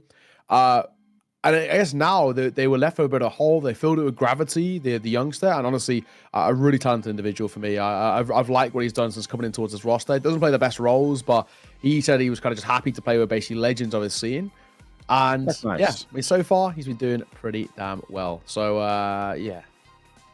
It would be cool if somebody could fix the French scene at some point. Like, obviously, at the start of CSGO, for those of you who don't remember, the only team ever that even looked remotely interesting against NIP that dominated everything was obviously Vero Games. But after that, we had so many other French lineup, like the LDLC times, the Envy lineup at some point. Like we had a lot of really, really cool French teams out there and a lot of talent, obviously. And it kind of feels like it's just disappeared a little bit over the years. Like, obviously, we got people like, Apex and Cywood that are out there fighting left and right. But generally speaking, like, we don't have like the full force of the French scene with like real French representation. So that's unfortunate, and it's a bit weird how it's ended up that way. I can't really explain it. I mean, the French team was known for its infighting, so I guess that's kind of part of it. But but still, like, come on, it's been years, guys. Mend those fences, build something cool again. That's what we all want. Yeah, no, I feel you. I think the biggest issue that I've always kind of noticed with the French scene, and I think it's honestly quite similar to quite a few scenes. I mean, Denmark, to a degree, and Sweden are probably the only ones that I can think of off the top of my head that don't have this issue, but it's just about depth for me. I feel like at the grassroots level, they're not having that constant influx. I mean, Russia's actually the same as well. They have so much talent coming through, but it's a massive country with a huge population. But I think Denmark and Sweden are still one of the ones that continuously have these youngsters who are coming through and being really, really competitive. And I think, if I was to sit down now and talk about Danish and kind of Swedish youngsters who I think could actually be tier 1 in the future. I could probably sit here for a few minutes and talk about the potential of a few. Whereas for France, I really can't. You know, they don't really even have that many organizations below kind of the tier 2 scene that are trying this more grassroots French style of thing. They have a bit of a local scene, but it's just not that developed. And I think that's the big thing that's been struggling for them. That the top level, their peak is so high. Obviously, we know about kind of Zywoo and Apex and the rest, but it very rapidly declines after 3D Max, where even in the tier 2 space, you just don't really see that many French teams who are kind of making a name for themselves. Yeah, surely that has to change, right? They have a long history with the game. They should be able to produce a little bit more. But They should. Yeah, hopefully we'll be onto the game in a couple of seconds. It seems like that's going to be the case. We will be on Dust 2 to begin with. And yeah, our expectations are to see Slovenia having to really play their maybe A+ game to stand a chance here. The best of ones are the best territory for underdog teams to upset the situation. So, you know, on a wild and wicked day where you've got one player who's having the game of his life, it can definitely change the outcome. So I'm keeping an open mind in that sense. But yeah, the game should be underway in a couple of seconds here. So I don't know. For the rest of the day, is there a particular team out of the rest of them that we haven't seen yet that you feel like is going to be good? Like, do you know what the Albanian squad looks like? Do you know what? I looked at the names and I got to be perfectly honest, I don't actually know anything about them. Okay. I think because there is actually obviously a lot of talent in that region, but I honestly think a lot of the premium talent are in and around Kosovo at the moment. I think they've actually got a fairly decent kind of tier 2-ish where there's a few players that maybe not even competing, for example, that are still very, very solid. So yeah, for Albania, the players that I don't actually recognize, I did have a little look, but I couldn't really figure out, where they were, what they were doing, and all the rest. So yeah, I'll be interested to see kind of what they look like as well, because we know for a fact that whole region is very, very solid indeed. So yeah, they love Counter-Strike. They truly do. Slovenia are going to be starting on the T side. They're going to run into Maka at the start of it, and actually, he'll just get taken down right away. So, good beginning. They'll be lucky to get the first kill, though. He did take up one before they trucked Maka there at the short connection. So, slows down the game a little bit. They are rushing on to the A side, though, so we'll have a little bit of a fight going on here in a couple of seconds. It looks like Distro actually doing a very decent job right now. Bomb gets planted. Lucky. All right, they're fighting back. They shouldn't be losing this one. Slovenia. So 2 versus 4 now, making it 1 versus 1. Jocko. He's got. Oh no! Oh no! He fell to his death. What a way to get started. Yeah, not in the way I think that France would have wanted at all. Slovenia are going to take this first round. Wow. That is really funny. Just a funny way for a round to end. I don't think it's one of those ones that'll linger too much towards France and be like, oh, we should have taken that. It's funny. I think they can get over it, but it is kind of hilarious. It's, yeah, funny way for that one to fall flat. Slovenia, and you know, you see what it means to them now as well. You know, a buy to come through. There is a force buy, in all fairness, from France. You know how I feel about those, but MP9s across the board. If they don't convert it, it's going to be a good start for Slovenia. Yeah, got what they're dreaming of here. Although, gravity is so important. Goes back for the reload. He knows he's dead in this corner. Oh, he gets one more. I was going to say, the only question is how many people can you get with you? And so far, he's done a remarkable job. He, I think, got a little bit of a dink there. He got the assist on the last one. So practically a quad kill for Gravity on that one. That's really sick. Okay. I'll hold my hands up. Fair enough. That's a decent force buy worked. Back turn into that first fight is questionable. The second one as well, throwing Yuto in the hands. They've just caught the timing absolutely perfect. Is that third one, which is the heads-up duel, which has worked really well. They go for a kind of slower mid-play there for Slovenia, and they just get completely caught off guard. So showing that it's not really the worst thing in the world that they lose out on that pistol. The scout trying to tag at range. Pop shots from Uni. Doesn't quite convert. Yeah, and I think that's probably also a bit of a message being sent by France saying, you know what, like, okay, it was a funny way to lose the pistol, but at the end of the day, we are going to be the stronger team here. So Slovenia still probably have to prove quite a bit to make this work. I think you're right. I honestly think there's a real kind of mindset probably for France coming into this where they're just thinking, we are better. No, you know, we don't need to show you respect. We're going to play our game and we know it's going to work. Gravity Good lineup, good spam. He knows that jumping up towards Xbox, he can keep catching them off guard. Oh my god. You're lucky man still be alive. That molly, that spreads even for the smallest of tick. He is dead. How is he not on fire? The molly was traveling up. It looked like it was traveling up him. I'm not sure how he's not died there. He goes out to the nade regardless. We saw that earlier on Ancient, where there was a defuse happening, what looked like straight inside of the Molotov. So, weird world that we're living in. But it's a good cleanup here. They will lose 0 people on the French side. They will steal 2 AKs and a Galil. So, I mean, if their money wasn't already going to be good of winning that MP9 round, obviously with Gravity getting all the kills, like they're just going to have so much to work with into the future here. So, it's an immediate correction for France. They don't care about losing the pistol. They're right back into it. And yeah, for Slovenia, I think this is going to be one of those games where like making quick calls, like try and go like solid out long, rush B if you need to, like whatever. Just I think making decisive calls and following through is going to be the name of the game here. I think if you start to slow this down, it's just going to benefit the French side. I don't think you're going to be winning more behind it. Yeah, it's true. It's true. Lucky. Making a move here. This is nice and aggro, and it could and should work for at least 1, if not 2. Turns on the flash. The AK only gets 1 in all fairness. But thankfully, I don't think it'll be too problematic. I say that. I mean, gifted kills, and Union is AK full blind gets the second. Oh, Jocko doing great work. Oh, eventually going to get found. Ecstasy's on his own, and a little bit of a spray. He will get the job done. It's a very close round. He's down to 2 health, so unfortunately for Libra there, he probably could have won that one with a little bit more luck on his side. Not meant to be. So 3-1 in favor of France. But yeah, this one looking very doable. It's true. It is very true. Jocko, that double.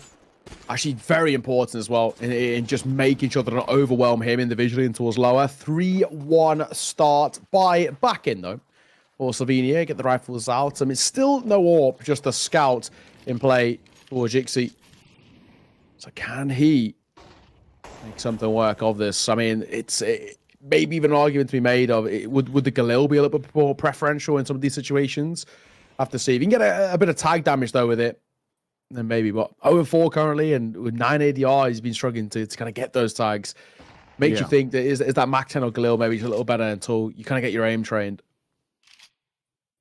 I think the answer is yes, but the Scout is definitely more fun to play with on a map like Dust 2. So, if you factor that in, then maybe that's why he's making these choices. But some good grenades up on the catwalk.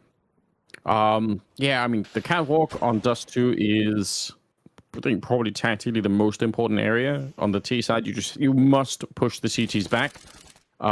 Like whether you want to take the catwalk for an A attack or if you want to go for like a mid to B split, doesn't really matter. They just can't be there to find out what you're doing. So yeah, important part of the map that Slovenia at the moment are slowly but surely taking over, and the bomb is with them as well. So yeah, 40 seconds. I said slowly, but it's actually becoming very slow. That could be a little bit of an issue down the road here. True. The God Flash being set up here by Lucky. Can't see it if you swing out from short, so you can't turn away from it. It's what makes it so good. Smoke CT. That'll give him the cross. Gravity popped in for a fight. Oh, it's a really rough spray, though. And he's now left his teammate isolated backside. This is going to be tough. 15 seconds, though. He gets the 1 kill here. Jocko can win this round just by getting the bomb killed instead. Get some more headshots. They're trying to plant it. 5 seconds left, and oh, that's it. It's done. They run out of time, and they run into Jocko, who gets a quad kill at the end. They left it just a little bit too low on the clock there, Slovenia, unfortunately, and it's a heartbreaking round to lose. Yeah, a tough one. They try and barrel in, and Jocko just backside. All he has to do is isolate fights, and he does it masterfully as well.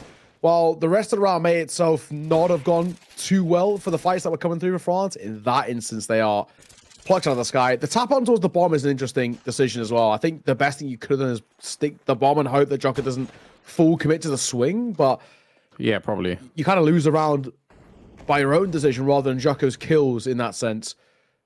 A little looking towards lower, nothing spotted, so the M4 will fall back in via CT and reset once again. Lower by for Slovenia, and this one should be a French 5th, creeping on the edge of the smoke. Oh, but Maka will fall. Nice little 1-2 setup.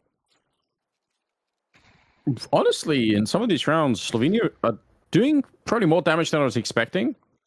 Maybe not all of them, but certainly Junie is doing a fine job at the moment. 7 kills.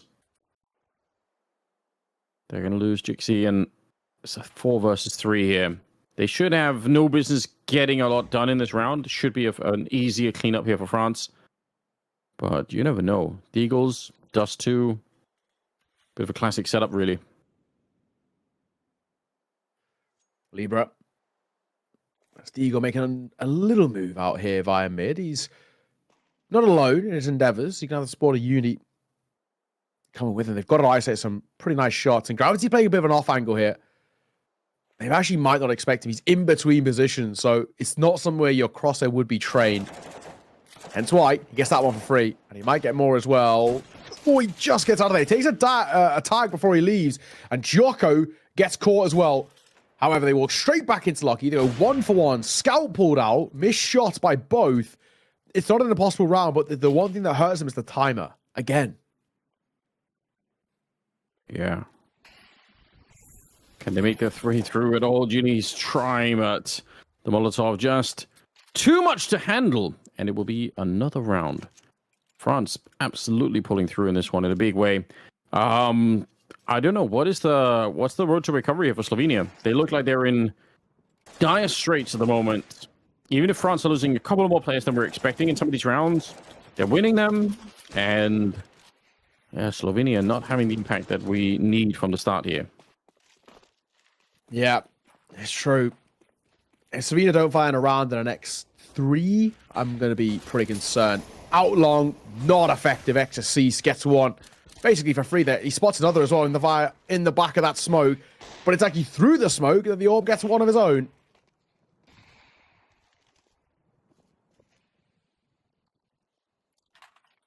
It's a chance to reload here. Kind of stuck out long. Yeah, I was going to say Destro there. He was without any real backup.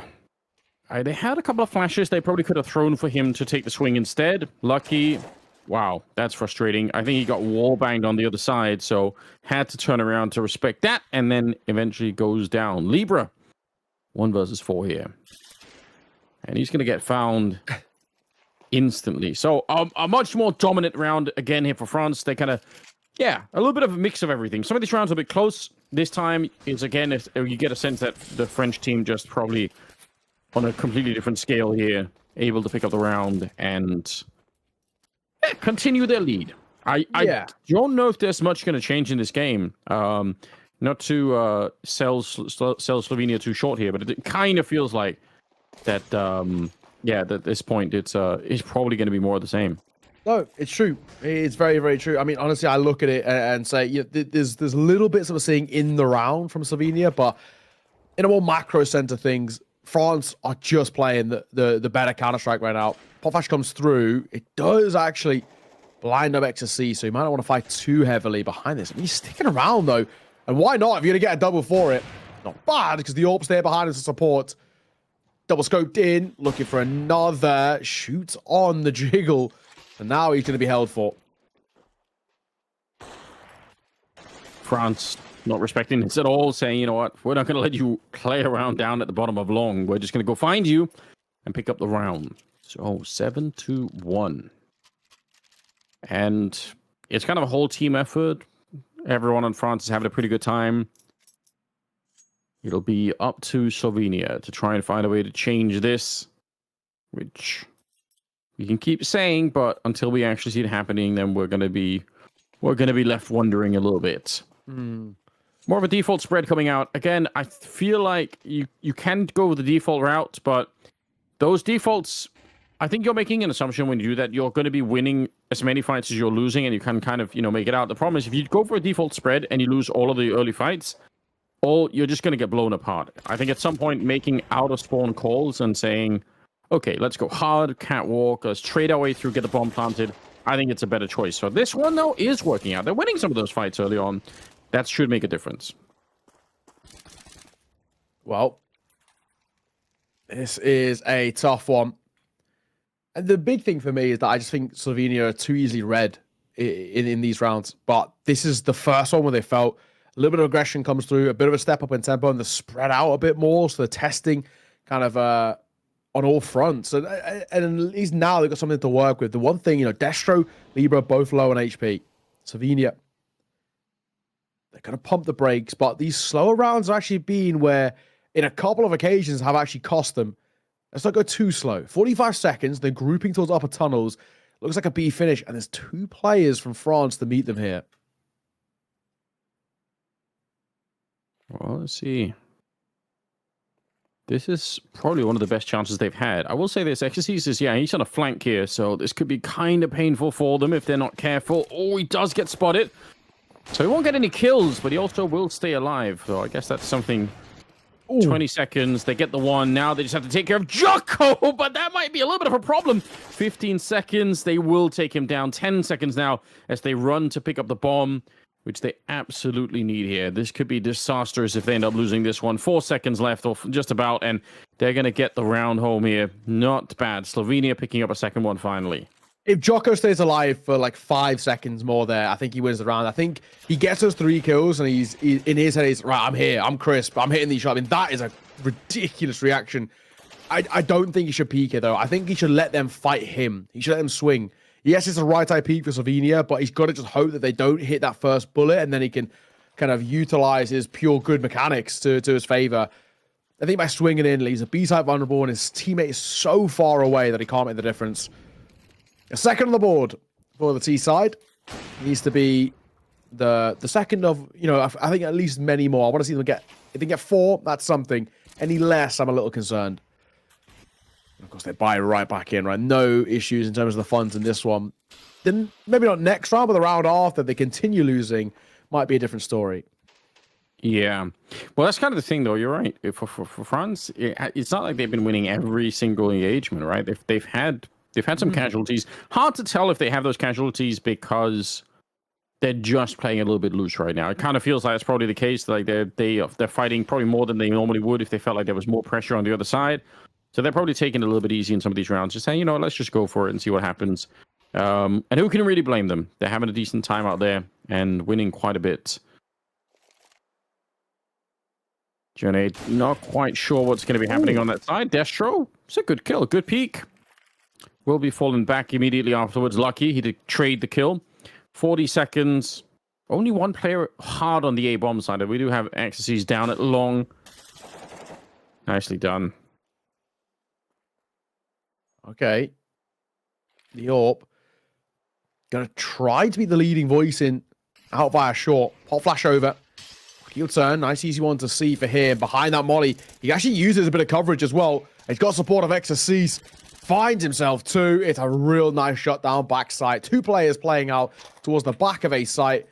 And they don't give them any leeway into it. 8-2.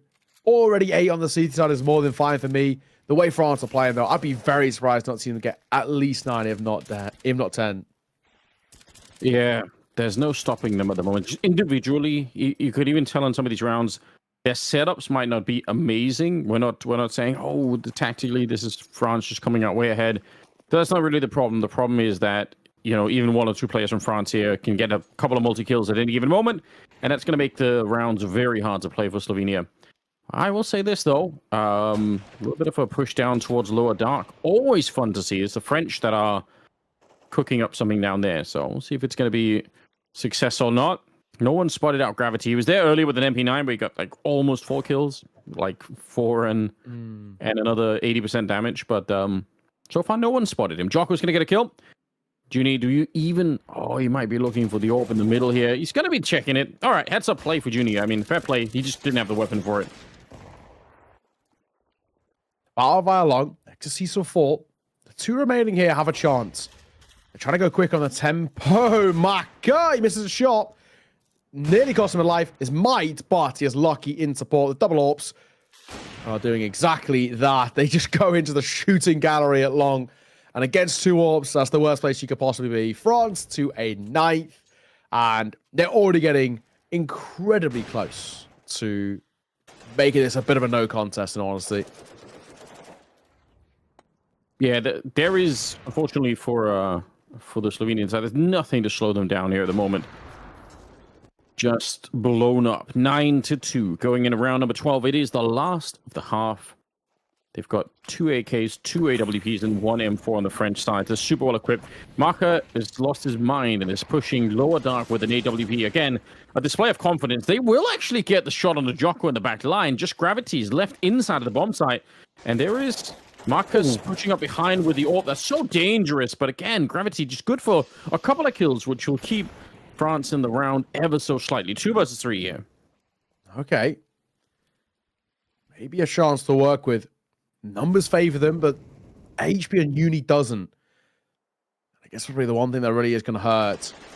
Oh my god, XSECA gets one for free. And it's actually not the low HP player to make matters worse. Well, they set up for the crossfire here towards the door, and they'll get the kill right away. So they know where he's coming from, and they'll spin around. Uni, that's a good job. Nice triple. He's up to 14 at the end, and will claim a round for his team right at the tail end of the game here. It's good, but it doesn't feel like it's going to be enough here. Yeah, I'm really not sold on this making a massive difference at the end. Yes, you get 3, and maybe even with a pistol, we can talk about a little bit of something where you can get the pistol and the force. That's up towards 5. There's something on the cards. It's going to be a long, long road to recovery if there's going to be any sort of a chance. So we'll have to see. I'm not sold. I'm very convinced that France are playing very good Counter-Strike right now. They've not been offering up really all too many weaknesses. Basically, bar overfighting. And to a degree, I don't really blame them for overfighting. When you're winning more or less every aim duel, why not? Lucky gets 1. Oh, and he gets another as well. But at least there's a trade. The numbers still good for Slovenia. Yeah, totally respectable from Slovenia out on long. No problems there. Crossing on over, Libro lets a couple go. Doesn't quite get the kill that he probably wanted there. And I think Judy's playing this very smartly. Staying on the bomb side and fighting is a good chance you're going to make it a quick 2v2 for your team. Instead, stay alive, join the retake. So pretty heads-up Counter-Strike being played by him here. The bomb's planted.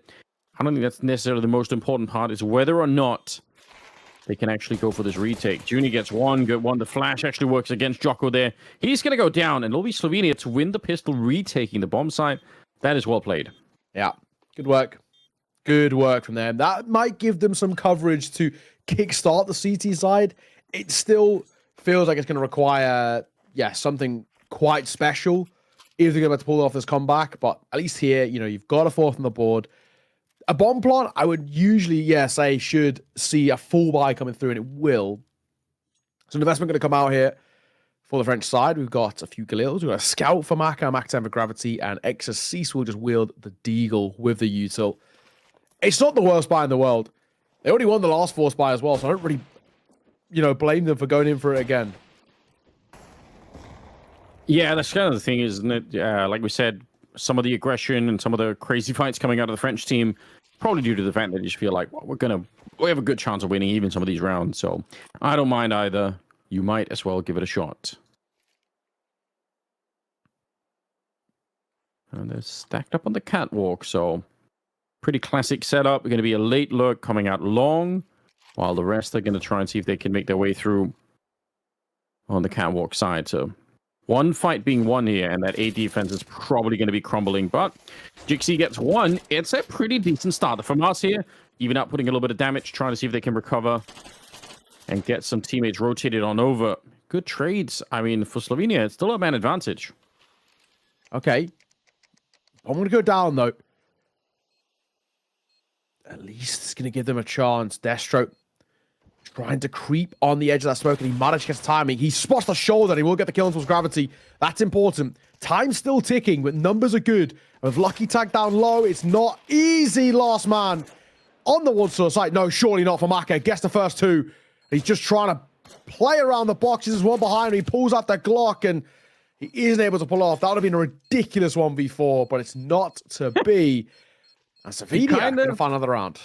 You kind of got a sense that maybe that was going to be doable for Maka, right? Like, if he landed that burst onto the 3rd player, I think he was on. But yeah, it just took him a second too long. Either way, it's a pretty Strong lead still for the French side. But it's good to get over a couple of rounds here. Maybe Slovenia could be reinvigorated winning some of these rounds here. So 9-5, and we're leading into another round here. They're going to buy again. They got bomb plant. They got a lot of damage in. They don't want to let off the pressure the front side here. They do want to keep going. I can't blame them.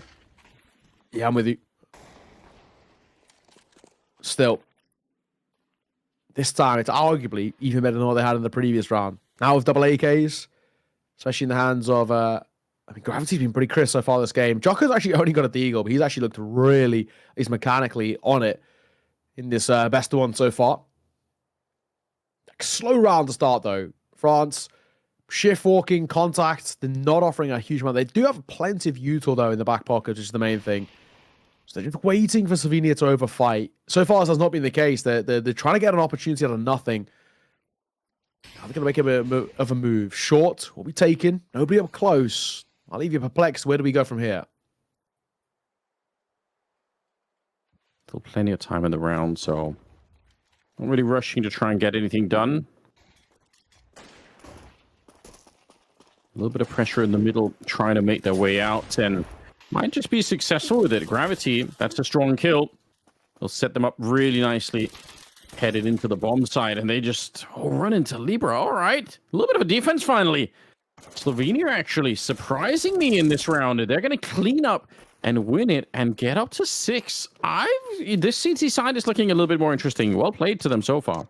Yeah, honestly, only 3 rounds in it now, and because the force buys aren't going well for France, they do have to take a bit of a breather here. They can't opt to go into another one, or at least I hope they don't. I mean, they technically could if they really wanted to push the boat out a bit and go in towards kind of Galils and Mac 10s, but don't. There's no need. Low buy here, but that means Slovenia should, in theory, or at least have a better chance of getting up to 7. That's 2 rounds. That's reaching distance. This is more competitive than I initially thought it would be. Yeah, I definitely agree. Nothing to work with here on the French side. So, yeah, they can mess around with it a little bit. Hope to have some fun with some of the pistols of the scout here, but ultimately, it should be the round working out for Slovenia. So, 9-7 with a little bit of luck going their way. That's quite a different feel from the way that this started out.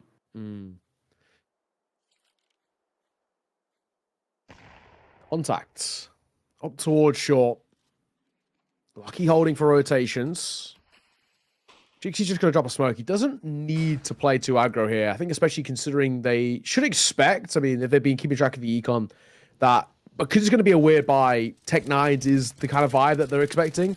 You'd never want to be overwhelmed of it. So just play at range. So then you can isolate fights. You can dance around ramp, dance around the boxes on site. Yeah. Give them freebies. Yeah, they're going to find one for free. And that's lucky. Over 5. The flash is good to let them crossing towards the site itself, but at range, it should only go one way. Gravity, though, gets one with a Tech 9. Maybe a chance. Scout, missed shot, but the bomb goes down, so that's already a positive. Yeah, gonna get a little bit of extra. Still shooting, not quite sure if they realized there was no more players on the site, but either way, yeah, a little bit of money in the bank for the French side, but not enough damage here either to really make it interesting. So 9-7. It's slowly sort of getting a little bit weird for the French here. What's going on? Like, I keep thinking like any minute now we're going to see the real comeback for them. They're going to be back in this game, and it'll be a different scenario. But at some point, we've got to say as well, what's going to happen here if they can't turn this around? Yeah, it is one of those where I think internally just thinking this is still kind of that first half where it was pretty plain sailing. The rounds themselves felt a little bit close, but the end result wasn't, right? 9-3, and now it's 4 in a row coming through. That's a good flash, and it's a good fight as well. Jocko's a lucky man, actually, to not form that initial engagement. Second time of asking, though, does get traded out, and a nade towards lower tons, too. Chips down Lucky a little bit. Gravity up close, a lost fight, but information on 2, I guess, is a small silver lining. Grenade that lands right on top. That sucks. 3 versus 3. Otherwise, they would have had a man advantage for that grenade right on top of him. Junior outside, playing very well. 18 kills. Got to give him a lot of credit here. Probably one of the big reasons why Slovenia are still able to hang on to this and making a bit of a late comeback. Just jiggling the corner here. Xyz, he sees the shadow, but he's not quite ready for the double peak. I think if he had committed to one of those players, he probably wins the fight, but you can tell he's a little bit split in who to fight, and neither of them go down. Could be a bomb plant, or it should be a bomb plant here for France. And the truth is, there's actually a pretty good way to win this one. If you plant towards short, and you just kind of, you stick around with the Molotov here for lucky, you can keep that side smoked up forever. You got 2 smokes, and then all you have to do is kind of wait for the Molotov to go out. Right, he's going to be smoking CT spawn. Goes for the fight here, Maka. That's probably unnecessary, but get a job done. Yeah, there's the smoke to stop them from going catwalk. And if they go the other way, then they're going to run into the Molotov eventually. Oh, he throws it out already. I was going to say wait for the eventual defuse, but Slovenia already so slowed down. This is a little bit of a problem for them, and they looks like they're giving up the round. Wow, we didn't even get to see the retake. Okay, so that's how France find their first.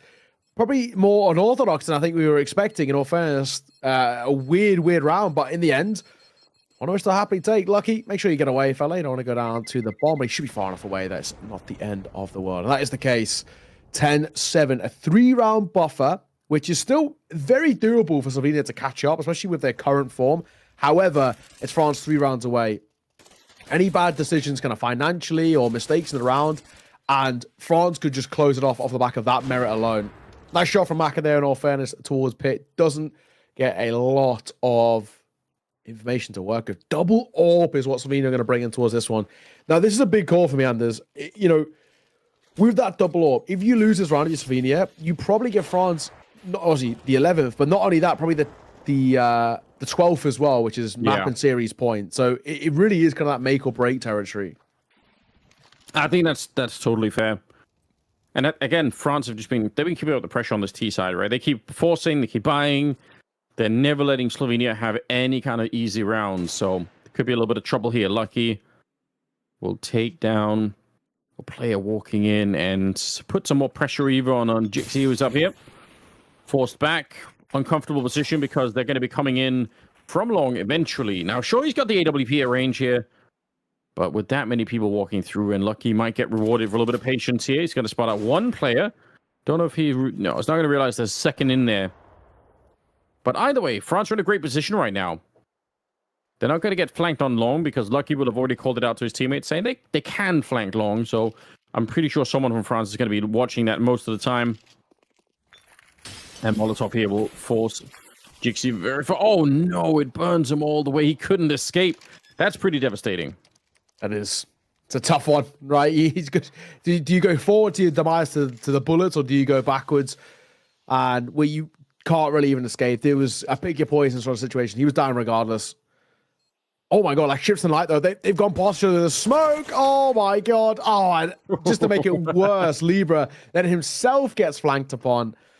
Yeah, you hate to see it. 11-7. That feels like it could be the straw that breaks the camel's back for me in this one, with no money really to work with here in Slovenia. They just have to sort of allow France to get up towards 12 unless they opt for a force, and they are, it seems. An M4 picked up. So this is the big one, Anders. This is kind of for all the... Okay, thankfully they actually refund it. I was going to say that's a wild call because nobody else can really buy. Thankfully not the case. They're going to go for a lower pop, and 2 of them actually get down. Wow, Gravity, good spray down already for more. Spins around for the quad. He's on fire over there at the upper dark position. Now it's just Juni left, and he's going to get found right away. So, yeah, it came true a little bit quicker than what we were expecting here, but you did call it. They would lose that round, they would lose the money, and it was probably going to be 12 for France. That's exactly what we're seeing here. Round number 20, and, well, they have to force up by whatever they can in this one. Gravity, what a great display. Yeah, this is individually brilliant from him. The youngster in this team trying to prove himself, and I think so far, at least in that round, absolutely so. In this game, 22-12. He's been great. Potentially, this could be the last hurrah, though. They do have a bye, which is good. I don't know if they have a chance, though. A lower tunnels push has come through, and France are aware of this. They're actually trying to wrap in through. Lucky takes a bit of a fight. Doesn't overfight, though, which is smart. Just dips away. Plenty of time. No reason to stick around. Leave it. Smokes towards catwalk, towards the crossing. We're actually going to be dropping down for CT spawn there, so yeah, they've really smoked everything they need to. Molotov towards the car. It's very, very standard grenades coming out here to try and take this long control. And I don't know, there are no real good counter nades coming out here from the Slovenian side. They don't have the money for it. Otherwise, you can try and blow open the smoke a little bit, catch some T's walking across, but I think they had one HE somewhere, and they really got used. Bomb, yeah, being planted in the safety, that's probably going to be important here. Ooh, as they're trying to get close. It'll be a cleanup in this round. Destro goes down, and now it's just up to Juni. Last one left in the 1 versus 3. He's getting some sick shots in, at least. He's had a real highlight game for himself. 19 kills overall. I don't think it's going to be enough here. He just doesn't have the health to stay alive against this. AWP 13-7, and it will be France to pick up the victory. But, it took a little bit more work than maybe we were expecting. Yeah, I think so. Especially at the 9-3 in particular, I looked at that and I was thinking, all right, this is pretty quick. This will be done in just a moment. And it wasn't the case. They were, they were made to work. They really did at least struggle a little bit at times to close out that map. And what should have been very plain sailing, what should have been pretty easy, it wasn't. It was a little bit harder fought towards the tail end. But with that being said, that is actually all of the games now done. So we actually have, I'm pretty sure, playoffs now getting locked in from this region, which is pretty sick. Of course, that was 13-7. Latvia, I think, have gone flawless in their group of 13-5. Switzerland beat Luxembourg too, which is good for them. I'm just checking the rest of the results. Portugal beat Netherlands. I think that those were all the ones that were happening simultaneously with ours. And even Austria actually beat Malta 13-0 as well. Yikes. But yeah, I do think all of those teams are now being locked into place for that. But when we get it full confirmed on Wikipedia and the rest, we'll let you know. For now, though, we're going to first one to break, and then we're going to head on over to the East Europe quals. We'll see you in a second.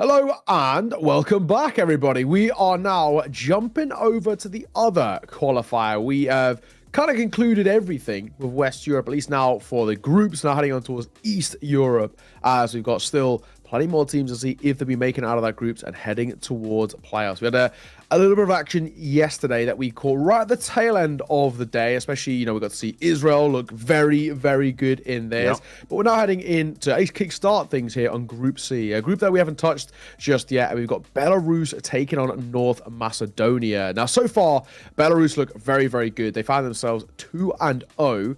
Nice, comfortable start for them. And they even were able to get a nice little 13-1 win over Bosnia and Herzegovina, which is pretty good for them.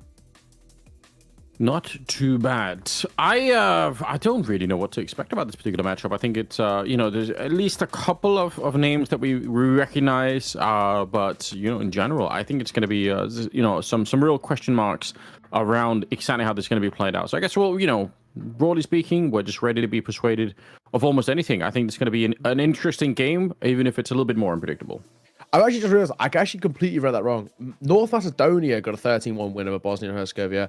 Belarus are actually yet to play a game. They're 2-0 with two different forfeit wins. They got a forfeit win against Bosnia and Herzegovina, and then they got a forfeit win against Croatia. So they're yet to play a single round of Counter-Strike, and they're 2-0 up. They're beating them with just the fear and the aura around them right now. As this is your Belarus side. A couple of these names as well for those who maybe follow the kind of tier 2 side. You should know at least maybe some of them. I think Lollipop 21K is probably the most noted one. He's been around for absolutely years. This guy, and a very, very talented Orpa who has really actually kind of put maybe I think Belarus on the map a little bit. Mazvar's another one who plays alongside him. They both play on Batera as a team. Very solid. Then they got MDS, ZNX, and Senka to round it out. MDS and ZNX as well have both been around for quite a while. Senka's probably the only one that I haven't heard of on this Belarus side. Yeah, I think that sums it up pretty nicely. Definitely, Lollipop is the guy that people can immediately recognize. Iconic name in some sense. So always been around for a real long time. So we expect him to be the rock of the team, I suppose, and kind of the one with the experience at a high level of Counter-Strike. Maybe I'll bleed down to the rest of them.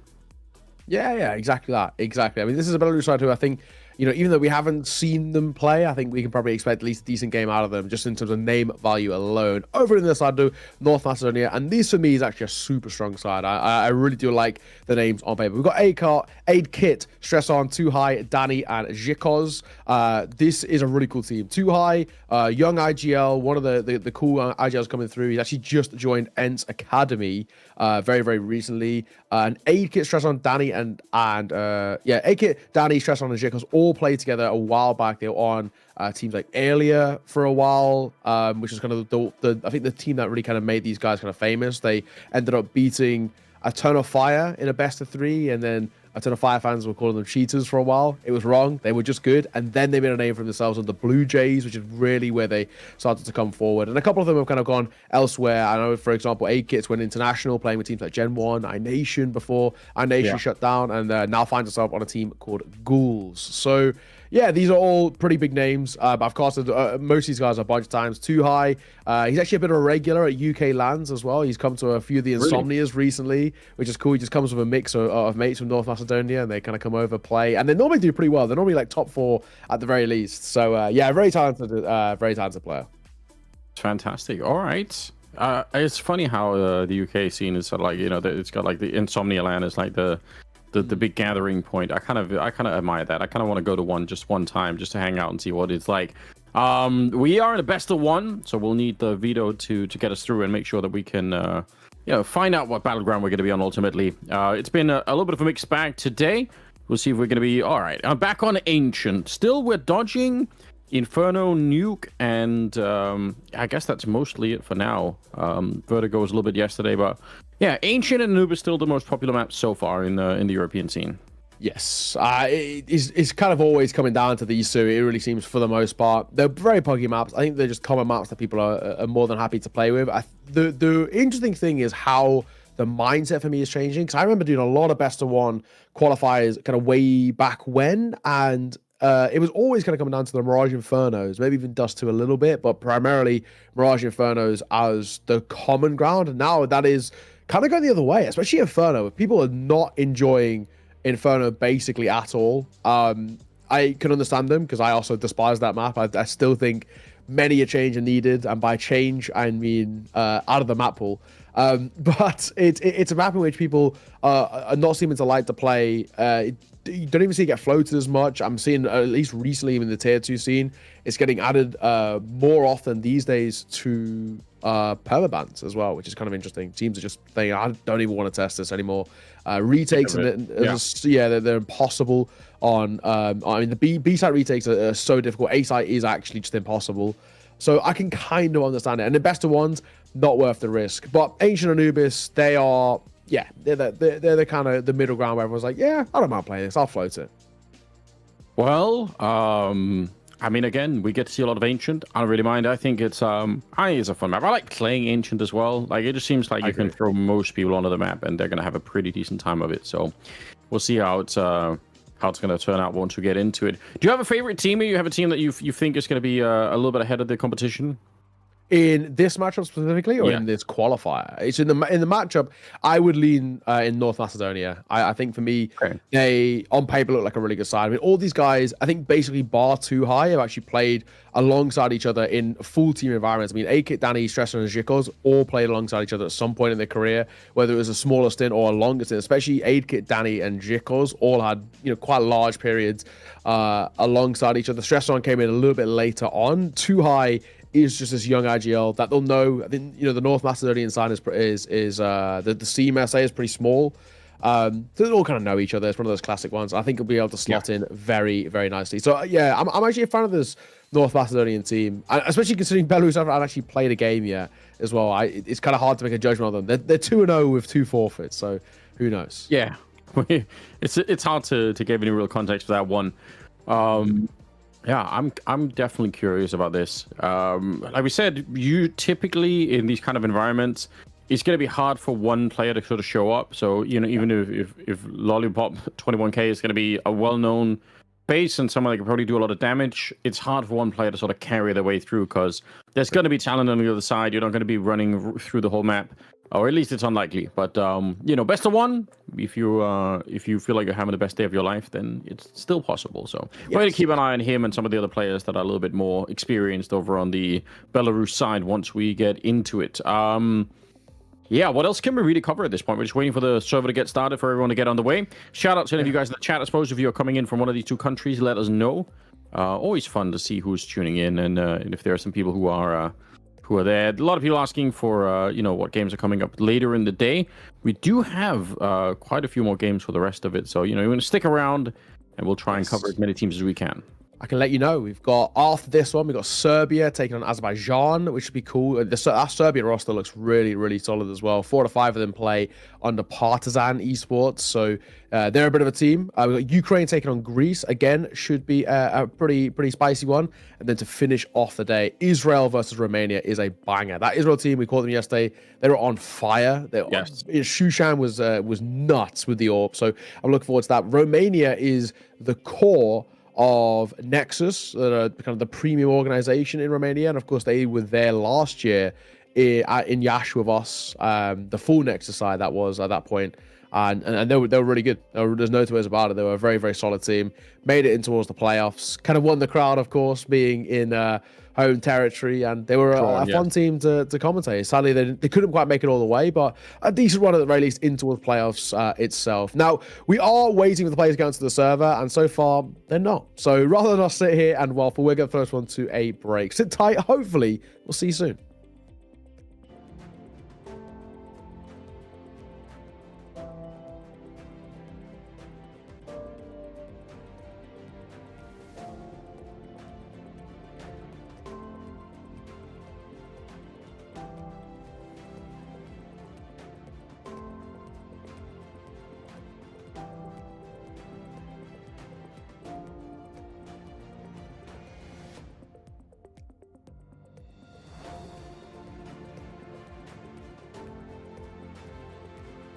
Not showing up, they're like, fuck it.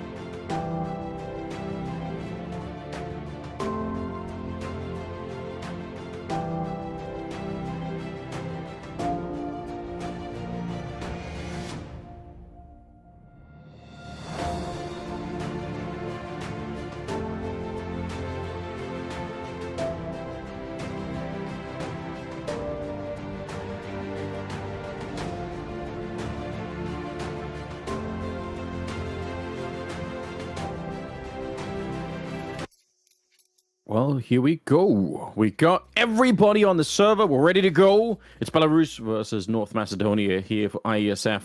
And we'll get a chance to see what's happening on Ancient. It's our first map in this series. Only map in the series, the best of one. But, yeah, we've got a chance that maybe the North Macedonian team is going to be a powerful one. They'll have to prove it, as they will start on the CT side, with Belarus going to be playing on the T side. Lollipop, 21k, going to be here, pushing his way through and actually expecting some CT aggression, and he's not wrong about that either. Good read, even better headshots coming out. He got the dink there, and it'll be MDS to take another one behind it. So a little bit of a battle brewing outside of the B-bomb side. It's too high coming in. He's going to be able to get that one at the very least. Too high, yeah, it's definitely a guy that you know, I have a lot of respect for. A youngster coming through. It's not easy being a young IGL as well. I'm pretty sure he's younger than me. I think he's like 20, 22 maybe. But yeah, youngster who's come through, and honestly, a really, really talented individual. I think from those who have worked with him in the past, I only hear positive things. Hence why he was picked up by Ents Academy recently. And, you know, if things go well on the academy side, and, you know, at some point in the near or far future, Glaive decides to call it a day, who knows, might get the call up. He's somebody that I've heard a lot of positive things about. So individually, mechanically, he's good, but great mind for the game. Chance to hang out with him as well. Cool guy. Zhikots will kickstart things here. This is exactly what I expected out from North Macedonia. When there was Blue Jays or earlier before that, so aggro, so puggy. They are relentlessly quick in terms of the pace in which they play these rounds. And this is something Belarus are going to have to try and fight up against. You are constantly being overwhelmed with fights, and you can see how it's working. Yeah, which that could be easier said than done, right? It could be really, really hard to, especially because you don't have that much time to adjust. So maybe it's a conversation they had beforehand, but then again, maybe not. It's going to be a 2-0 in favor of the North Macedonian side. It'll be Belarus with not too much to fight with here. See if they could afford an upgrade or something like that. But otherwise, they're going to be fairly poor in this round. And I don't know. Yeah, those kind of aggressive styles, I like it. I think it's really fun to watch. And I think in this kind of a format, it's the kind of style that can work super well. I think if you play deep into like some of the higher tier Counter-Strike, it can be a little bit different because people will start to catch on and they'll anti-strat you and they'll plan for it in a different way. But at this level, I mean, it's totally doable. It is, absolutely. Belarus forced by towards the round prior that didn't go successfully. Labored there, stressing with the spray, and it only gets him one kill. Thankfully, not the case for A-Kit, though. Spotted the last, and just beautifully to give North Macedonia their third.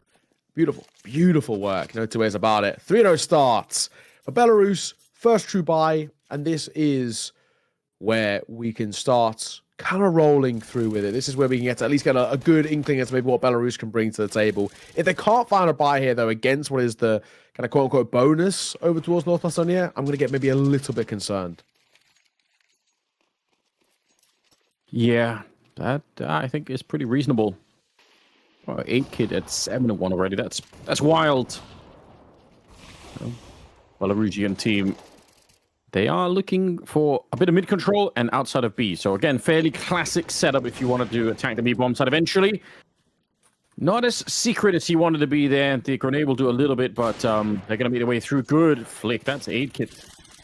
Going to be taking down a player on the other side. And Danny just spraying them down, laying waste outside of the B-bomb side, which means they're in a lot of trouble on the T side here. Right. Justin playing up on that shelf. He actually falls away at the perfect time. dips back towards Red Room. Doesn't need to stick around for the fight. Just the right call.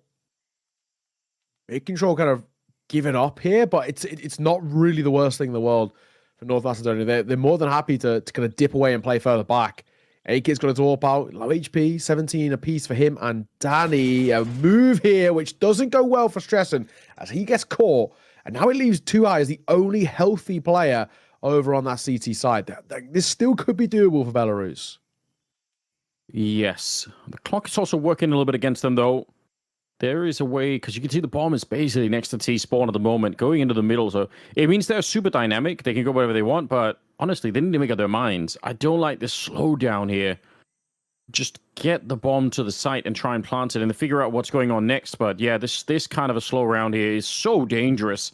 Holding the middle is Lollipop, and moving forward, he's going to get the kill. 10 seconds on the clock, and there's a nice shot. And now the problem is 6 seconds here. He's going to go straight for the bomb plant, but surely getting peeked right as he plants. Ooh. He does get it down. Almost impossibly so. That's wild, but he's going to go down anyway. It won't make a difference in the end, so well done. It's a close round, but it does work out for the North Macedonians. Yeah, was close maybe for a hot second, but good from 2i. I think he just realizes that the onus is on Belarus in that instance to try and fight him, to try and isolate, to get information. He knows he can just park up and hold. Early fights look so good, but they just let it slip away. Too many 1v1s gifted over, and a chance, really, for Belarus to just steal that one away at the post. Didn't happen. 4-0. So, all in all, yes, a bomb plant comes through, and with lost bonus for Belarus means a reinvest back in and all the rest, but it's still Belarus have just lost to a bonus buy there, and that is going to hurt. Oh yeah, it definitely will. Going to give a lot of extra confidence to the CT side if they didn't have it already. Similar kind of setup. They really want this control outside of B, and again, there are so many strats you can execute from there, so I don't really necessarily mind that they're trying to do that, but it's costing them in some of these rounds. Oh, Stressen again. Kind of caught off guard. I don't mind the attempt to do a little bit of damage there, but he wasn't aware how close they were. And he didn't have any backup at the Jaguar Cave either, so he was kind of flying solo. Oh, yeah, that's an easy kill. Well done, though. Well, Asphalt might get one gifted his way. Depends. He's tunnel vision in it. He's scoped in too. The orb could be in trouble. It depends if the rifle swings first. Well, both might fall, and they will. Masval, good work. 1v4 now. And yeah, no chance. This one. An on-star to Belarus back into the buy, off the back of the bomb plant and the bonus money that they had to work with, and this time they've made it stick. Yeah, good trades. Just a little bit of patience, and it works out for them. Danny should be a pretty free kill here. Steal the AK, but apart from that, they're going to be on the hunt for him, and they kind of know they've already won the round. So 4-1 will be the scoreline, and there's some money in the bank for the North Macedonian side. A little bit less on Stressen. He's had a bit of a rough start individually, so down to $50, but the rest can definitely buy. If you can steal this AK, it's going to really help out the buy on that remaining player. So I would say, yeah, I would have even said just throw the smoke down and leave him alone. It's not really worth it. You could have used that rifle next one. But maybe Danny's going to be able to drop something.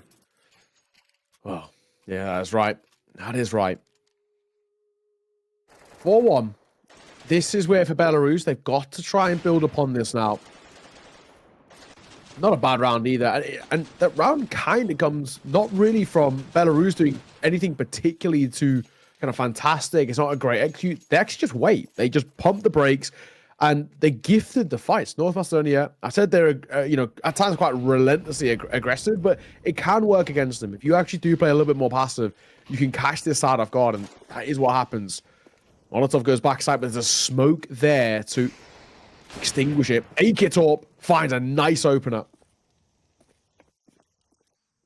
Yeah, much needed here. He's on fire for the start of this game. It's kind of unbelievable, right?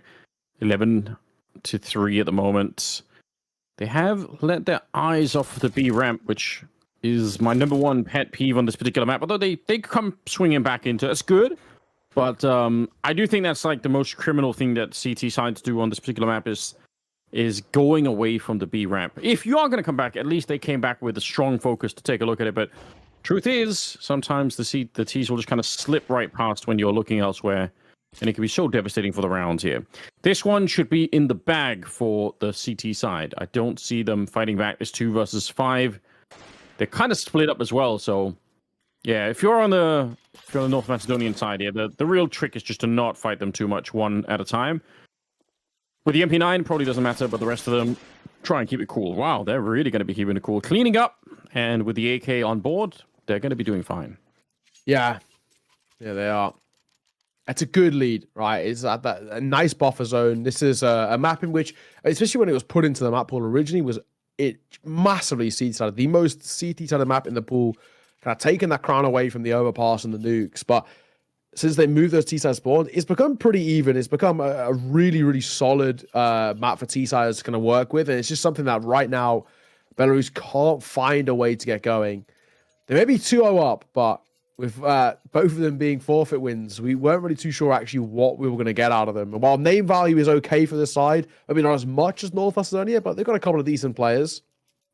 They still really haven't been able to get going in this one. Not a buy here. That is really all too much to consider, you'd assume. Anyway, double take 9, double deagle, Mach 10. Interesting, though. Yes, they got loss bonus, but relatively bigger investment. You know, down to 1K on a few of them. Yeah. Bit risky, perhaps. Some nades in the middle. Lollipop trying to make his way through close with the Tech 9. He wanted to beat it, even though the Molotov was up. He's like, if I can get one more second, I can hunt somebody down. I think it's a solid idea. I don't necessarily mind it, but they don't really get what they wanted. I think it was mass foul. All right. Might have been the hut confusing me there. Stressen's going to get the kill on the other side, and it will be a 4 versus 5 to begin with. Yeah. See if they could do anything in this round. Do a little bit of damage, take some of the money away. North Macedonian side don't have a ton of cash. Oh, wow. Well, that will get the job done. MDS, 2 quick kills with a Tech 9. Here goes. Spots one into his backside. Not going to clear the angle. That's not going to help at all. Oh, no. What's happened here? I can't believe it. Just... I mean, you've got to save it. You have to get out of it. Yeah. You cannot stick around. There's no point. Just the Tech 9s doing so much damage. That's probably a little bit careless for the Macedonian side. They didn't really need to be losing this one. 8 kit back into. They're actually bumping into each other. Oh, and they come out at the same side.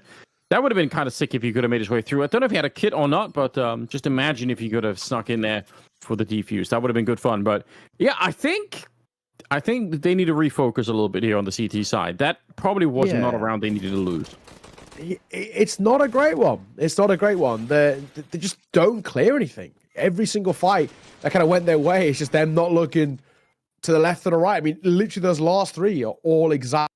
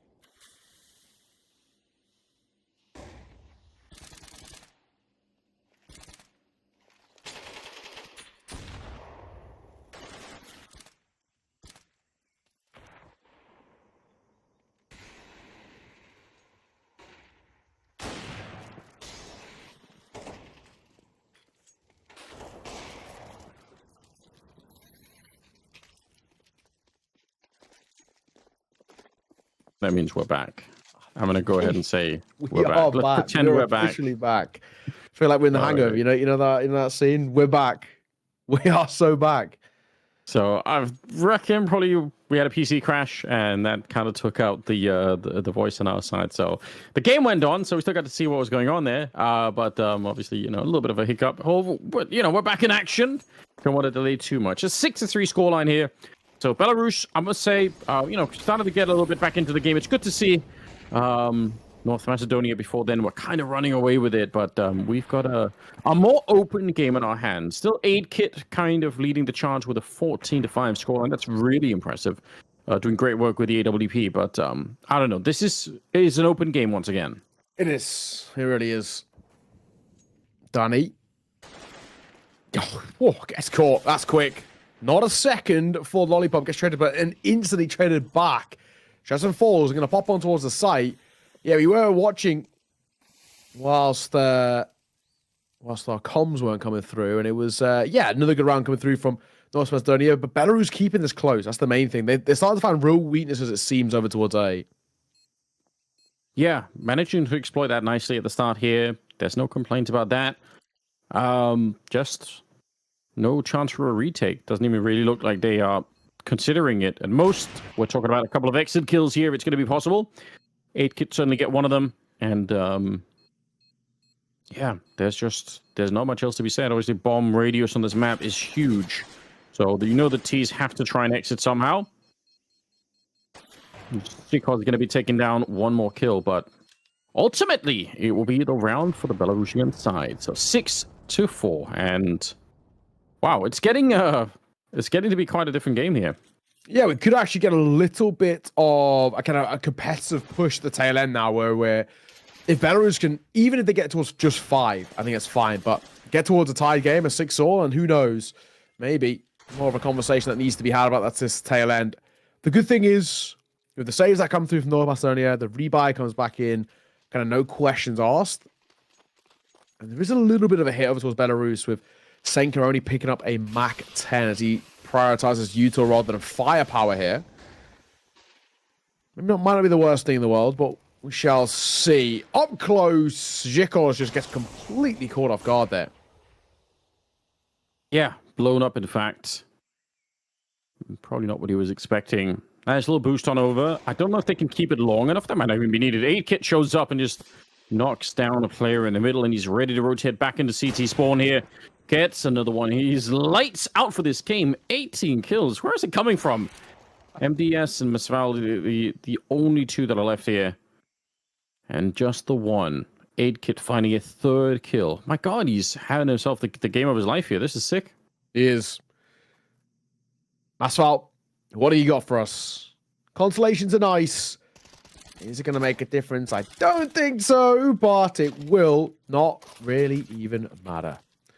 2 high seas it off, and only the one casualty, especially considering it didn't start well with Zikos falling. What a good response coming through. But yeah, 8-Kit, and this is a guy who, at least when this side were really starting to make a name for themselves, when the Alias and the Blue Jays of the world were becoming the top end of tier 2, he was a primary reason as to why. It was actually, him and Casanito. Of course, Casanito now gone kind of international, but they were both super, super talented. And still are, in all fairness. Okay, a bit of a lead. Potential for an 8-4 half here for North Macedonia. I think it'd be a good little recovery. They had such a good start. They probably want to finish strong as well, but somebody has something to say about that. Deagle kill picked up from Sedenex, so a little bit interesting. Trying to get control towards the B bomb site right at the tail end here. And they could do it. It's a 3-man setup, though, onto the B bomb site. You want to be really careful, but it can be done. Yeah, not impossible. Not going to count it out. Not just yet. He could just take a pop shot, but then Senka will fall. Spam's pretty close. They actually have to pause their push for a second because of the spam. And they go back in towards cave.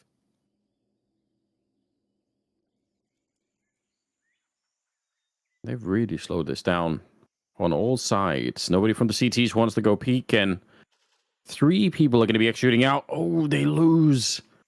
Lollipop 2K on the other side, and now I think that they needed that arm of the attack. Smoke goes up, and it goes a little bit too deep. And Too High will get the opportunity to try and push in front. He did go down, gets traded right away, but he slowed them down, and that kind of confirms that everyone is there. So there are no more surprises here for the North Macedonian side. They know what's going to be coming up next. Nice shot. I said no more surprises, but that is a bit of a surprise. The Tech9 able to get the kill. 20 seconds now. Oh, and can he get it to next? I think he must have seen that. Now he definitely does, but it's too late. Stressen able to take him down. And MDS last alive with just 10 seconds on the clock here. Don't think there's much you could do. He's getting to live with the first one. I don't think he can plant the bomb. It's just not possible here. Goes down, and it will be 8 on the CT side. 8-4 is honestly not bad. I think that's it's workable for Belarus. It's not great, but considering how slow they started, they didn't really look all that competitive in the first few rounds. I think it's a little bit of a recovery, at least where they were competitive at the tail end. It's still, for me, not feeling like enough right now. I mean, Senka's struggling to really get active. In all fairness, 1-12's a tough first half. ZNX, similar for him, where he's not found that much form until we saw a kind of a couple of kills at the tail end, 5 and 10. So I think for Belarus, they've got a few individuals who are talented themselves, and I've at least put a little bit of a conversation early in this game, but it's not been across the board, and it's not been consistent either. So that 8-4 is just showing the firepower difference, I think, for me, between these two sides. North Macedonia, they're a really solid team. They're a team that I could probably expect to make it to the World Esports Championships as well. I mean, the previous champions, when it was that Blue Jays roster, that was way 2 years ago now, but yeah, 2022 that was. They were the champions in that one, and they took on some pretty good sides. I mean, the Mongols there, for example. iNation, I'm pretty sure, were there as well. So some fairly decent teams did make a showing, and yeah. I mean, this is the thing that we're starting to see. It's just a really good region for Counter-Strike, especially in kind of this like upper tier 2 level. Yeah, they put together a really good first half. In contention to keep that going here now, as we're on the pistol on the second half of the board. And yeah, pistol round win here. They've got a lot of utility, so they can really actually do this. I think Senka might be in a little bit of trouble. He could choose to play in front of the smokes that are going to be going down, but if he does and he dies, he leaves his team in a really awkward position. So now he's fallen real far back, and I guess we'll see if that's going to be working out for him or not. A minute on the clock here. The grenades are coming in now. It's going to be a smoke on the one side, a Molotov on the other. So yeah, he can't see anything there. He could try and push onto the molly and try and shoot through there, but again, you've got to value the sort of potential risk of leaving your team in a 4-on-5 retake. If you think you get the USP shot, then sure, maybe go for it. And now the T's are actually pushing forward, and they're doing great work. Flashbang to push the back line, and actually a smoke setup here to push the ZTs even further back. That's devastating. It is. This is feeling impossible already. There is actually a strong conversation to have of just call for the full save, as wild as it sounds. But, you know, you got 3 bits of armor, all of which haven't been tested. I think this is the right decision for me. You're not getting back in. You don't have the util for it. You don't have the chance to make it work. I mean, no kit even either. Yeah, I agree. So what's the point? I mean, you're just giving away fights for no reason. Leave it alone. Go for safe. Unfortunate way to lose a pistol, obviously. That it feels kind of bad. We're like, oh, come on. We didn't even get a chance to really fight for it. And that's 9 on the North Macedonian side. So just 20-5 on 8 kid. How has he done that? How has he got away with so much? It's been, well, feels like a pretty easy game for him individually. Oh, he's playing as well. I don't see that stopping anytime soon. 9-4. North Macedonia, they already get into a pretty close point, and you know, a big call from Belarus going for the force buy. Obviously, yes, they went for the save, but generally speaking, you lose this. It's not only a 10th, but probably an 11th too for North Macedonia, and that could spell the beginning of the end, but MDS going to get the first. Yeah, all the players he could have taken down of his 8 kid as well. That probably feels pretty good. Shiko's trying to make his way through, but the submachine guns are just too much to handle on the other side, so wow, this round falls very, very flat for the T side so far. Having even a bomb plant right now would be, I don't know, a bit of a stretch. Let's see if they can find a way to do that at all. Stressen getting a bit of space to work with here. Oh, they actually go back to repeat. That's so dangerous. He's going to get both those kills. Now, we will get traded. Nice USP shots coming out. But if he had stayed alive, then that that round could have been back on. That's how you suddenly give it up. So kind of a good job to control that run as Belarus looking to get up to 5. Yeah, that's true. Now, too high. We need to really claw them out from something. And he had a chance there if he gets the kill, but he doesn't. Force buy does work. Okay, credit. Maybe, just maybe, we're onto something here. That force buy, I think, actually will kickstart the CT side as well. Where Yes. North Macedonia, they don't, I mean, especially because they didn't get a bomb plan either, just don't have any raw funds to work with. They actually, I think, are probably, at least in a couple of situations, on double eco themselves, especially like Zadani and Shikos. So they have to force back in. They don't get a choice just because of how the econ situation works. So they buy back in. Tech 9 double deagle, Mac 10 and a Galil. It's not the worst buy in the world, but I actually, in these situations, I prefer sides to go into kind of all Tech 9s and kind of one rifle, or a Mac 10, a Galil, and then Tech 9s across the board rather than the deagles, just because you can go for a real quick pop play and just try and overwhelm a site. Yeah, it does create this weird dynamic in the team where it's like half the players kind of want to play like on the first opening, you just go for it, and the other half kind of want to slow it down and take some tempered duels against somebody. It's like, it is a bit of a weird mix. Oh, well, this is the power of the deagle, though. It's too high, taking a kill right off the bat, sneaking on forward. They're going to be able to recover the MP9. Maybe not the most exciting thing to steal away, but yeah, it's better than nothing. And a 4-on-5. They get you smoked out, so speaking of which, there's not that many grenades left at all on the CT sides. That could be a bit of a problem coming up right away. Lollipop. 5. He's got the right idea. Keep checking left-hand side, thankfully. Oh, he does line them up. Lollipop. That's beautiful. Shikos. Yes, he gets his trade, but I don't think it's going to be enough in this one. That's a nice round coming through from one man individually, and probably arguably the biggest man on the server for Belarus.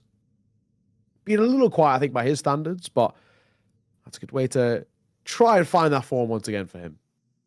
Oh, yeah. It's not too late to recover it. I mean, it's an open game. Anything can still happen here. Shikos is going to be getting one kill in the donut. Fakes the bomb. Got to be careful because there is a player right next. Oh, I think that fake might have actually backfired on him. It's unfortunate, but it's out of his control. You can't really dictate the timings like that. Would have been fun to see him try to go for the entire best, or it's a 1 versus 3 there, but not quite the case. So, 9-6 instead. Belarus.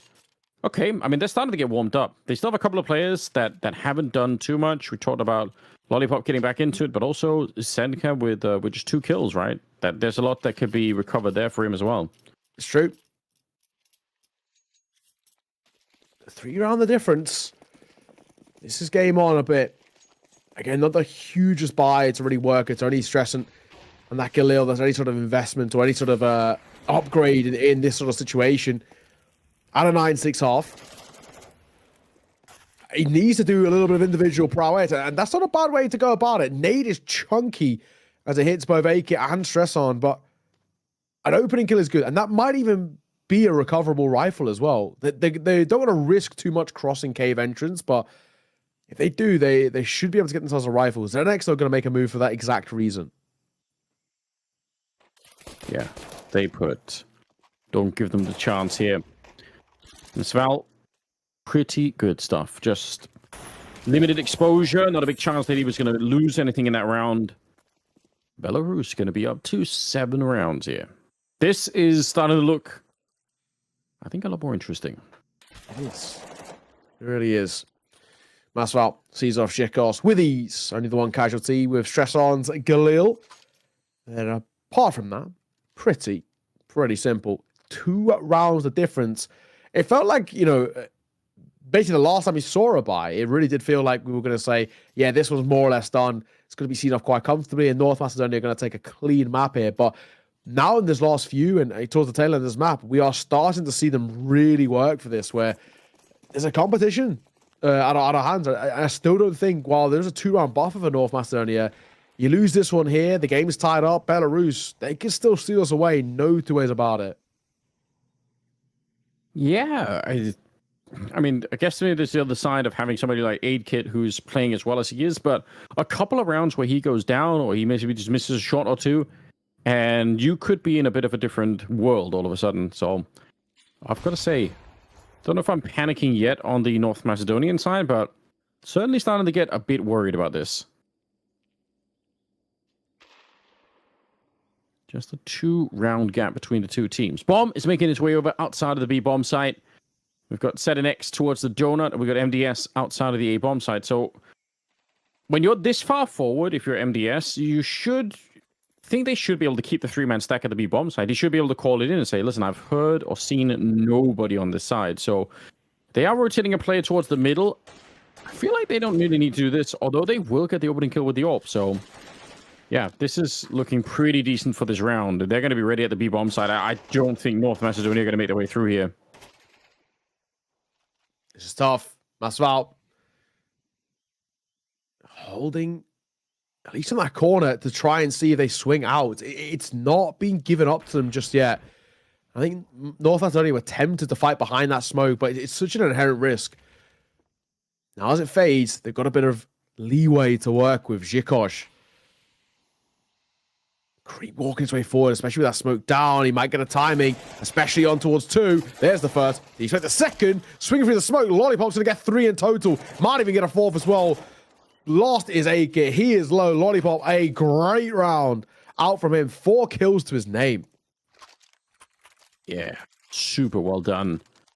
They close up the gap. They're 1 round away from tying up the game here. They've got a fair bit of cash on their side. They're not super rich, but you can see there's a little bit of a bank on MDS. But even more importantly, North Macedonia don't have the money to buy, so they can't really keep up the pressure. You know, again, they could try for some deagles or something like that just to you know, try and do some chip damage to the economy. But this is a round that's going to be almost impossible to win. So, wow.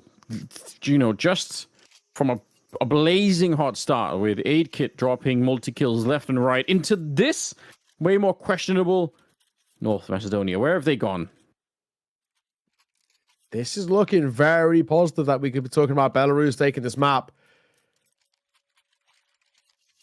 Okay, 9-8 with a 1-round game and a big decision about a buy, right? We're now looking at this and saying, not quite make or break, but pretty close for North Macedonia. You don't convert this, not only are you gifting up the lead, it becomes an even game, your economy gets broken if you don't get a bomb plant, and then we're looking at Belarus probably being able to take a lead 10-9 and really put that pressure on. Getting the first side to hit double digits can be a massive bolster to the confidence and the momentum and all the rest. So had a bit of a pause and a bit of a time to have a conversation.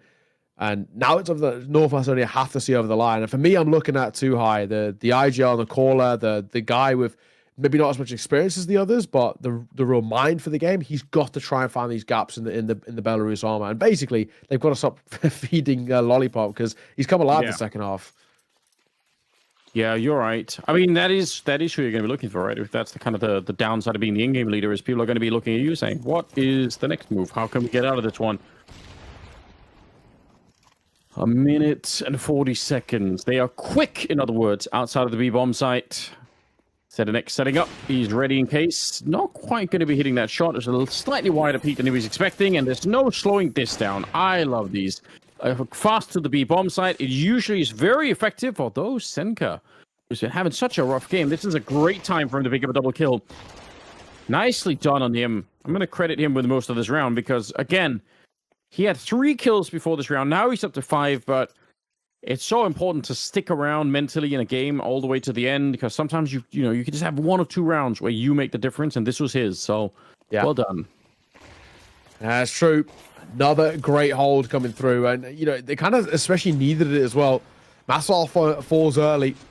It's another great round out from Lollipop too. He's at least in these last few, he's always good for at the bare minimum a couple. Where on the other side for AKIT, still not a great game, but he's quieted down in these last few. And that is giving opportunities 9-9. Little bit of A-buy to work with. That is a massive call. What a flash from AKIT as Too High and Danny get a kill apiece. Finally, some signs of life here as the game is tied up, but North Macedonia look to win this one. It's very scary. Could have easily been a double kill there coming in from Senka. Instead, it's a 2 versus 4.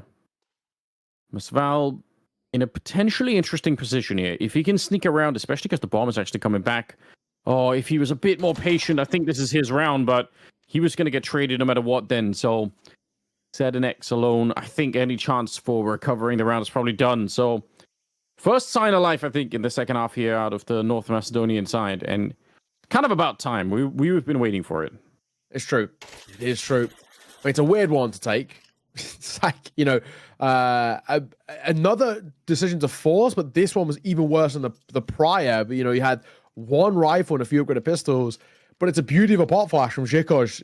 Danny gets that first alongside too high. It's such a nice little mid play, and then they just quite simply group together, play off each other, wait for the fights to be gifted to them, and they are. I think it's been maybe a long time coming, but all that matters is North Macedonia take it. First side to hit double digits. That's the important thing. Question being now is, for me, I always say this, just make sure it's not a flash in the pan. Make sure that there's some consistency behind this and there's an idea about how to replicate it, because that is not a good start. AK going to get caught early. Yeah, you need to keep it going. I think you're absolutely right. Illuminated kit. Not been easy for them to recover these kind of rounds. Zen kept playing in front. They will check this because they've Molotov the other side. So, yeah, he's trying to rotate out as soon as he can. He wants to kind of leave that corner so that he's not too exposed. And he's going to make his escape, which is fine. In the meantime, they are going to get the kill on Chicos as well. Smoke going up towards the B side, but I don't know. Again, they're struggling to really even get into the round here. Okay. Pop. Oh, and the spam of the box. It's going to get the first and a swing for the second as well. Lollipop is looking electric in towards the second half. No two ways about it. Brilliant from him. Daddy, 2 points of HP. Safe to say this was not happening. However, 30 seconds to try and kill here to keep this AWP alive. And he's actually walking into danger. The pistol was in play, but Danny, a quick shot from him will get his kill.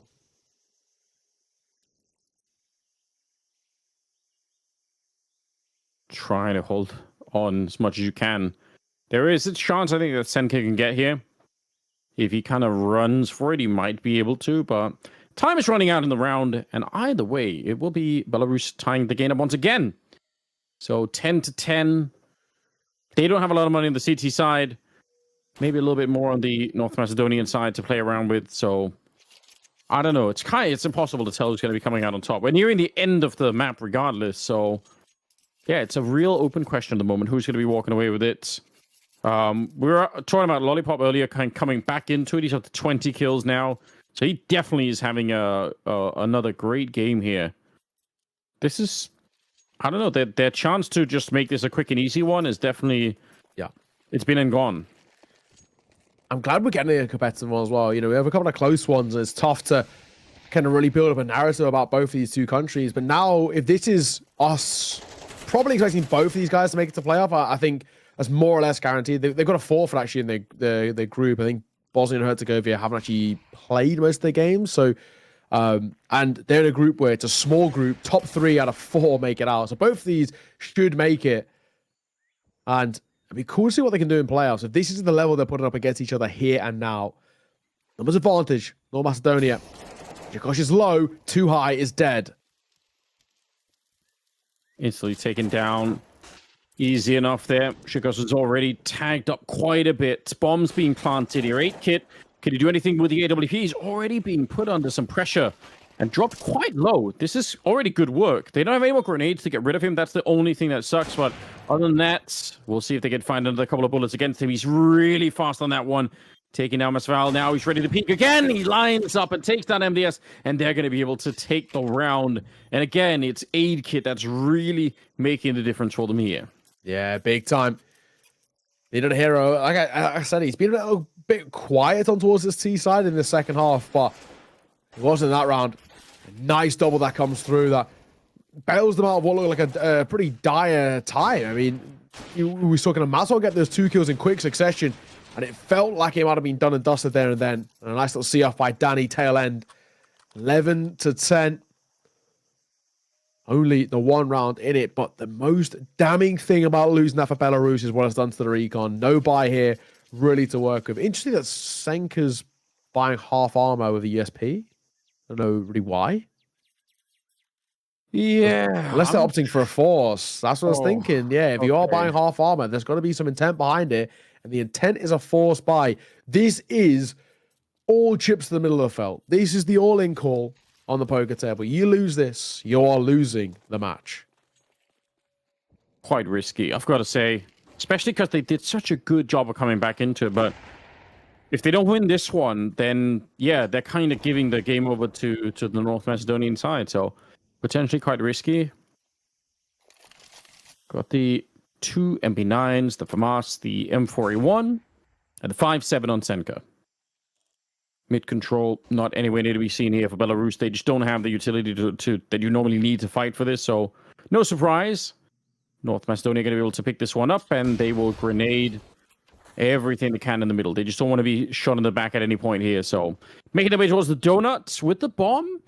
These two people outside of B surely going to be playing a role in this strategy at some point, making a bit of noise, potentially trying to draw somebody over. I feel like they could freeze here towards donut and let the other two players work a little bit, because right now they're not part of the strategy at all. It's true. It is true. 50 seconds. North Macedonia call for this pause, and again, now what's the play? I think they're just seeing if the CTs are going to move. I mean, it's fair play. They kind of showed themselves in middle, so it is surprising that Belarus are not moving at all in this round. Almost the lineup. My God, that could have been devastating. That's nearly a double kill, but where do they go from here? 27 seconds. You got to make a call now. It doesn't really matter if it's A or B, just you have to make a decisive decision, and it's going to be Stresan going down. 4 versus 4 all of a sudden. They are on the B bomb site, so it looks like they're going to be able to get the bomb planted here. Senka showing up and gets taken down just as quick. Side swipe by the AK's Lollipop, and all right, they got the job done, but there looked like there was a lot of hesitation in the middle of that round. Yeah, I think you're right.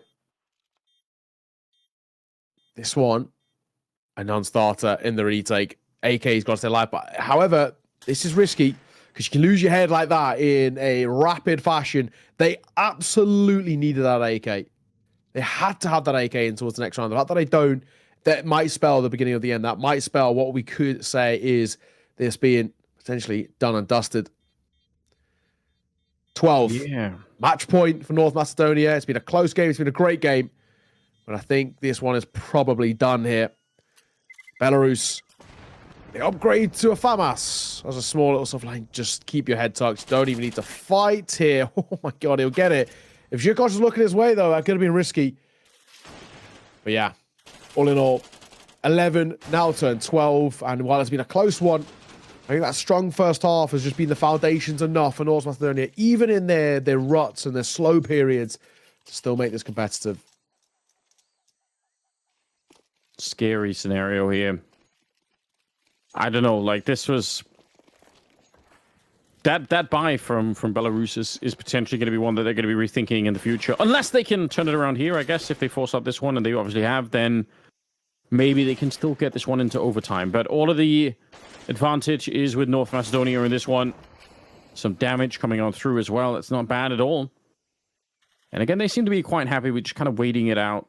I'm guessing eventually when they go for it, 8-Kit's got a flashbang already in his hand, so he's going to pop that over the wall, and the rest are going to try and push out and try and see if they can take some control out here. There's so many people in middle for Belarus, my God. Okay. This might be an awkward fight in elbow. Will they expect them up close? Will they expect Lollipop? Will they clear him? They will. Can't transfer, I think, is probably the big one. The Deagle trying to line up shots. Danny going to get a double. Oh, Anders, I think we might be saying goodbye. Cubbies are cleared. They have not cleared mass foul. They turn around, thankfully. Thank God. Yeah, it would have been a nice little trick if you could have stayed in there, but it's not going to be possible. And it will be North Macedonia. I would say a real struggle here at the end.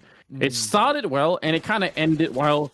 But there was a point in the middle where it just wasn't quite good enough. But still, congratulations to them. It's a nice victory that they pick up here in the middle of the day. Not bad at all. Yeah, no, agreed. I mean, honestly, it was at one point, I think, considerably harder fought than they would hope. I mean, they're looking at this and it was such a smooth sailing of a first half where I really didn't think anything would change on the T side, especially with how well A-Kit was playing. But in all fairness, T-Side Orping's a bit of a different beast. So I can understand maybe where he individually tailed off a little bit and then how things started to maybe peter out a bit for North Macedonia, because the kill disparity drops off quite severely off the back of him as we headed in towards that second half. But thankfully, they're able to recover. It's a very strong side. And I think the one of the other things that I was going to talk about as well is that with how their group currently is laid out, because Bosnia and Herzegovina forfeited their first 2 matches, they're 0-2. They're basically more or less guaranteed they're not making out. And they're in a group of 4. The top 3 make it out. So both of these sides, no bother, should make it towards the playoffs. It's not really anything to worry about is the main thing I'm looking at. Either way, though, good win to come through. That's now putting North Macedonia at 2-1. We're going to first on to a break. Back on more Counter-Strike. Just a second.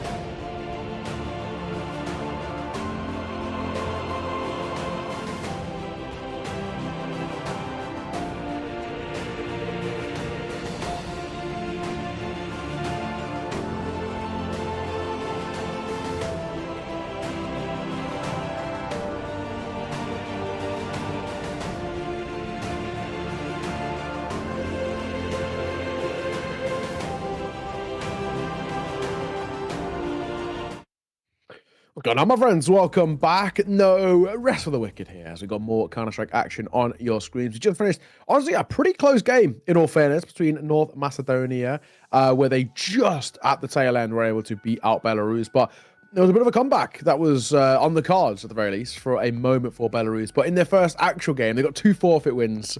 Yesterday, Belarus didn't have to play any Counter-Strike. They now, in their first actual game, do pick up a loss. It's not the end of the world, though, we were saying. In their group, because of the forfeits that are happening there with Bosnia and Herzegovina not showing up / not playing, they're kind of guaranteed out. All the other teams in that group are going to make it through. North Macedonia, Croatia, and Belarus, they're going to be fine. We're now moving on towards, now this is group number, I think it's group D. Yes, we're moving on towards group D as Serbia take on Azerbaijan. Now, the Serbian team is pretty cool on paper. Azerbaijan have struggled so far, though. They're 0-2 currently. 2 losses yesterday. They had a 13-4 loss to Bulgaria, and then they had a 13-9 loss to Moldova. So it's been a rough day one for them. Yeah, I'm definitely curious about this. I feel like there are some names that I'm going to recognize on the Serbian side that have been around for a while, but yeah, for Azerbaijan, I have no idea what Counter-Strike is like out there. I just don't know. So I'm this is going to be a real learning experience, which honestly, again, I think is one of my favorite things about IESF. But we are going to have the lineup for Serbia ready for you guys. Dragon is definitely a name that I recognize. Collins maybe less so. Kindo. Vladen, and then Emmy is obviously a long-standing member of the Serbian community. Been playing with, I was casting, I think, Emmy playing all the way back when he was playing in iNation. Wow. So, like with Yanko, basically. And Nico was on that lineup at 1.2, who's now playing in G2. So, old days. Yeah, this is a pretty solid roster. Take a look at their opponent over towards Azerbaijan and see what those guys are going to bring to the table. I've got to say, I don't know too much about the region or what they have on offer, but I'm interested. I'm interested to see what they can bring. So, Tensei Gun, I think. Yeah. That's right. Triple Rose, Russia, Alikos, and Fiction. So, not the way. Yeah, they're pretty doable. Yeah, they're pronounceable. That's what we care about. Yeah, that is the first test for us, really. Not bad. Yeah, so we're gonna get a chance to learn there, but definitely there's a lot of experience on the Serbian side. So no doubt, I think they're gonna be just on that alone, probably gonna be a step ahead. But it'd be exciting to see if we're gonna be completely surprised. It'd be sick to see Azerbaijan show up. We will have to find a map to play with. Still in the best one region here. So let's see what the veto is gonna end up like. Serbia definitely no patience whatsoever for Vertigo. We will end up on Mirage to end the whole thing with, which is fine. So what about apart from Nuke, which I just never expect in a best of one? I guess Inferno is the game that the map that we've been dodging most of all. So yeah, both of them seem to be kind of despised. Nuke doesn't get picked as much.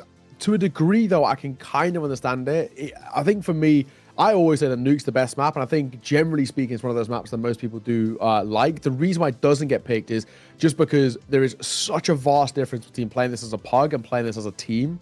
And because a lot of these matchups, especially in these best-of-one stages, are maybe lopsided in terms of how much server work and all the rest have been able to kind of pull off prior to this qualifier.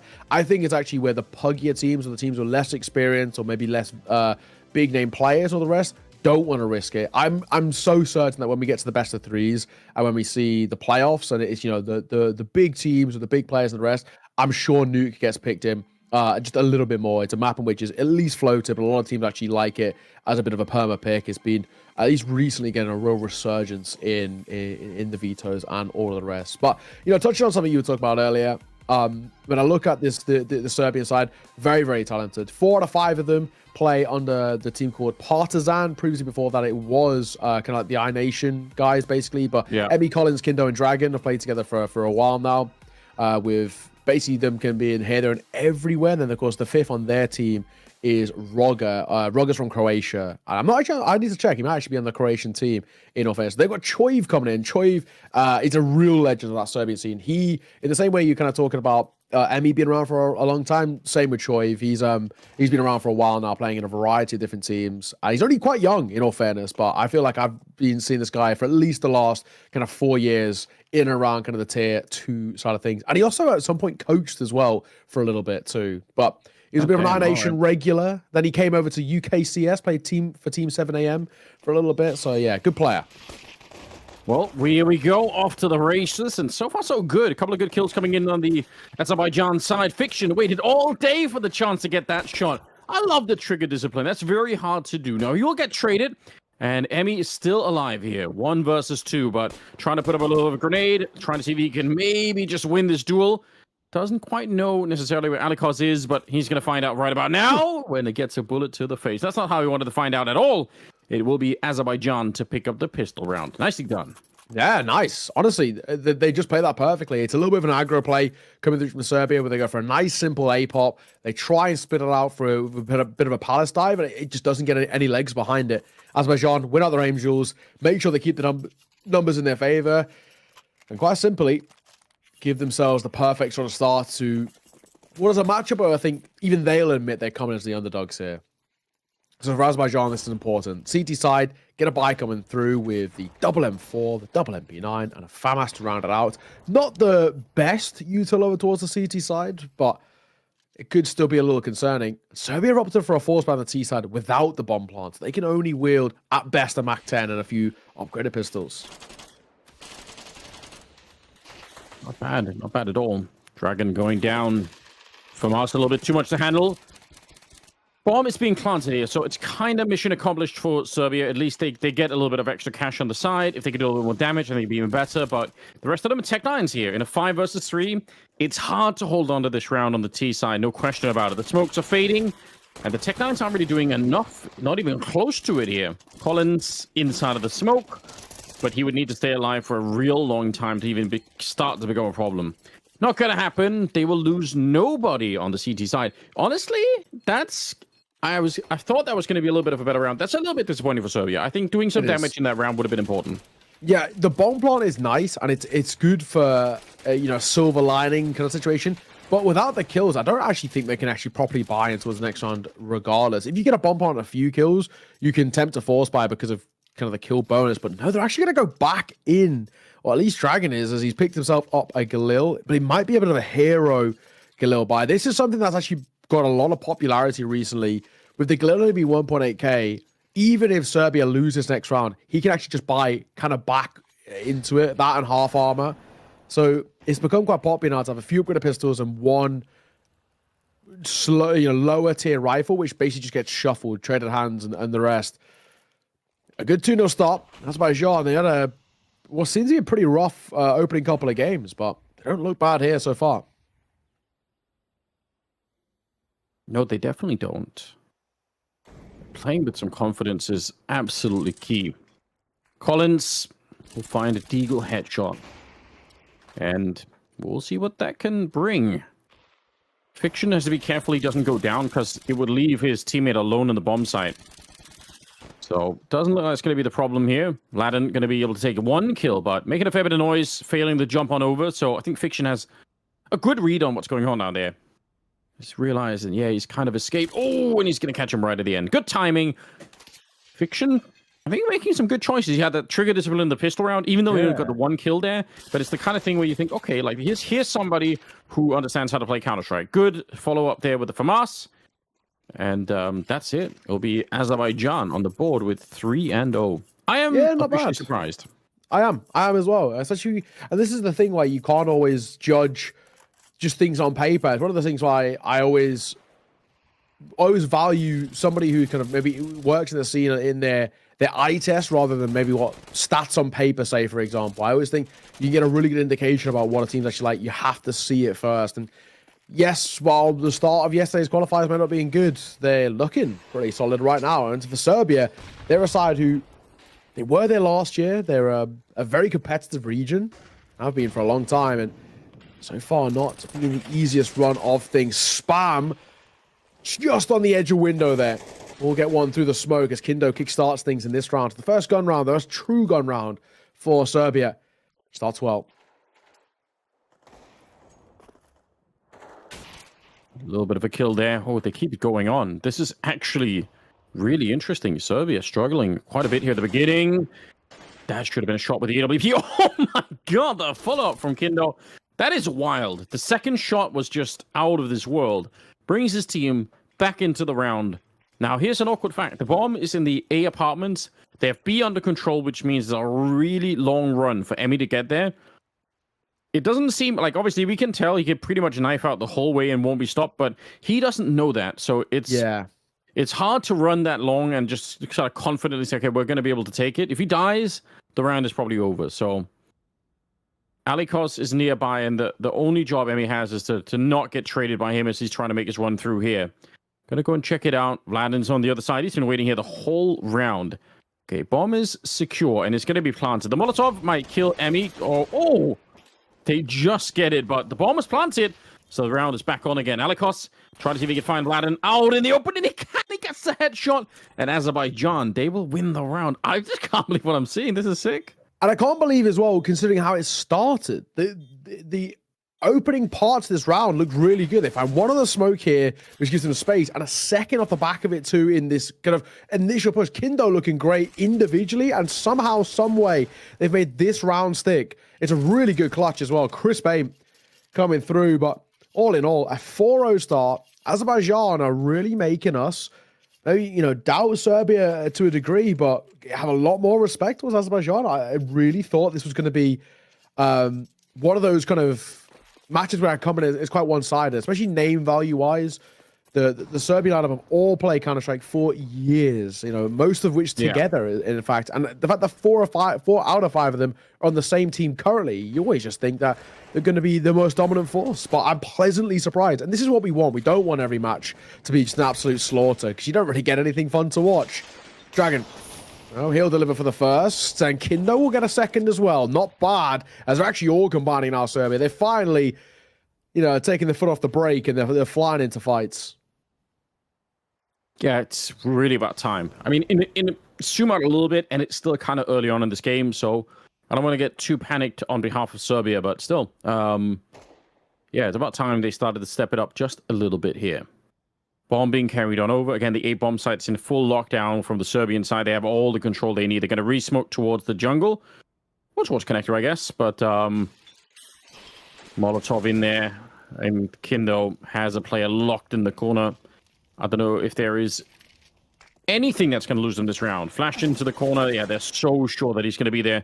Trade is in, and it's just on Triple Rose to try and do something. And he will find the first one. That's kind of back on again now. 1 versus 2, but only for a minute here. Vladin not going to let this round go. And Serbia will win it, although it does cost them a fair bit. Yes, yeah, that's true. They, at the very least, get that one little positive that we get to say of a round on the board. It feels like it's been a long time coming. The last 2 rounds have actually been more competitive. But, they weren't able to see off that final hurdle. Now they get it. Can they use it as a catalyst? Is the thing we always look at. Can they make this sit kind of well for them? There is a buy. It's a weird buy, right? If you look at Azerbaijan, so you got the big investment of the AWP, the half armor, and then it peters out so quickly off the back of the M4s. Those two are great, but then you wield in the CZ. I mean, yeah, wild investment here, which Serbia should be able to take, and it's not about that. That's the AWP drop too. Yeah, this is how you want to get going, Dragon. Having himself a bit of a nice round here. Kindo's going to be helping out, and without too much delay, they are on the site and win the round here. Dragon, 3 kills to his name. They're going to be able to clean up the round. Second on the board, and there's not enough money for Azerbaijan once again. So, yeah, Serbia, this is, I guess, what can happen when you do enough damage in some of the early rounds, even if you don't win them, is that once you do get a round converted, it's on, and you're right back into the mix. So, good job. Yeah, exactly. 4-2. It's a much more doable affair now. You can see absolutely your opponent within kind of reach and distance, especially considering the recon's broken. 2 Deagles, 2 sets of half armor, Tentagon, Alikos. Alikos had a couple of moments. Primarily, all of it's come from Fiction and Rusty. They don't really have anything to work with. Oh, it's a nice shot, though, from Tentagon. That Deagle, that's a beaut. It's close there, but it's just a Mac 10. Even if it goes down, it might not necessarily be the end of the world here. Kindo, they know there's a second player in that corner. And the grenade, oh, not quite. I can understand why he didn't want to get 1 Deke throwing it. That is a surefire way to die in Counter-Strike. We all know this. You're trying to throw those grenades, and that's always when you get peeked. So he could have killed him with a grenade, but it could have cost him his life too. I kind of respect the fact that he just decided to cut it short, even though it looked a bit funny. Still a minute on the clock for this 3-on-3. Tentagon gonna rotate back over. AK in his hands. Half armor, full HP. It's on the cards. It's definitely not something you can write off just yet. And if they're able to convert this, considering it was just a double deagle investment, it would be a massive round to upset with for Azerbaijan. And so Serbia kind of semi-nervously pumping the brakes. They're waiting for a fight to be gifted their way. And I don't think it's going to happen the way Azerbaijan are set up. 2 towards the A site, 1 now rotating over from B. The CT's have caught this perfectly. Deagle spots him out towards Tetris. Molotov coming over towards top of Palace. They're not clearing under just yet. With the swing, though, they will. Vaden finds the scariest person in the server of Azerbaijan, and the nade sees off arguably the second. That's both sets of armor gone. Deagle unable to do anything, unfortunately. It was a nice attempt, but Serbia finding 3 in a row here. Getting to save a bunch of guns. They have a lot of money on that side, too. Yeah. Real tough experience for Azerbaijan at the moment as they come off of a good sequence of rounds, looking strong, but running out of cash here to make it work. All right, shout out to Yona 6077 in the chat, who is actually from Azerbaijan. I was just asking earlier if there's actually anyone from Azerbaijan tuning in, but there is. That's awesome to see. Team's playing well at the moment. They are against, I think, a stronger opponent than they are. But they're not acting like it. I love it. Like, they're playing with heart at the moment, and that's how you have to try and do it. Rush to the A-bomb site. Serbia want to try and go for it real quick. It's a nice couple of kills going in return. And Kindo and Dragon are slowed down once again. It's Azerbaijan with a 2-man lead. Okay. Azerbaijan not letting their kind of reinvestment go to waste when they come back in. However, that's a bit of an overfight. Kindo gets gifted that one. And it's Fiction, who we kind of spoke about a little bit earlier. The decision making from here has felt pretty good. In that instance, that's the one time it hasn't. Sensor gun. However, I was going to say he should line them up, and he can't. A 2 versus 2 now. It's gone from being what felt like a lost round for Serbia to now absolutely back on. It could be 50 seconds. They're quite far away from the sites, but waiting around. Oh my god. Oh my. If he gets that one, it's definitely back on. But that should be a bit of a warning now. There is a flank coming in. Look at Triple Rose. Oh. We should just stay alive here, or he's not going to need the flank at all. He's just I've got to say, that is insanely risky, but it works out, so I'm not going to criticize it too much. But if he died there, it could have meant that the flank would have been for nothing, and they could have lost the round anyway here. Still, yeah. Great job. I think if the AWP finds the kill, and in that second kind of chance that was gifted, I honestly think Serbia take that round, and that would have been that's one of the worst rounds to lose, period, in Counter-Strike, where it's a 2v4, significant man advantage, you've got the guns as well, and you just overfight and gift them 1v1s. That's a kind of a round which is about lack of discipline. And thankfully they didn't lose it, but even still, we can sit here and say there felt like a little bit of a lack of discipline out from Azerbaijan in that one.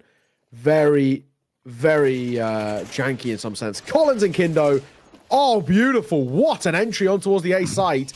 Gets ripped to shreds. That's a save. There's no point even going for it. I don't know why. In a 2v5, there is no point losing your guns. You do not have the money. You need these M4s in the next round. Don't die. And they've already now down to, well, none. Wow. What a quick round from Serbia. Yeah, that was explosive. Good way to set the tempo. I agree with you. I don't think there was any reason to try and go for that retake. But that, again, could be one of those, let's say, lack of experience combined with just a determination to come into the game playing real hard and kind of not being too scared of Serbia. So that can sometimes lead you to make calls like that where you say, well, probably in retrospect it would have been fine to save the rifles. Either way, we're in the 10th round and it's a 5-4 scoreline here. And I got to say, Serbia already, they're getting into a territory where they've done enough damage on the T side.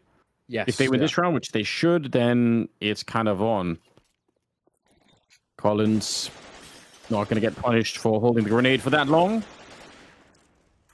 And look at the spray down. So this round is sealed up.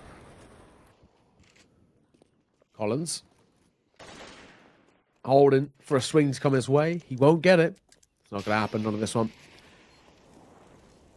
That's going to be all tied square. And yeah, I think the kind of thing you were touching on, right, where the economy started to get kind of a little bit broken over towards Azerbaijan. It's now made this at least a real kind of conversation to look at in the sense of maybe this game slipping a little bit away from Azerbaijan from what was a really strong start. So it's now a tied game and a potential for Serbia even to steal a lead at the tail end too. If they win the next one, which is going to be a buyout from Azerbaijan, economy gets broken again, and then we are talking about 7-5. So it could very quickly just get whisked away from them from what was feeling competitive and feeling like a good situation to then now it's a completely different story.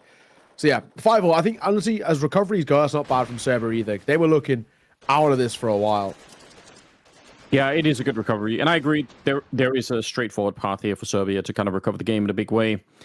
Round number 11 is in, and you can buy in this round, but my God, it's a really, really thin buy.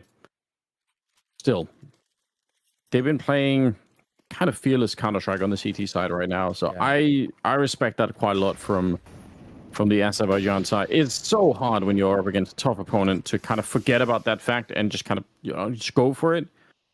But they have been playing good Counter-Strike.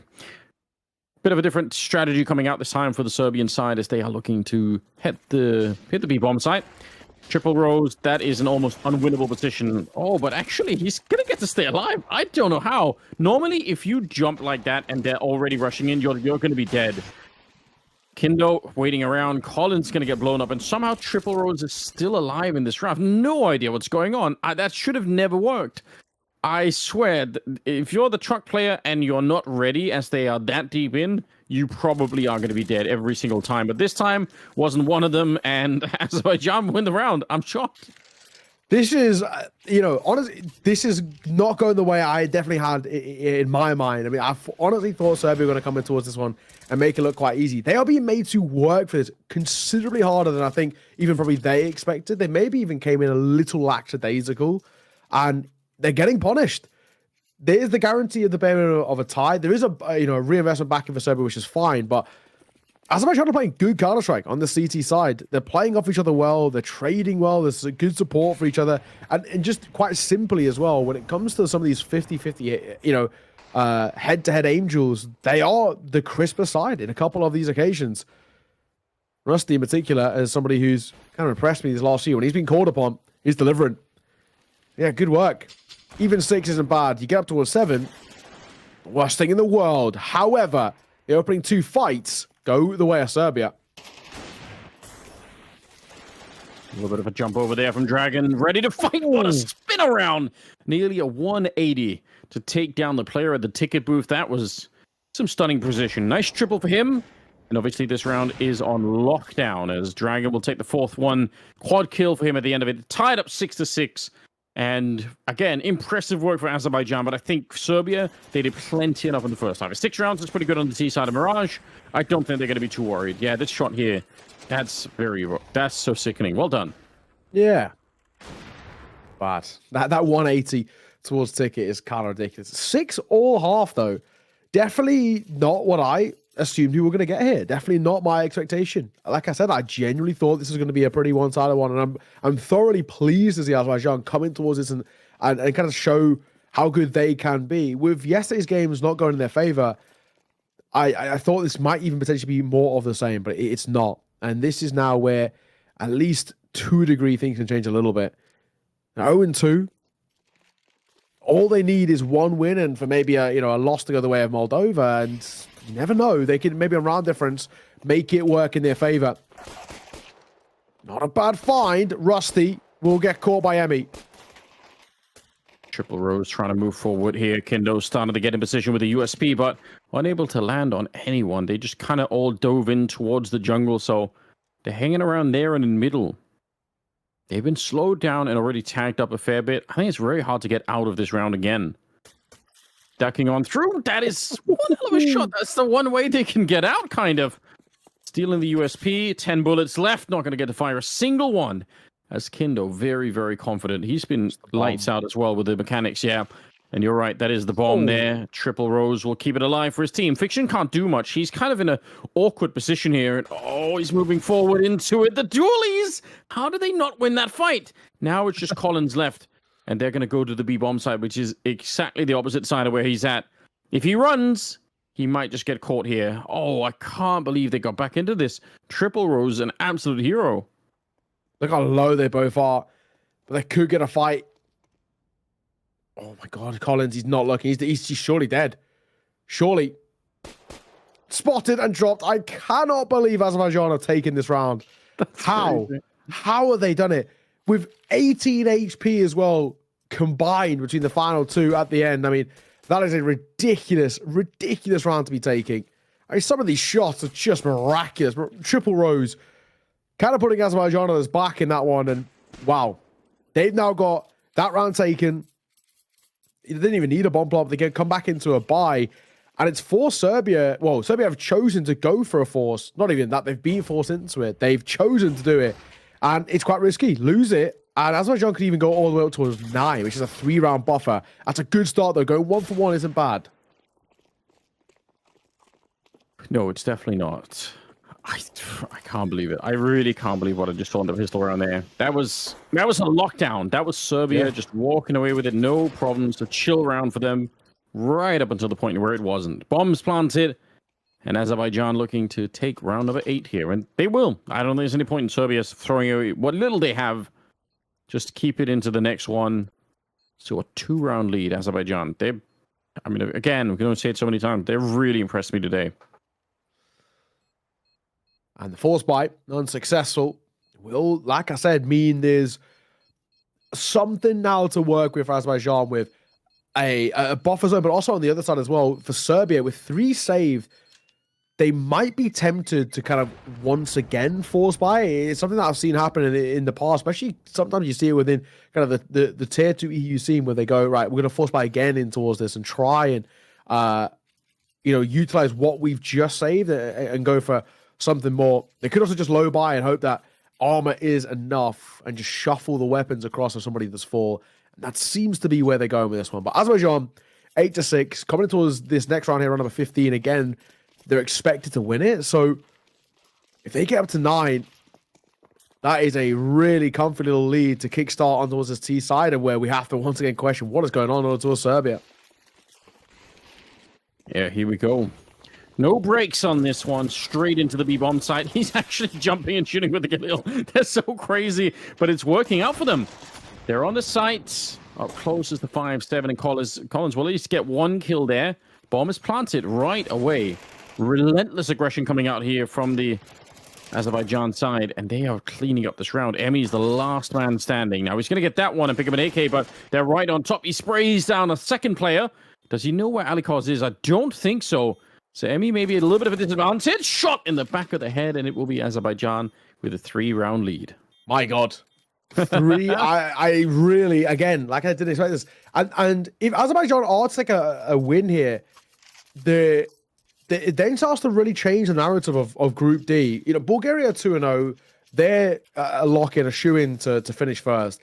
Every other, the other teams of Serbia and Moldova, who are 1-1, and Azerbaijan, who are 0-2, you get a win here, then both Azerbaijan and Serbia find themselves 1-2, and Moldova have got a game later on against, or simultaneously against Bulgaria. So Azerbaijan win this game, and they could actually just steal a spot in towards the playoffs, which is crazy. But Serbia have got other ideas in this round. In a matter of moments, Triple Rose left all alone.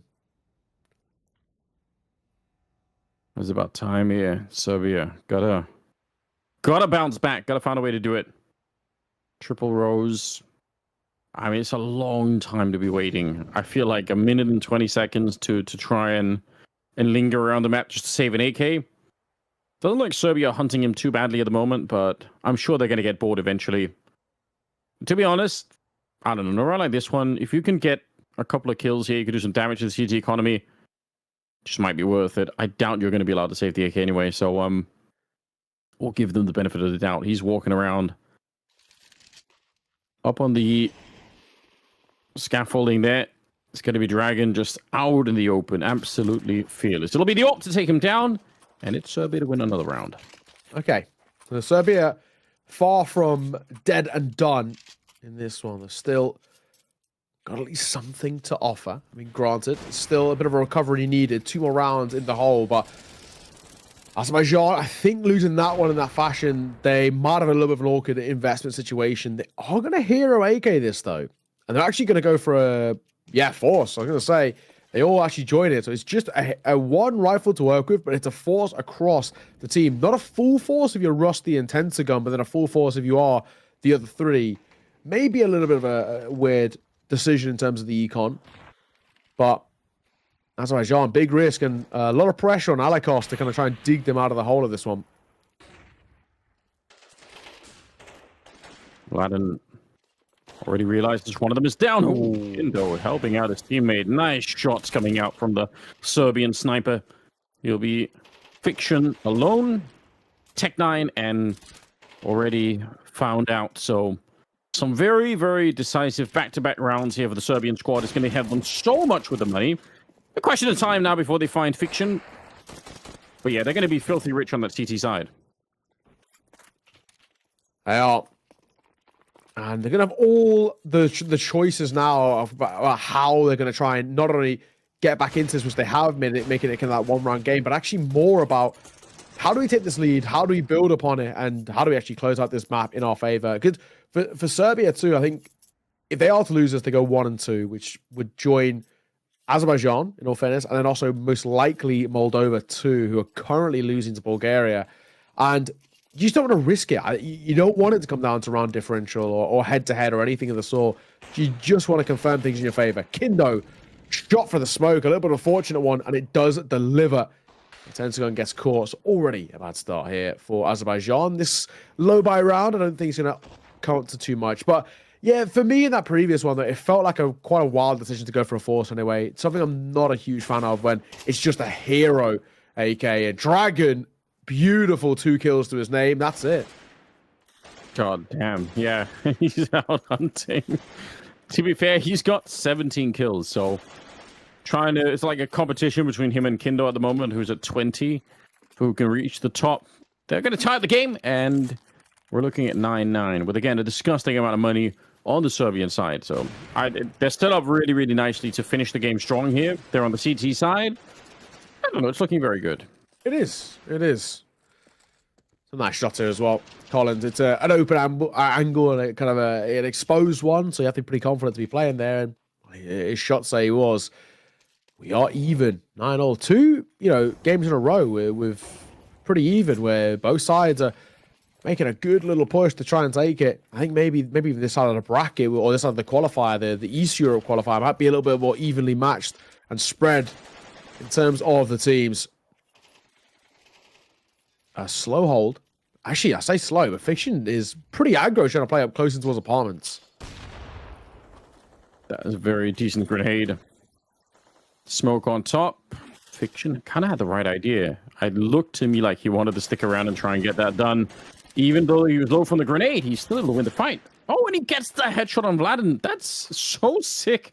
He's at such a huge disadvantage once he's grenaded, and they know where he is, but he's still able to get the job done. Collins wants to be the hero and try and lock down the bomb site, and he's close to falling victim to Fiction as well, but at least a 3 versus 3. Oh, and they come right back into Emmy. That's pretty disappointing for them. Oh, Emmy, he still hits the headshot. I was going to say he gives up the advantage by moving forward and falling into them like that, but it's just Tenzigun left. 1 versus 3. Emmy obviously saving them in this round. Tenzigun. Not impossible. With 35 seconds, it's going to make your life so much harder. Hey, you have to go play, kind of collect the bomb first and then decide where to go. I think the priority would be to save hold of the AK. Other ideas, gets tunnel visioned in over towards spawn. And Serbia, good round for them. 2 for Collins, 2 for Emmy. The OGs of the Serbian side stepping up in that one. Emmy's not had too many opportunities. It's primarily been Kindo who's doing the bulk of the heavy lifting, him and Dragon. Being okay. So at this 1-round lead, once again, now Azerbaijan don't have anything to work with here. A few upgraded pistols, nothing too much. Fiction's going to go for maybe a little bit more of a buy than I would have wanted. I mean, actually, kind of that sentiment's across the board here. 1.2k. I know they got loss bonus, but means probably no AWP. Maybe Rusty if he's lucky if he wants an AWP out, but it might even be half arm and little util. Awkward decisions, basically. Yeah, unfortunately, not much else left for them at the moment here. Missed op shot on the first, missed on the second, but it doesn't really matter. He's got all the backup of the world here at the bomb site, so they will be able to clean it up nicely. Triple Rose, stuck in the corner, no way out. Felt like he even looked into the sky. It was like, I give up, I surrender, I'm out.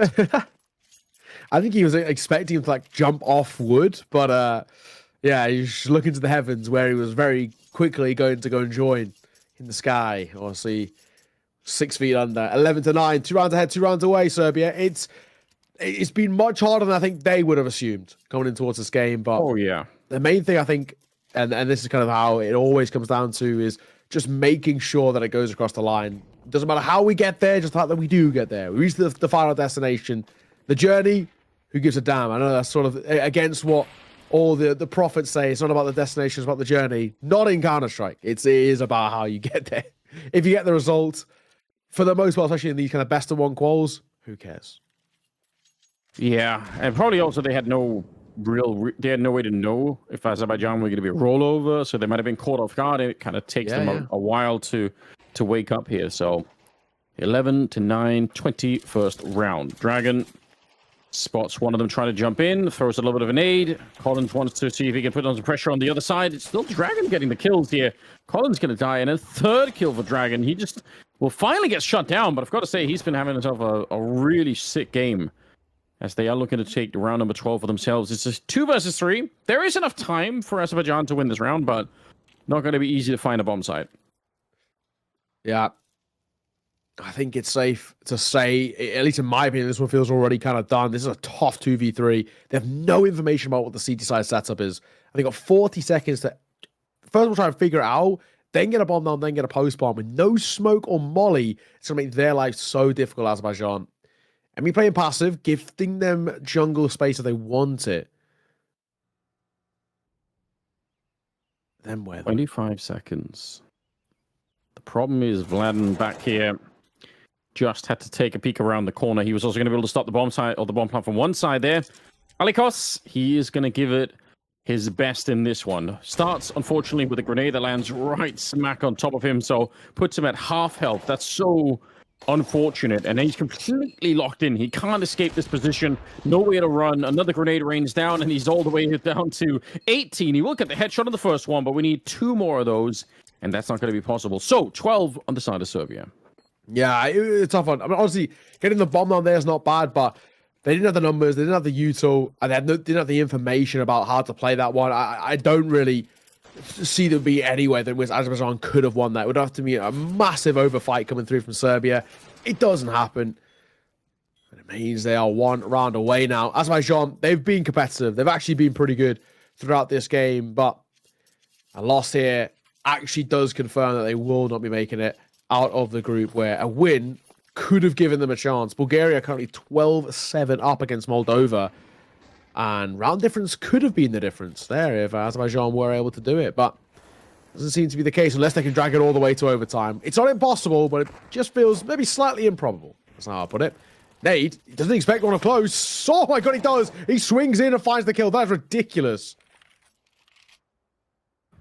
Well, that was probably the one big moment there. They needed the win towards the connector. Didn't really work out. So 5 versus 3 instead. Collins, pretty aggressive, lacking all respect here. He's just ready to end the game. Fiction on the other side. Oh, the jump down, but he does take a fair bit of damage to it, so hard to recover from still. Emmy just patiently waiting, and we'll get the final kill, and it will be Serbia to walk away with a victory, but certainly Azerbaijan would have won over a couple of hearts and minds there, because they did play a much better game than I think anyone expected. So well done on their side, but it's Serbia with the victory. Yeah, you know, playing better than I think we would have assumed. A side who, on paper, losing that game, guaranteed out, being 0-2 yesterday. And even if you look at it 0-3, somebody who maybe didn't even watch the game might think, oh, Azerbaijan, they're just not a competitive side. It's not the case. They were good. They were honestly a really, really solid team. So, Yeah. I mean, credit to them. There was a competition there. Sadly, it's not going to make too much of a difference. Some of the other results have actually been rolling in. I've been kind of keeping tabs on it. Ukraine beat Armenia 13-0. Pretty solid game there. Okay. Poland beat Georgia 13-5, and Romania beat Montenegro 13-2. And currently Bulgaria 12-8 up against Moldova to close out this group. But all the players are locked in for playoffs from this group. We're going to go to a break. When we are back, we're heading over to another group. Sit tight. We'll see you soon.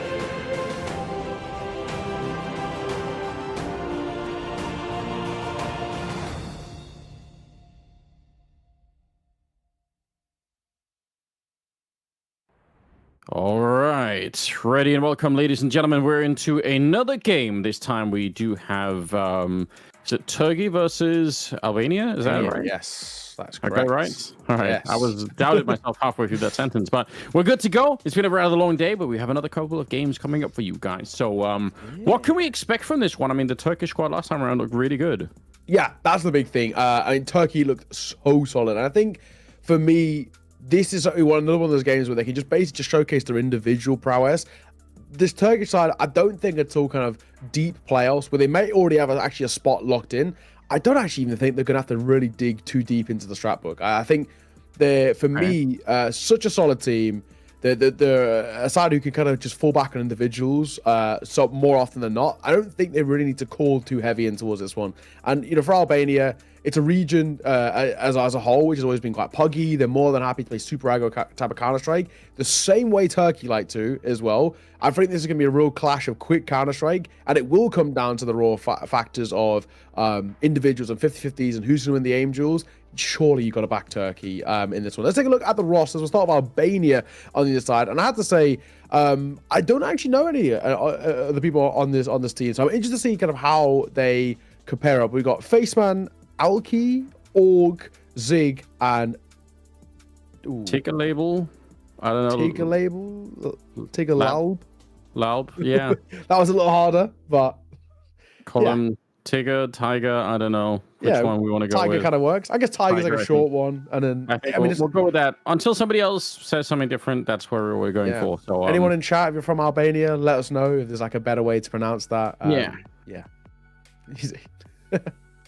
That's already the first one we've had a little bit of trouble with, but that's absolutely fine. Yeah, I think on the Turkish side, again, we've seen them play before, but M-Star, X-Cloud, Emo, Wakadia, and Jota. And I would say for me, like coming into the last time we saw them, I obviously recognize Emo and Wakadia and X-Cloud really well. For me, it was like, oh, that's fine, they're going to be great. It was really Jota who was stealing away a lot of the highlights last time. He was really sick. It was good. Excited. You had obviously seen him before, but it was kind of a first for me. It was really cool. Yeah, Jota's, you know, for me, he's just such a talented guy. I think he's a youngster who's come through the scene. He was part of Eternal Fire Academy, so at least he'll know all these guys that I've played with him in the past, because he currently plays with X-Cloud on the Sangal, and it's a really solid side. And of course, Emo and Wakadia know each other very, very well, as we all know. So yeah, this is a cool team. I think it's a real kind of mixture of most of the best players within the Turkish region who are so damn solid. Of course, with Emo and Wakadia, they play together on a regular basis in Tier 1. I mean, they've been so good recently, that Eternal Fire roster. X-Cloud and Jota and the Sangal have been really climbing the ranks within Tier 2. I think they went for a rebuild Sangal where they moved away from being a full Turkish team, went international, bringing in the likes of LNZ, Linus, of course, who played for NIP for a little bit. People know him, the Swedish guy. Sami, a Polish player who's been around for a little bit, in all fairness. And then Youngster, who's this new young Swedish talent that is, yeah, he's pretty incredible, I can't lie. He's very, very good. Definitely one to keep an eye on for. And they've actually recently qualified to Pro League as well by winning ESL Challenge League online. So you will be seeing X-Cloud and Jota soonish on a big LAN environment. But this Turkish team is really good. We caught them yesterday. Man, they look really good. I mean, they were very, very comfortable on Vertigo. Looks like a very good map for them. You created a couple of moments against a full squad, but I'm assuming I come in towards this one with pretty high expectations, in all fairness, for this Turkish side, just to kind of roll through it. Yeah, and I mean, somebody like Wakadia is going to be a monster in a best of one. So we have the veto ready for you guys to see which map we're going to end up on. They actually did see Vertigo last time when we saw it. This time, it will be on Mirage. Again, the battleground here. Don't necessarily hate it, don't really mind it. Again, I think the Turks are going to be quite strong for this one. So, yeah, I'm excited for it. I noticed there were a lot of Turkish football memes going around. I don't know what they're about, so I can't even help out. But if I knew, I would make a reference to whatever is going on over there in the world of football. What I mean, what in particular? Oh, you mean with the Euros? Yeah, they lost yesterday. They lost yesterday. Okay. Yeah, they were 1-0 up, like kind of like 30th minute, something like that. A nice little header, and then second half it was 2 quick goals. Netherlands scored like 2 goals in like 6 minutes. One of which was an own goal as well. So yeah, it was rough. They lost 2-1, and yeah, They out in the quarterfinals, which is actually kind of normally where Turkey do drop out. They're a good team, but they're always like a dark horse team. They're never like a favorite. Where Netherlands are a team that people would expect to make it to a semi. So yeah, sad for them. But maybe they, good performance here. They may have not made it through in this one, but maybe they can make it to the World Esports Championship. So using the esport comparison, Turkey, yes.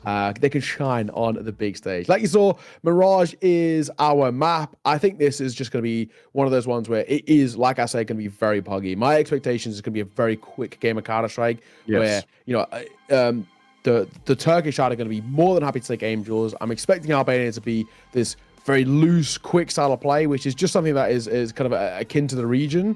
And I look at that and say that this is going to be a Clash of the Titans in the sense of their style of play, very, very similar. But then it'll come down to the individuals. Who's going to be the crisper ones? You normally would lean in favor of Turkey. They're 2-0 so far in Group A. They've picked up, obviously, that win against Ukraine that we covered. They also got another win literally just a few moments ago against Armenia, 13-5, where Albania played against Ukraine and they lost 13-10. So with how solid Turkey looked against Ukraine, beating them, and the fact that Ukraine have beat Turkey, so that Ukraine have beat Albania, it makes you kind of sit here and say the clear favorites are there, right? If you put 2 and 2 together.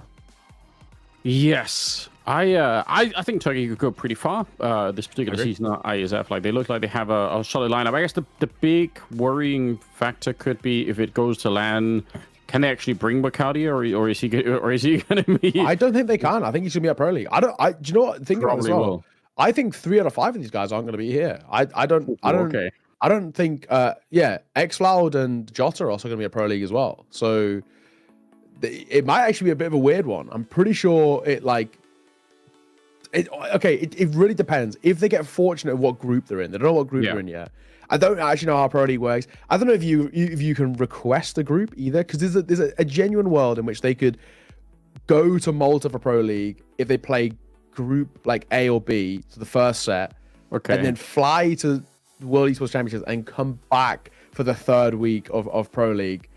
That's pretty rough. I don't think Eternal Fire or Sangel are going to want 2 of their players to leave. Probably not. Yeah, so I don't know. It's weird. We could actually see 4 out of 5 of these guys not actually make it to the World Esports Championships. I can't see a world in which you can request groups of Pro League, because it's going to be a hell on earth for ESL to try and deal with. Like, can you imagine the logistics of 50 teams saying but we want to play this group this week, blah blah. Probably going to be very hard. But yeah, either way, so it could be that the squad looks different once we get to LAN. It's quite likely. But at the end of the day, if the country as a whole can qualify, then that's that's one in the bag, and then we'll see who they end up sending. I mean, it's kind of the nature of the world that we're living in here at IESF, is that some of these players could end up going and doing some other things in the meantime. But it's part of the fun, part of the mix up there. We will be on Mirage to decide this best of 1 with, and then after that we feel like one more best of 1 in the day. So kind of a longer day, but I would say we've had a pretty good mix of Counter-Strike. Probably, I would say, for me, the surprise of the day so far was probably Azerbaijan just playing quite well. And I guess in the negative side was Denmark just hardly showing up for their game. That was really disappointing. Yeah, I mean, it's probably sad for you, I guess, a little bit more so as well. Yeah, the boys. I mean, I think the thing that maybe would have helped them out a lot is if that Denmark or the Gaming Gladiator side, who were representing Denmark, actually had the full lineup. I think they were missing 2 very important pieces, Nodios and Kragan. They're the 2 most important riflers. The 2, Kragan's a star rifler, and Nodios is the big kind of support secondary star in a sense. I think they really were just missing that firepower. They had 2 youngsters who came in. Honestly, didn't even do too bad, in all fairness. Quez has actually been killing it on Sashi recently, so he's been doing decently. But it is what it is. You kind of hate to see it. And I mean, what can you do as well when Slovakia call up the big guns of Frozen as well? Realistically, I mean, it makes that match considerably harder. And I guess in the same way for Turkey, if these guys can't even play the main event itself, for example, they've called the big guns up for the qualifier to get the country over the line. Yeah, it's working, right? I think you're right. Probably would have been a little bit of a different affair for the Danish side if they could have had the full lineup, but it wasn't even that. It just looked so flat. I was like, you guys even interested in this at all? I can't believe that it was that weird. But Yeah, maybe they can still find a way to recover. I'm not sure if they're what are they 2-2 now, or what's the score for Denmark? They're out. Denmark are out. They're out. Yeah, they have not made it through. Actually, in all fairness, that whole qualifier is actually done now. So I can, while we've got a little bit of break, I can tell you who's made it through and in what position. So from Group A, Hungary top the group 5-0, Kosovo second, Slovakia third. With Denmark, they actually finished fifth behind Ireland. Group B, Germany, Portugal, and France all finished 3-1, but Germany had the better round difference. They're first. Group C went Norway, Austria, Belgium, with all of them finishing 3-1 as well. And over towards Group D, Latvia finished 4-0, Czech Republic 3-1, and Spain 2-2. But enough for them to be over the line. So yeah, there are teams making through. No real big upsets bar Denmark, but by the way we saw Denmark, they didn't really look all too competent in that game. So yeah, no massive upsets, I guess. For me in that one of teams who didn't make it through, basically bar Denmark, but they looked a little rough. We're live here though. We are in the East European quals now as well over in this instance, and this is a game for Albania. If they can take this, it would actually shake things up a little bit. Obviously, Turkey are more or less confirmed to go through. Albania, they're currently 1-1. Greece are also 1-1 as well, so they'd love to get a second on the board and really kind of up their percentage chances of making it towards those playoffs. Oh yeah, no question about it. We are going to start with Albania. On the T side, Turkey are going to be the CT side. Wakadi here with the dualies, making very, very quick work of it. That's the best position for them, and he's going to get a triple at the end of it. So Tiger here on his own, trying to do something with it. 1 versus 3, and actually going into the smoke might not be the worst idea, but they're all on the other side waiting for him, so he was going to get traded. There's 3 people right around him. So good start for Turkey. They will pick up the round. A lot of it thanks to Wakadia there, picking up 3 kills. Well. Wakadia, that's beautiful, isn't it? Honestly, my dualies don't do that. I don't know, how much of the dualies you use.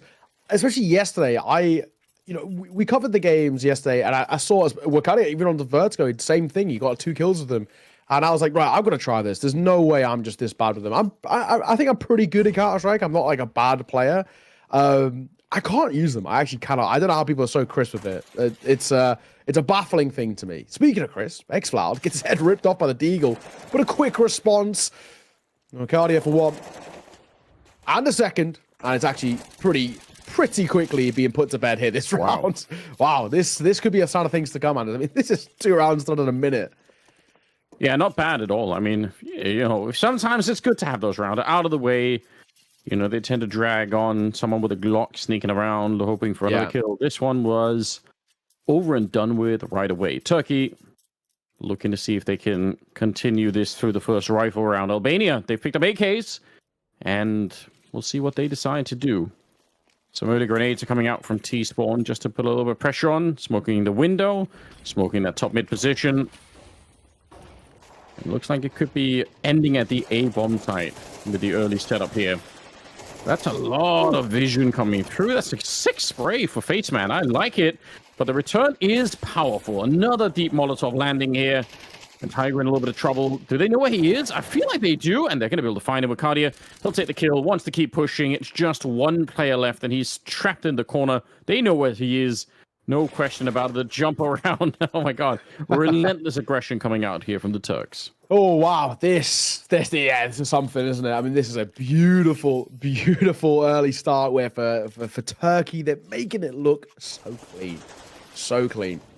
I mean, we expect it to be puggy, and Albania will continue to fight them, right? Tooth and nail. They're going to fight fire with fire. This is just a style of play from Albania, but like I said, it's always, for me, going to come down to the individuals. It's always going to come down to who's actually got the better firepower, who is the more premium player. And Turkey, you could even make arguments for them being the more premium players in the entire qualifier. I mentioned over towards that first qualifier, talking about how Matis, I felt, was one of the most talented people in the West European qualifier. In East, it has to be Wakadia. There's no two ways about it. I think for me, he is the most talented player in this entire quals. Yeah, well, he's proving it now. He's doing a very, very good job. Bomb plants are lacking so far for the Albanians. And that's a problem because, obviously lacking a lot of stuff. Oh, trying to knife. He's going to knife the Nova shotgun. He will pick it up, but he can't get the kill. Still, I appreciate it. That is very funny. And it was a flying knife kill as well. He wasn't touching the ground. If he got the Nova just a few centimeters lower as well, he probably gets the kill at that sort of range. But honestly, a knife round you'll take. That was a throwaway round. That means money, right? Money in the back pocket, which we're not going to complain about at all. Could even be an AWP, and it will be an AWP. So there's a silver lining from that, in all fairness. You'll take 4-2-0. These rounds are quick. And even when the guns come out as well, they're very quick. In via mid. Emor got his AWP out. Oh my god, it's a risky, risky peek. The boost nearly catches him. Okay, well, they're doing some work in this one. Alki has been landing some shots. Double kill for him so far.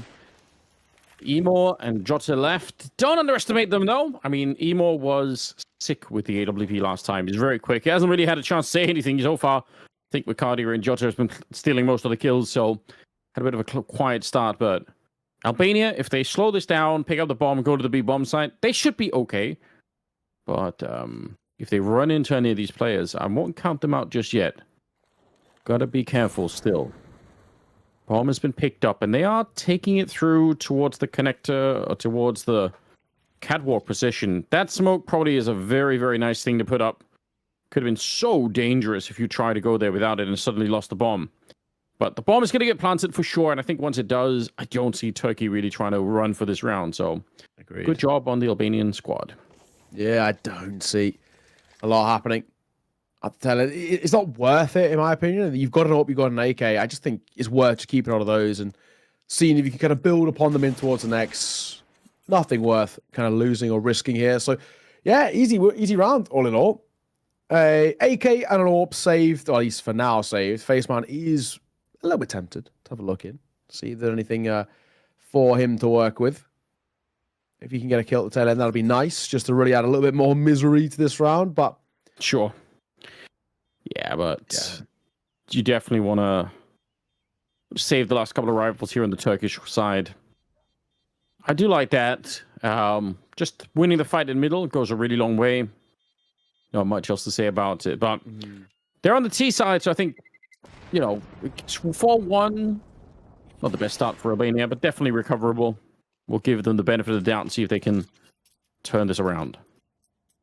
Yeah, I'm not going to count Albania out just yet, especially if they can put up rounds like that in a little bit more of a consistent fashion. Just make sure, I always say it, that this first one that we found now, just make sure it's not a one and done. But yeah, buy back in for Turkey. No problems about that. Going to double AWP, in fact, as Wacadia is going to pick one up as well. He does this a little bit over towards Eternal Fire. He's secondary AWPs behind Woxic, and he's pretty good with it. A lot of it's spawn-based. And speaking of the spawn, he has a good one in towards mid. He jumps up on towards short. He wants to fight, and it's actually the rifle that's doing the primary early damage. It's Emor who clips away the kill, though. So good opener there for Turkey. Yeah, definitely very good. xCloud will take one in return, and it's going to be a 5 versus 3.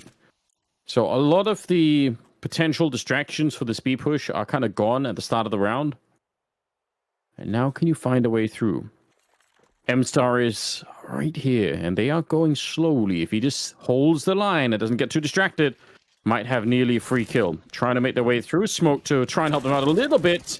So much damage at the beginning, and even though he doesn't quite get the double kill, it's close enough. Faceman is on his own, and he does get one, but that's all it's going to be. Emor shows up, steals the AWP right back, and Turkey will claim another round, make it 5-1. Yeah, right back to winning ways pretty comfortably. Nothing really to converse there. I mean, Albania don't even get going in towards that round. Thankfully, they have a reinvestment back in, so it's fine. But yeah, they don't really do a lot in that one. And so far, I'm not convinced of what I've seen from Albania just yet. They're struggling to get super proactive in the early round because Turkey are so aggro. They're getting consistently blindsided, but just the sheer aggression.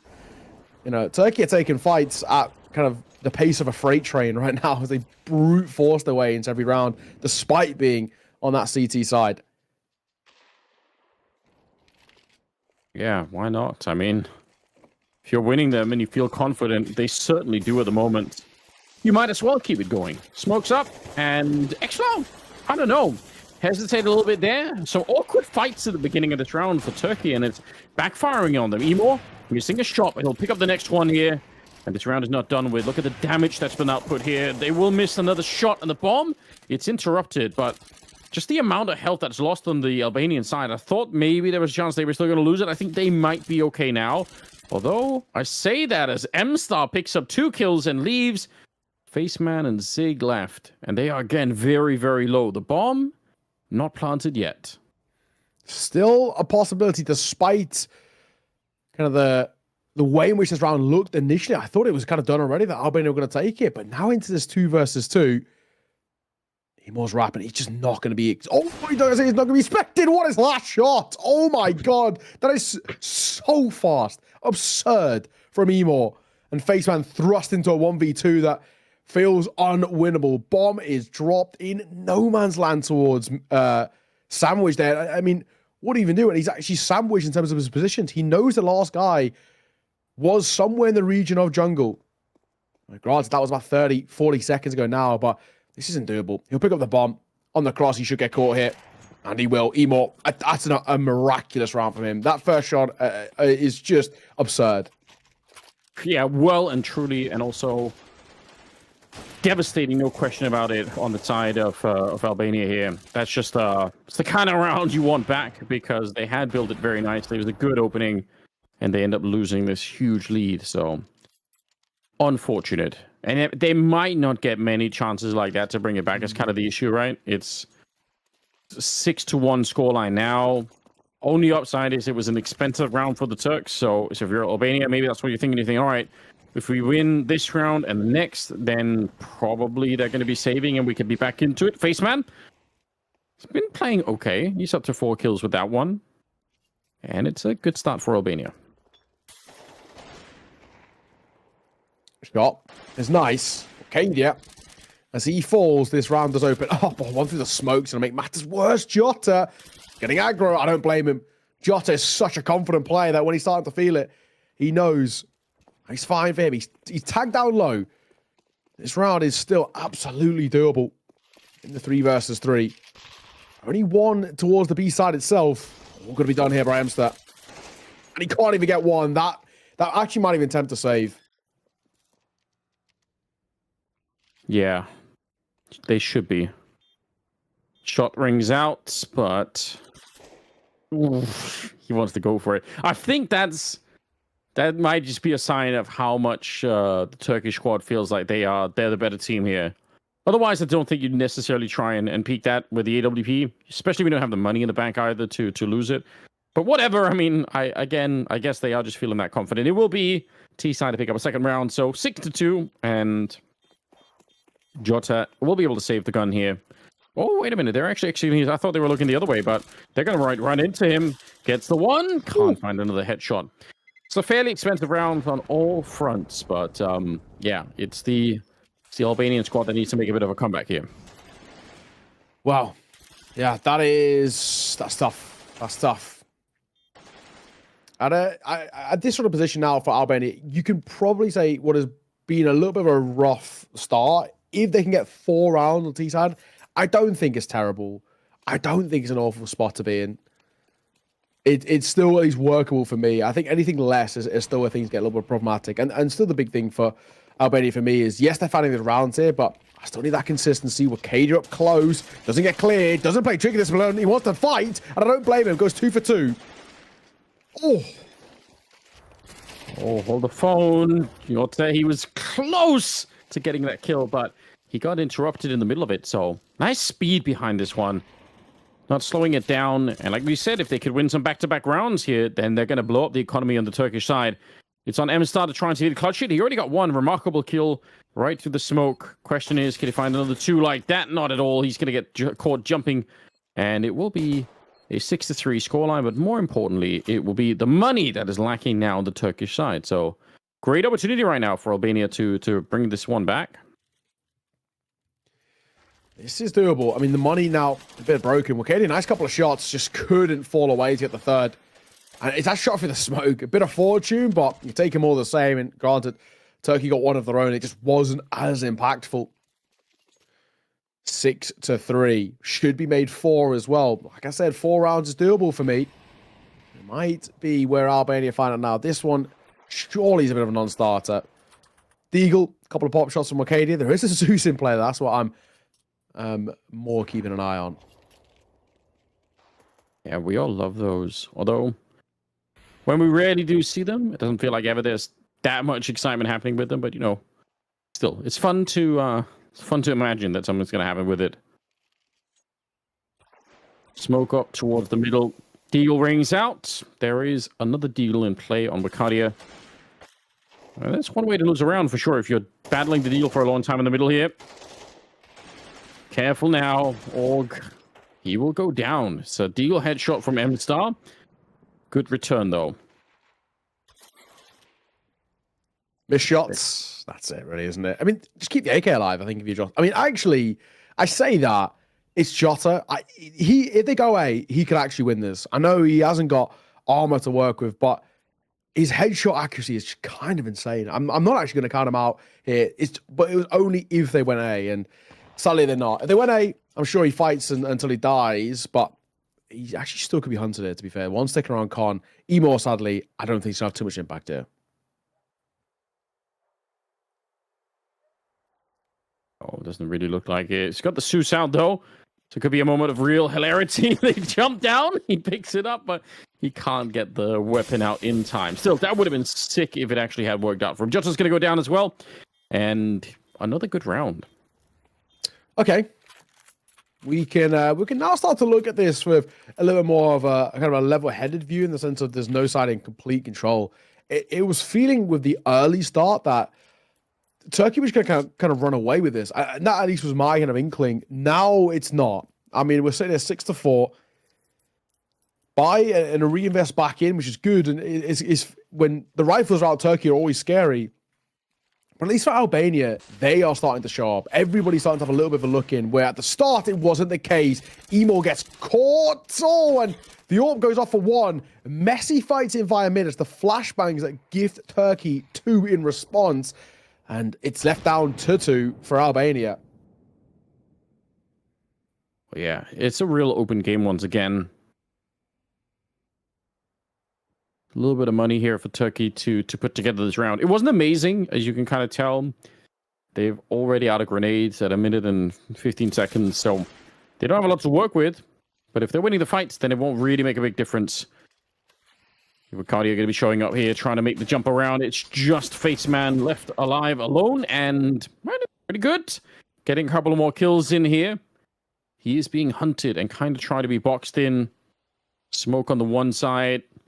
Jota's a little bit far away, so X-Floud just waiting here. Oh, is he going to beat it? He's going to try and walk right through it. That's a cool idea for Faceman. Not really that scared, but he will go down, and Turkey will pick up a 7th round as we go into round number 12, the last of the half. And I don't know, again, at least Albania, they've had enough on this first half that they can do something in the second half, right? Yeah, exactly. Like I said, 4 rounds, it's feasible, it's workable. Anything less, and I feel a little rough. Like it's not really on the cards. I mean, granted, we saw a pretty wild one with that Belgium game where they took it to overtime, but it's a rare one. 7-4. The buy is slightly awkward. You know, you got an open AK, which starts well, and then it very quickly peters off into just Tech 9s alongside it. Orb tunnel visioned in. Lovely shot from Emo. He has remained confident all the way through. He's, only 7-7, but he's hit some ridiculous shots. Yeah. Cool. Important. Nice couple of spray downs here. M-Star bursting on through. Wants one more if he can get it. Well, I think he's done enough. Seeker will go down to the last X-Cloud, picking up the last couple of kills on the round. It'll be an 8-4 lead. So overall, I would say still a good, strong lead for the Turkish squad, but I think Albania managed to prove a little bit towards the middle of the game there. And that's still pretty important, right? They give themselves a little bit of space. If they can win the pistol round now, it's at least a conversation to be had. Yeah, exactly. 8-4 is a workable scoreline if you are the 4, but the one thing that does worry me, and it's something that you've just kind of touched on, if they don't win the pistol round, if Turkey take it, and it's about how Turkey on the T side as well, they get a 9th and maybe even a 10th as well. So, yeah, that's the thing that could be really killer. Oh, setting up for an A pop, we got jungle stair smoke being set up there. No CT smoke? Yeah, so jungle stair smoke coming over. And one flash, one Molotov to work with it. Just some random shots here. Not likely to connect. Much less random over at this side of the map. Alki will get hunted down eventually. Trying to see if they can get control of the bomb site. They don't have the bomb plant yet either. They're kind of fighting their way through. And up close, it's Faceman leaving M-Star alone. 1 versus 2. Definitely a winnable scenario here. Orc's already tagged up quite a bit, but it's Sig. Oh, and he gets spotted out. That's actually kind of a nice deal just to know where one of those 2 players is. Gonna go straight for the bomb plant, so... Oh, wait a minute. Gonna say M-Star, that's half the battle, right? Get the bomb planted. You've done pretty well, but now he's trapped in here. Oh, so much damage. He takes down one. He knows where the second is, but he can't find him quite. Sig will take him down. It's Albania to win the pistol in the second half, but still not bad at all for M-Star. Yeah, he tries to pre-fire that second guy, and he just looks the wrong way. He looks up on high, he's playing bottom stairs, and it's a simple thing. But honestly, well played from Albania in that one, just to give themselves at least a bit of a chance at the tail end in that 1 versus 2. But it was actually the early fights that were really good from them. They sort of expected that coming through. And I think maybe for me, Turkey a little slow. They throw the smokes and then they pause for about 3 seconds, which just gives enough time for Albania to rotate over. Guys in towards jungle, guys via mid, they can kind of pull off from that sort of position and commit to the fights on their site. Bomb plot, though, is good. Turkey can very much make that work for them. Not Amstel, though. Amstel's going to get caught early in this one. He's dead in a matter of moments. Yeah, unfortunately. 3-round difference. Still really early on here in the second half, so hard to know where it's going to go, but the AK stolen there on the CT side. That's really early to have one of those. Jota. Okay, that's a very nice peek. He's aware that it could be someone in shadow. Not quite sure. Oh, and he will win the fight. Picks up the M4 and just wants to keep going. This is the kind of play that we were expecting out of someone like Jota. And he's going to get one more kill in there. Unfortunately, Wicardia gets himself killed, but still a 2 versus 3. And it's all thanks to Jota just winning every single fight. Smokes up, and that's a bit of a bait. You might not expect it. The shadow's showing. Had it been an AK, he would have won that fight instantly, but it's a think with the M4 he won instead. I love that smoke. That's such a clever mind game. You're not expecting for a T player to be playing on that side of the smoke when you hear it going up. Emor going to win that fight easily, and now it's a 1 versus 1. Orc, where do you even go here? It's the big question, isn't it? Rifle picked up for Emor too. That's huge. Bomb planted open. I mean, this is doable. Smoking the bomb, though. That'll bait out the fight. Tap. Doesn't have a kit. Yeah, it doesn't. There's no way he's winning that organ, unfortunately. If he has a kit, different story. Turkey, steal away around. That's a big one to take as well. So they extend the lead to 4. I mean, now we're talking about this getting slowly towards the beginning of the end. And the money, the residual cash over towards Albania is not great either. So they're probably in towards a lesser investment here, where Turkey basically get a freebie of a 10th at a 10-5 scoreline. It's getting to a bit of a mountain to climb for Albania to get back into this. Yes, I don't miss anything around it, unfortunately. Oh, that is that's such a shame for them. They had built up a nice potential comeback, but just too much to handle at the end of it. 9-5 is the scoreline here. Mac 10 to hunt it down. No reason to stop. You might as well keep the run and gun going.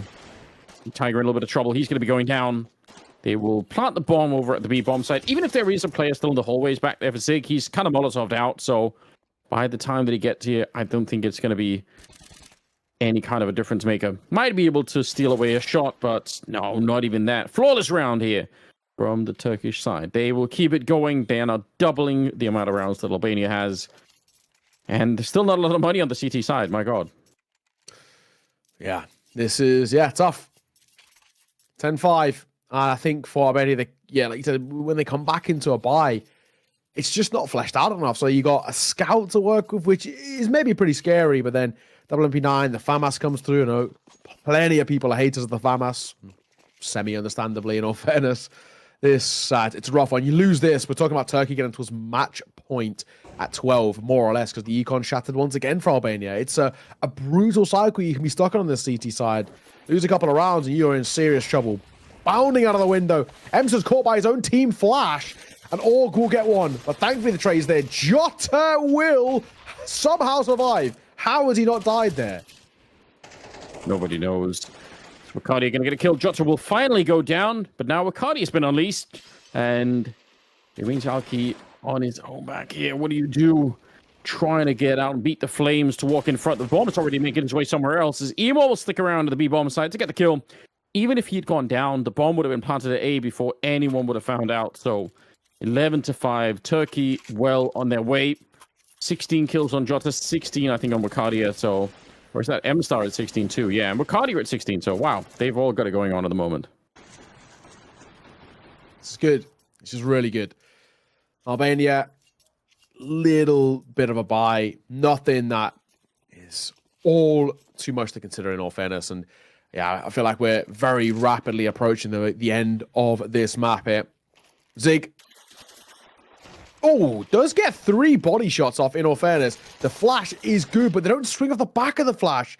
So Exile's gifted that kill. He will fall after the fact, but now they know where the last guy is. So they won't. They can run all the way towards B. They're going to hunt regardless. He's picked up an AK. He's trying to find the kill, but a reload is needed from Wakadia. It's a little bit of a messier fight, but he'll get there in the end. Total 5. It's safe to say now we're at the beginning of, or we're at the end of this one. And it's the beginning of the end for Albania in this matchup. Yeah. No question about it, unfortunately. They did put up a pretty good fight in some of these rounds, but they just don't quite have the funds to keep up the fight here in the second one. It's a bit unfortunate. Very, very close here. A lot of damage in that round, but 12-5 is the scoreline. Turkey, they need but one more round, and they will be good to go with. At the end of it, look at the scoreline. It's a pretty convincing victory. They've looked very, very confident pretty much right off the bat. Great flashbangs in the middle. We'll get Sig killed. There's some fighting back here. Emor, he's going to get one of them. They still want to keep going. They're relentless on the Turkish side. 2 versus 3 to try and see if they can keep this going. The bomb is actually all the way back at the T spawn, so they're battling out in the middle, basically to the death. They don't even care about planting the bomb. Yeah, no, that is just not a thought in their mind at all. Let's just fight this. Let's see it off. Like men will throw down in mid, and it's left just one man left. It's Faceman, in all fairness, to try and see this off. Nade will, of course, give away his position. Now the bomb has been picked up. Run towards an MTB site as apartment is clear, and there's hold for rotation. Simple as. This one's done. 13-5. I mean, there's just no chance. He has a smoke, no kit, and no information, and no clearance. Emster sees him off. A really solid showing out from Turkey. There was a little bit of a conversation maybe at the end there where we were saying, or at the end of that first half, may I say, where Albania were competing a little bit. They got up towards 4 rounds. I said it was workable, and then that second half just never got going. They really couldn't find a way to just break the deadlock. They couldn't stop the aggression. You said they're kind of relentless coming out from Turkey. They were just so quick. They're so strong, and they're so crisp. And what can you do when you basically can't compete with them in head-to-head duels in these 50-50s? Credit to Turkey. Super solid 13-5. Only dropping 1 round of that second half, just showcasing their dominance. Yeah, and I think also when you are that much of a superior team, you're kind of just you're playing for the fun of it as well. You know you're going to be running into some of those fights and winning, and they certainly were. So kind of cool to see. I like that. Again, this Turkish team looks really, really strong at the moment. So pushing their country into the qualifier, which is good news overall. So yeah, that was the second to last game. I think we've got one more coming up still. So we don't want you to go anywhere. There's still more action happening. Stay tuned, and we'll be right back.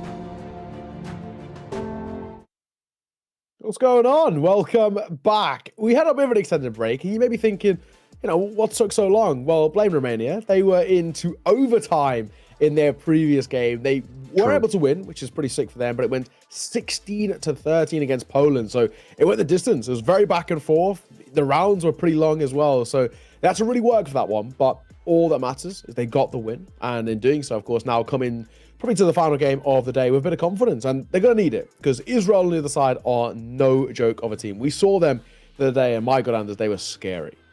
Yes, they did look really, really cool.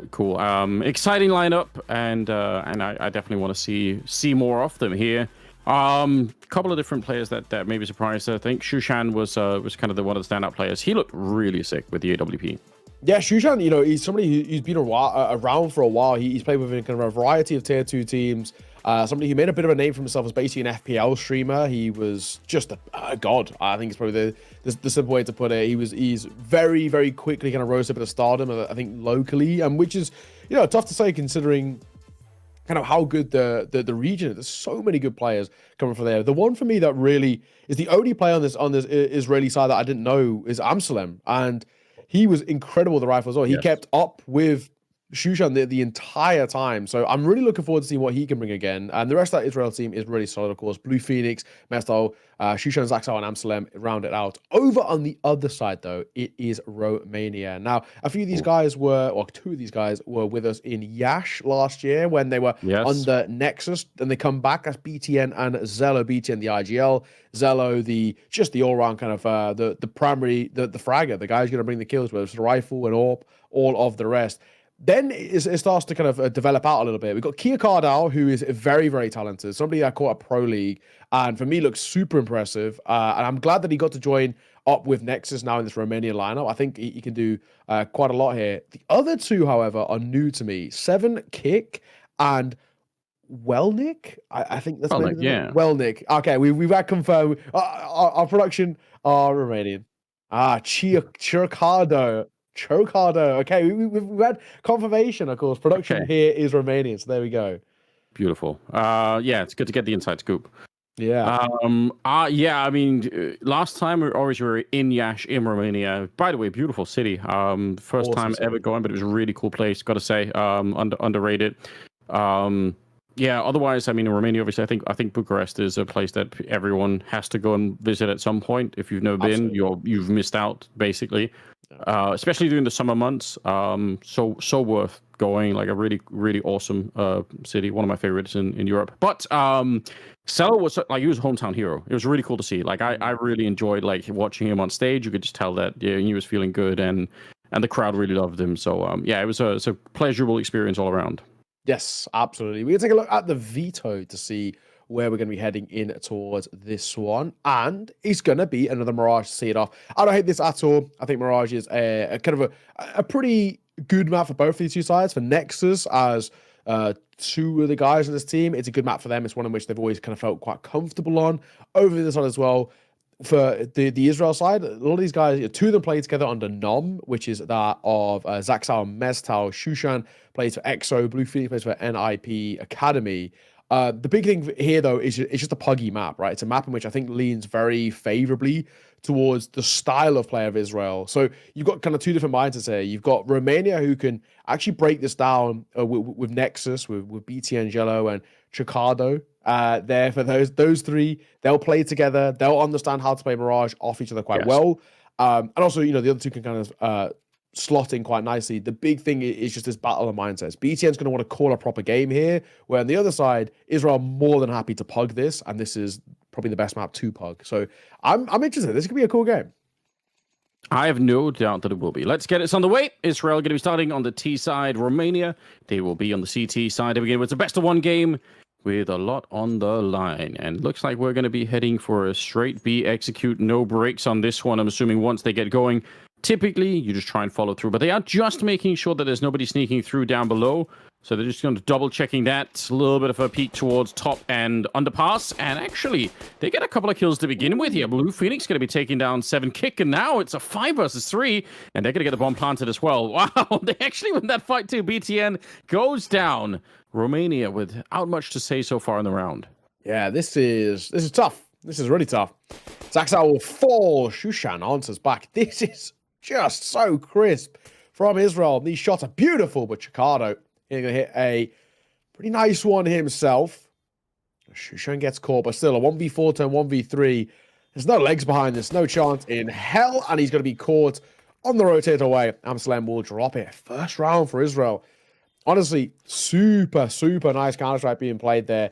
They just take individual angels, which is a blessing and a curse. It can work really well in a sense of if you're hitting your shots, but if you miss, you really make it so much harder for the rest of the team. So, oh yeah, it's the positive that it worked there, and it will be, of course, a buy coming through for the T side. Looks like not so much over towards Romania. So yeah, they're going to go for a little bit of an eco. Yeah, I don't mind it. One Deagle on Chicago, so see if he could find anything with it. So far, nobody at top mid. It's not going to be there. The rest of them, they're stacked up towards the A side. And in fact, everyone's got to show up. So this is probably what you want to do. Again, the chances you win around like this are slim to none, but you increase the odds slightly by doing this kind of thing. And if they go B, then it's kind of all for nothing anyway. All right. Swapping up here on a couple of grenades. They're getting close now. The USPs, you could interrupt it. All right. There we go. Crouching in for the kill. Shushan going to be going down at the start of the round here. Amsalem, he will take only one in return. So far, very successful round coming out from the Romanian squad. Yeah, honestly, just kind of caught off guard. They weren't holding properly. Blue Phoenix, he knows there's someone somewhere behind him. It's just kind of a question of where. Molotov comes down, won't really do any sort of damage to Chicago, who's still alive. How? I don't know. I don't know how he's not spotted, is the main thing for me. He's tucked around that corner. Well, Nick's playing into his firebox, hasn't been seen either. That was awkward. It was very awkward. Smokes down again. They have to go pick up the bomb, right? So Romania know that someone's going to be showing up here. Another smoke. We're down to 30 seconds. Getting shot at the back of it. He's still just back there. This could be the ultimate late round play, or he could be sacrificing his teammates here by not helping out. It's kind of hard to tell. There we go. Well, Nick started to get nice headshot, taking down Mastal, and they're going to be winning the round. BTN will pick up a couple of kills towards the end. A quad kill for him overall, and a sickening round that goes the way of Romania. Just the weirdest round. I was actually just kind of laughing a little bit. I mean, none of it makes any sense, but Romania will take it every day of the week. And basically a no-buy. They had one Deagle come in. They crouch up towards ramp, and they get the kill for free for the first. And then they just stay inside smokes. It's so odd. I kind of love it. I don't know how replicable it is, but a round's a round, and it will have a bit of a knock-on effect. I mean, Israel just don't have a buy to work with. One AK, which should have been dead to rights, but wasn't somehow. Thankfully, the rest of the fights are favorable over towards Romania, so numbers still back in their favor. Messed on, nice shot, though. Yeah, and the truth is, right, you might not even need to replicate it all that much. As long as you keep winning the rounds here, you're going to be in a good enough place. Mastal, wide swing, and they're both waiting for him. If it was only one of them, then swinging it wide probably would have been fine. But obviously, when they're both waiting there, it's very hard to do anything with the Deagle. So it will be a round for the Romanian side. Yes. 2-1. That was maybe a little bit harder fought than I think Romania would have hoped. They take I think a few more casualties than they probably would have wanted. Messer's Deagle getting that double, but in the end, nothing too bad, I guess is probably the main way of putting it. 2-1. Romania take a lead, and unfortunately for Israel, they just don't have any money off the back of that force buy in the round prior. If they could have got a bomb plant, maybe could have been the case. Nate doesn't go deep enough. 7 kick fighting and successfully catching Mestel.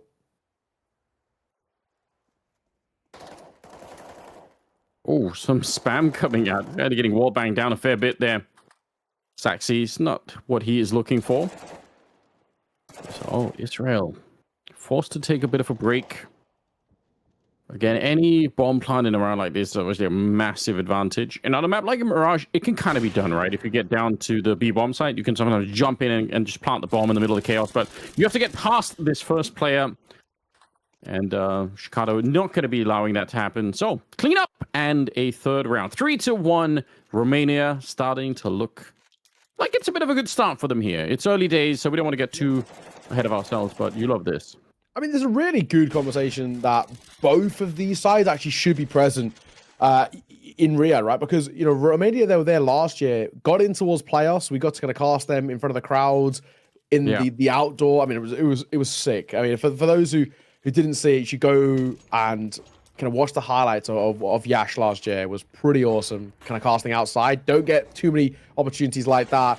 Romania, I would like to see them there. And the way Israel have been playing, same thing for them as well. I mean, some of these individuals are so clean. Nice shot as well to start things off. Amsalem, really crisp one.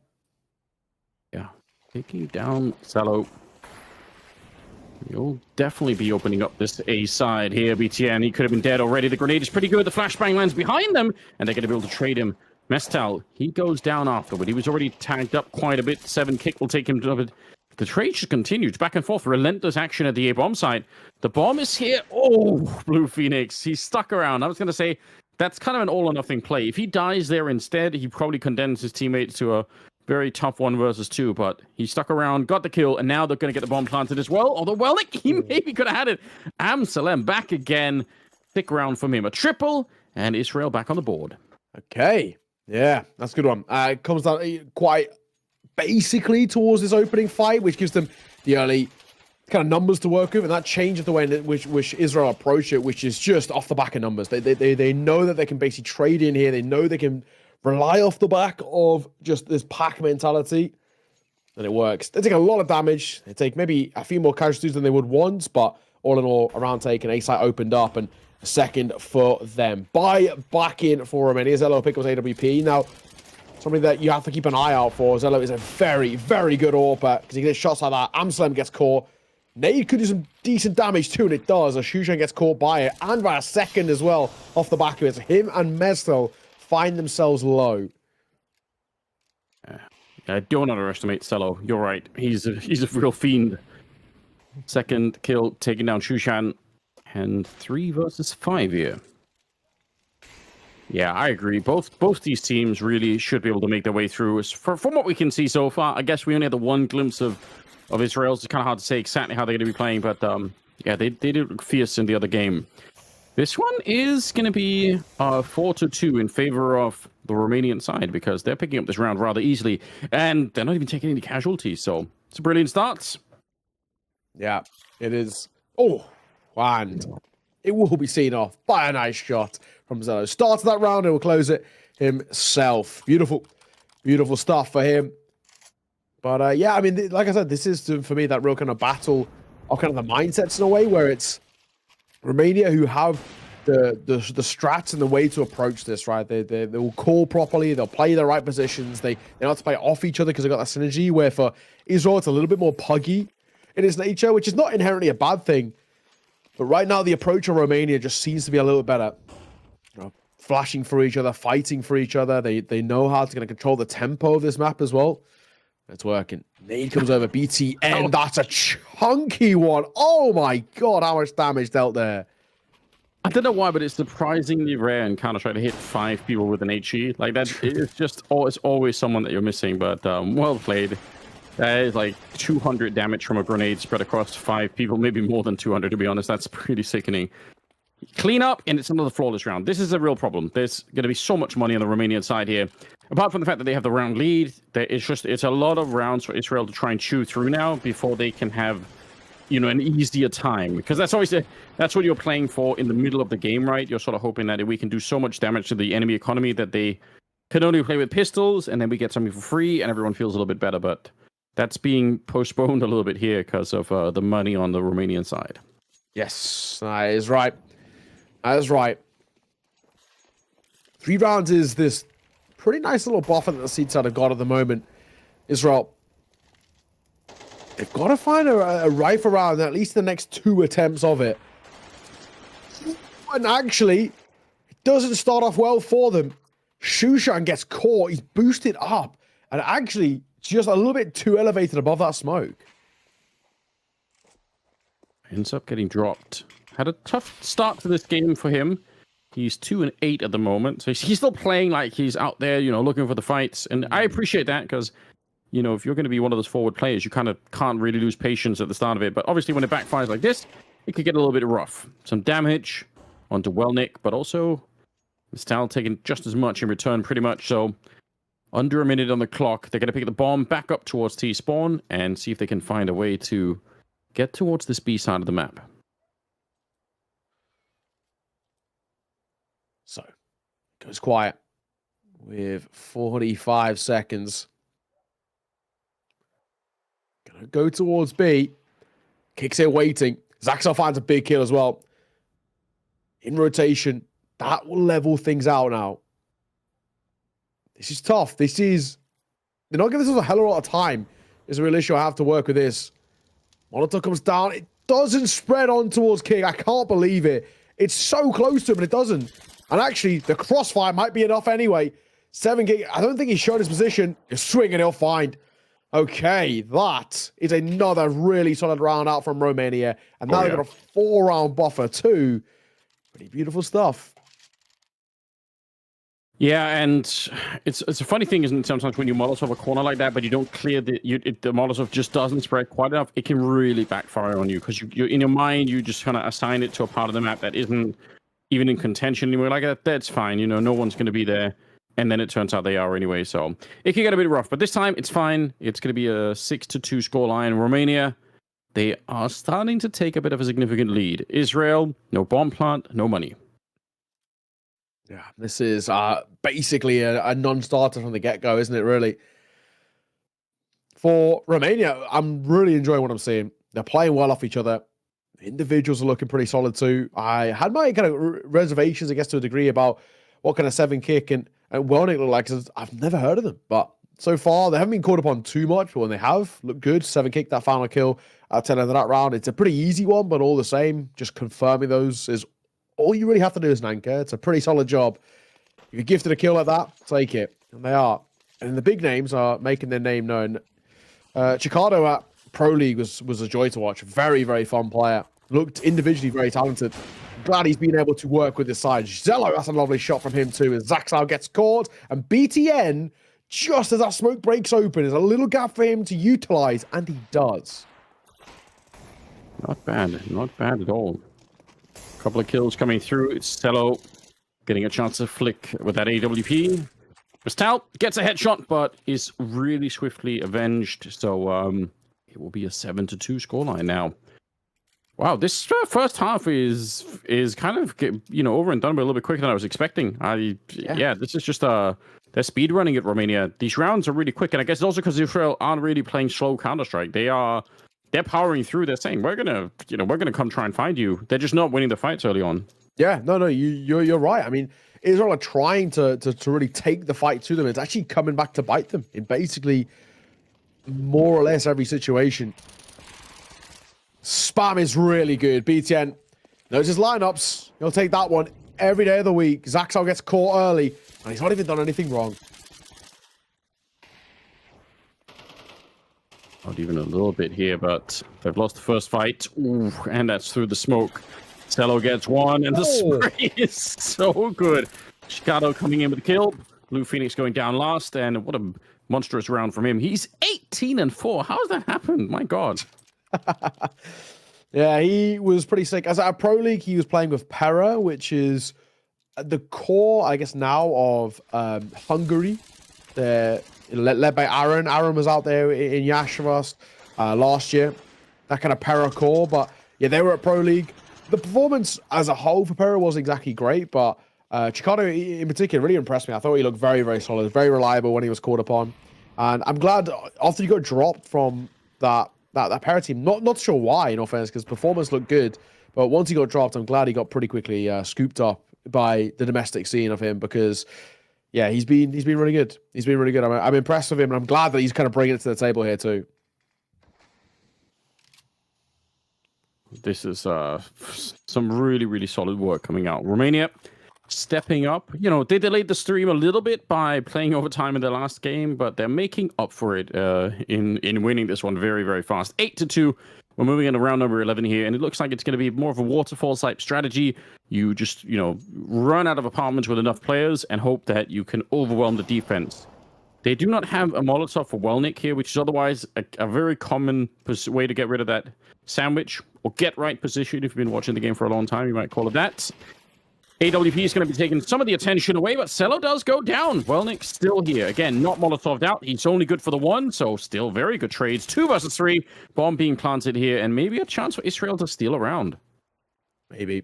Chicago misses the first attempt towards window, and the second time cost him his life. That's so unfortunate. He makes it first time. He gets away with the ease.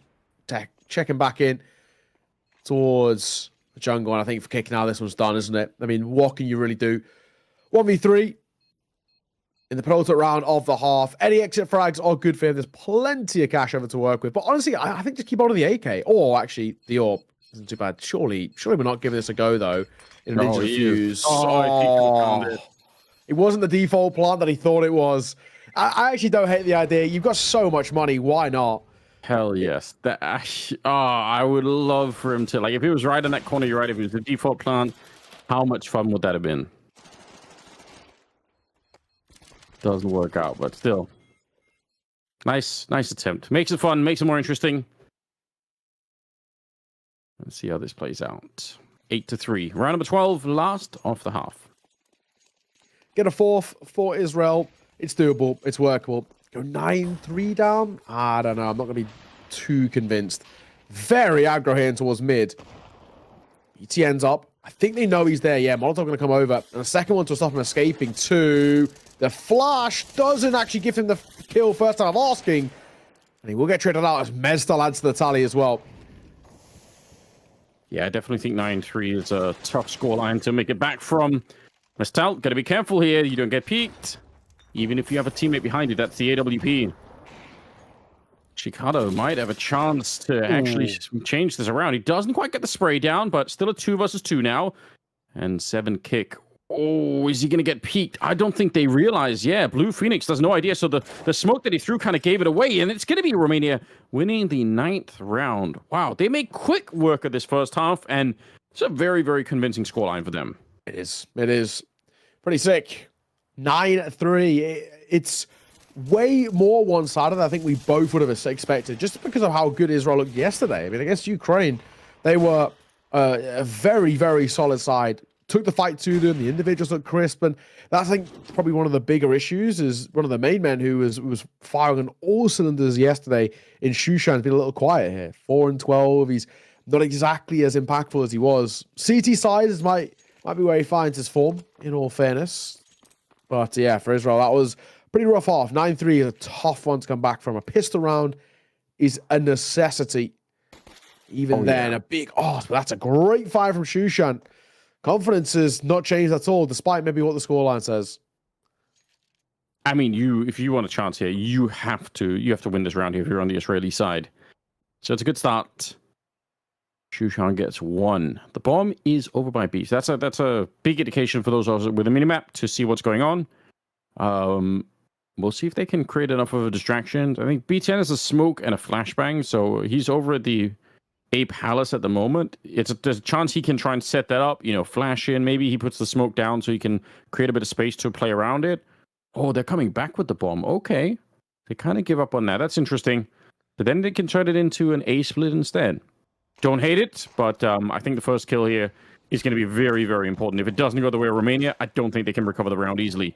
And it's Celo to take 1.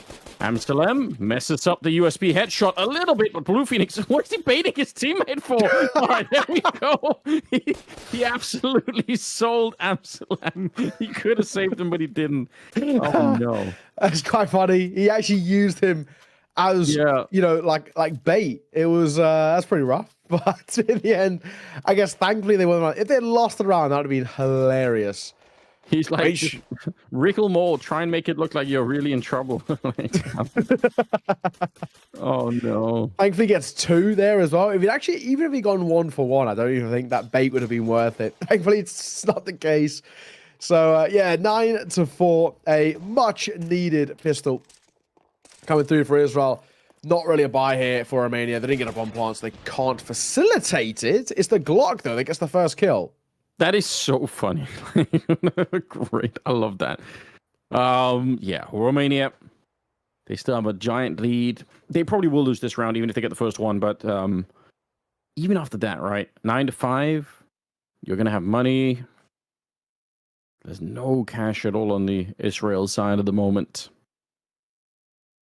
There's no head armor on Mistal, so that's a slight cause for concern. It's one of those situations where you say, ooh, oh no, and Cello with the Deagle headshot. Let's see if this lack of head armor is going to be a factor in it, because he's charging on in. Wide swing for him. He does get a couple of kills, and the clock will find him. So yeah, no helmet, and he is dead so quickly. Blue Phoenix in a 1 versus 3. Oh, it's disastrous for Israel. They needed this round so badly, and they should have won it. But Romania are looking just way too tough at the moment. Mid-air headshot there to catch Blue Phoenix, and it's 10-4. Well, I cannot believe that's even being the case. The opening one here, maybe I can understand, just because he actually double dinked in that one, in all fairness. But yeah, I mean, that's a round that never should be lost. It's a full eco, and they've just been outplayed. And this is where, when I said the battle of the mindsets, you got this puggy style of play, but you've also got the way in which Romania can break down rounds. They've got maybe a little bit of a deeper strap book to work with for the rest, and they just made something out of nothing there. And that, for me, shows the real clear difference. That's probably the straw that breaks the camel's back. Losing in a full eco like that, I mean, it is very little, I mean, I say, that he can pull away in a positive note, and it's tough to come back from. Opening fight doesn't go their way either, and they're going to figure out sooner rather than later that there's basically no one towards A.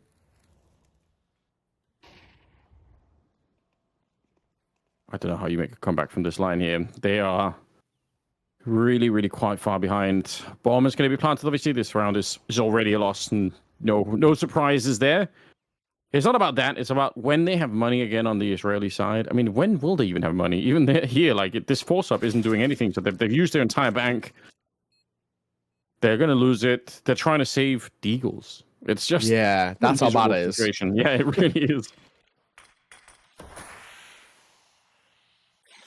Well. Ooh, all right. Well, there's MP9. Fair play. I mean, obviously getting a couple of kills here and there, it's fine. What really matters is if they can upgrade into an AK or something, right? Like, that's where things are going to start to be a little bit more interesting. But at this rate, my God.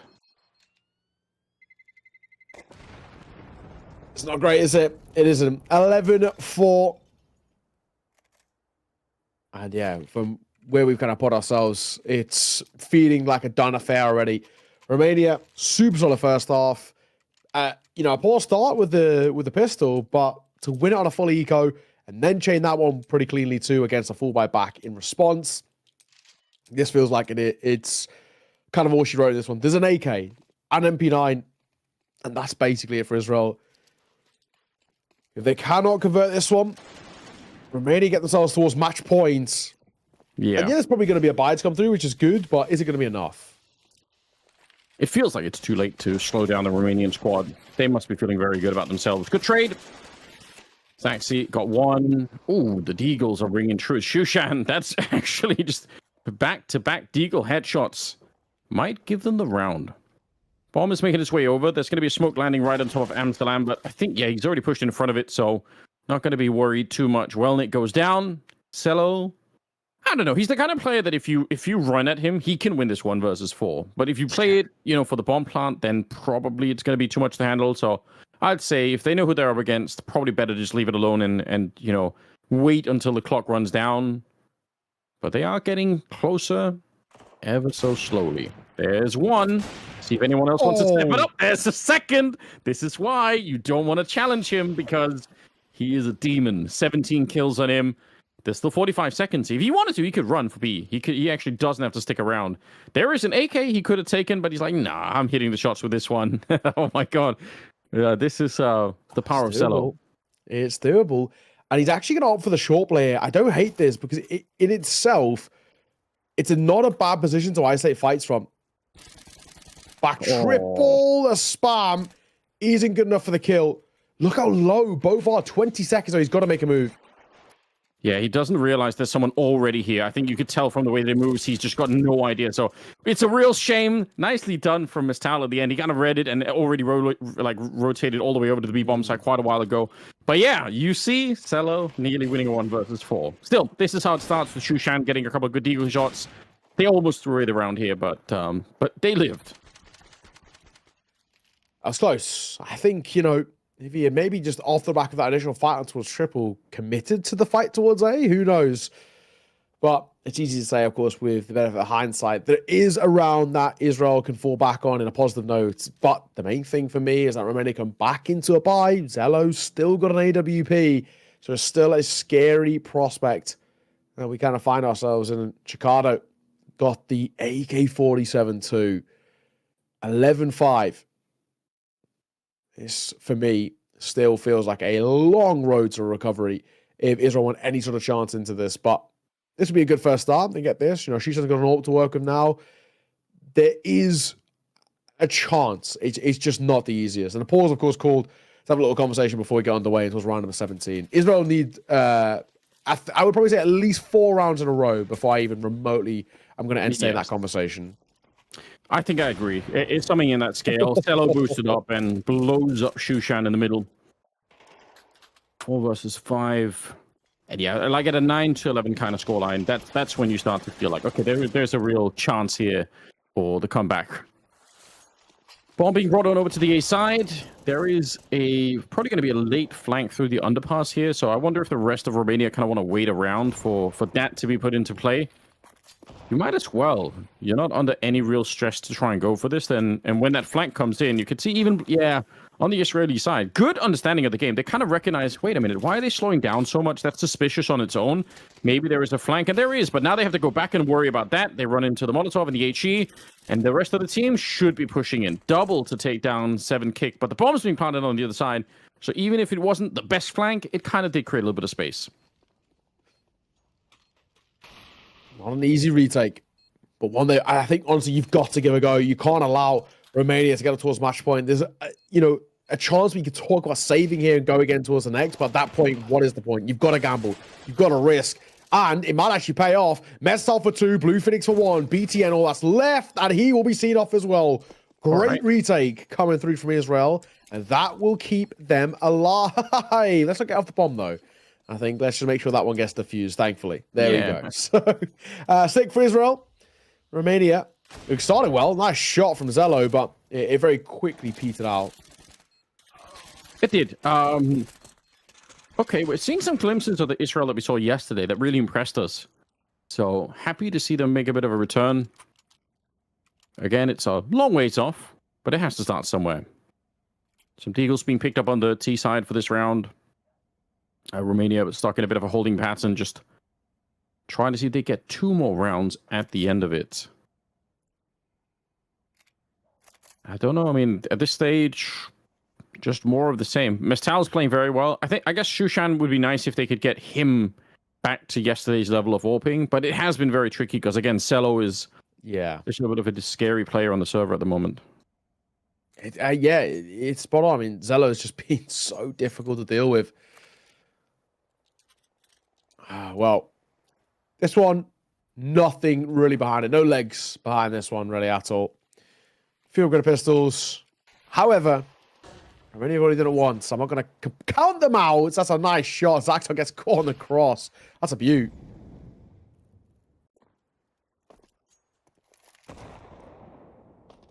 Not bad. It's a start.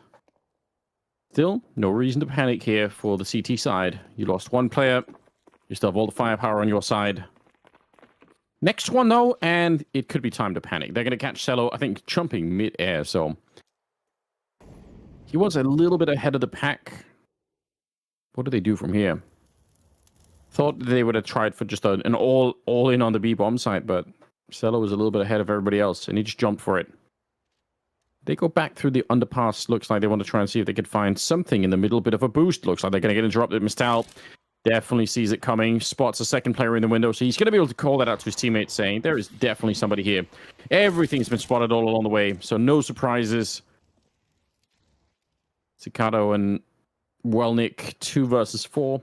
Good recovery for the Israelis. Oh. Wait a minute. What? Hang on. Hang on. What's he doing? Oh my you God. Looking for the headshot. How is that possible? 2 versus 4 and now into a 1 versus 1. And it just, I can't understand it. Well, Nick's making a lot of noise here. Amsalam. Oh, he does sneakily peek it. That could have been sick, but Well, it goes down. Amsterdam, well done to save the round, but honestly, that is horrifying. They should have never even been close to losing that round on the Israel side. Nah, never. I mean, credit Chicago in that. I mean, it started well with this shot as well. And the main thing for me is that Romania, on a round which is not much of an investment, it's nothing they really care about. They're not expecting to win anything. They made it still, again, pretty expensive. There is residual cash over towards Israel, so it's fine for a buy, but you're still just putting so much pressure on their shoulders that seats out economy, which is considerably tougher to keep comfy, is starting to feel it. Oh, Gisela, what is that shot? And he's going to get another. He was basically blind there. I cannot believe he's got both of those. Oh, my. He wants to end the game right here, right now. Or at least get them a step closer. It's not a lot of money on the CT side. If they win this round, even if it's up to 12, they might be able to get a little bit more. Cicado going to be taken down, but 7 kick gets a kill in the meantime. Still a 2 versus 2. Health advantage, definitely for the CT side. And Mestal, he's been the hero saving Israel for quite a bit here. 19 kills on him. It's Cello on his own with no health at all. And the bomb is so far away. I think that's the biggest problem here. The health with the orb, if he had the bomb and he could plant it right now, it probably would have been okay. Because he's just looking to hit shots and not really get into any long fights. But the fact that he has to trek all across the map is just it's a big ask, let's put it that way. Yeah. It's a big ask for somebody who honestly probably could still deliver it. That's just how good he is and how good he has been thus far. Only needs a pistol, but he's just too low. Mestal taps him down. I mean, anytime he's still alive, you just have a feeling that he might be able to do it. This first one, ridiculous. The second one, he is just recovering from blindness there. Yeah, could have easily been dead, but it works out. So, 11-8. Tech9's out on the T side. It's getting a bit more interesting. We're improving the quality of the game now in the sense that Israel is starting to wake up. If they'd had just a slightly better first half, this would be so much more doable. It is still very, very tough. And a reminder again, that last round's down to a 2 versus 1. So it's not like they have a lot of money on the CT side.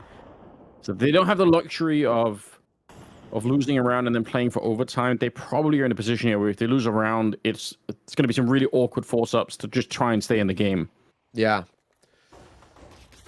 You're right. This one, these pistols sadly aren't doing all too much. Zella will get one, looks for another. And in the end, seen enough. I just wait to see maybe whether you can upset a kill there, because you never know with Zello. But this one, not to be 11-9 now, Anders. We've actually got a bit of a competition here. It didn't feel like it was really going to be a possibility maybe like 4 rounds ago, but it's now technically on. Israel win a gun round, and we're all tied square. Yeah, and that was finally around where they really got some money on their side, so I feel a little bit better about that. Mestal still just, my god, 22 kills. He is tied up with Cicado on the other side, Cello at 21. Got 3 players in the server right now that are really pumping up the numbers. But yeah, it is getting very, very close. We said about 9 rounds, and we're going to start to really get worried here. Israel making it look very smooth.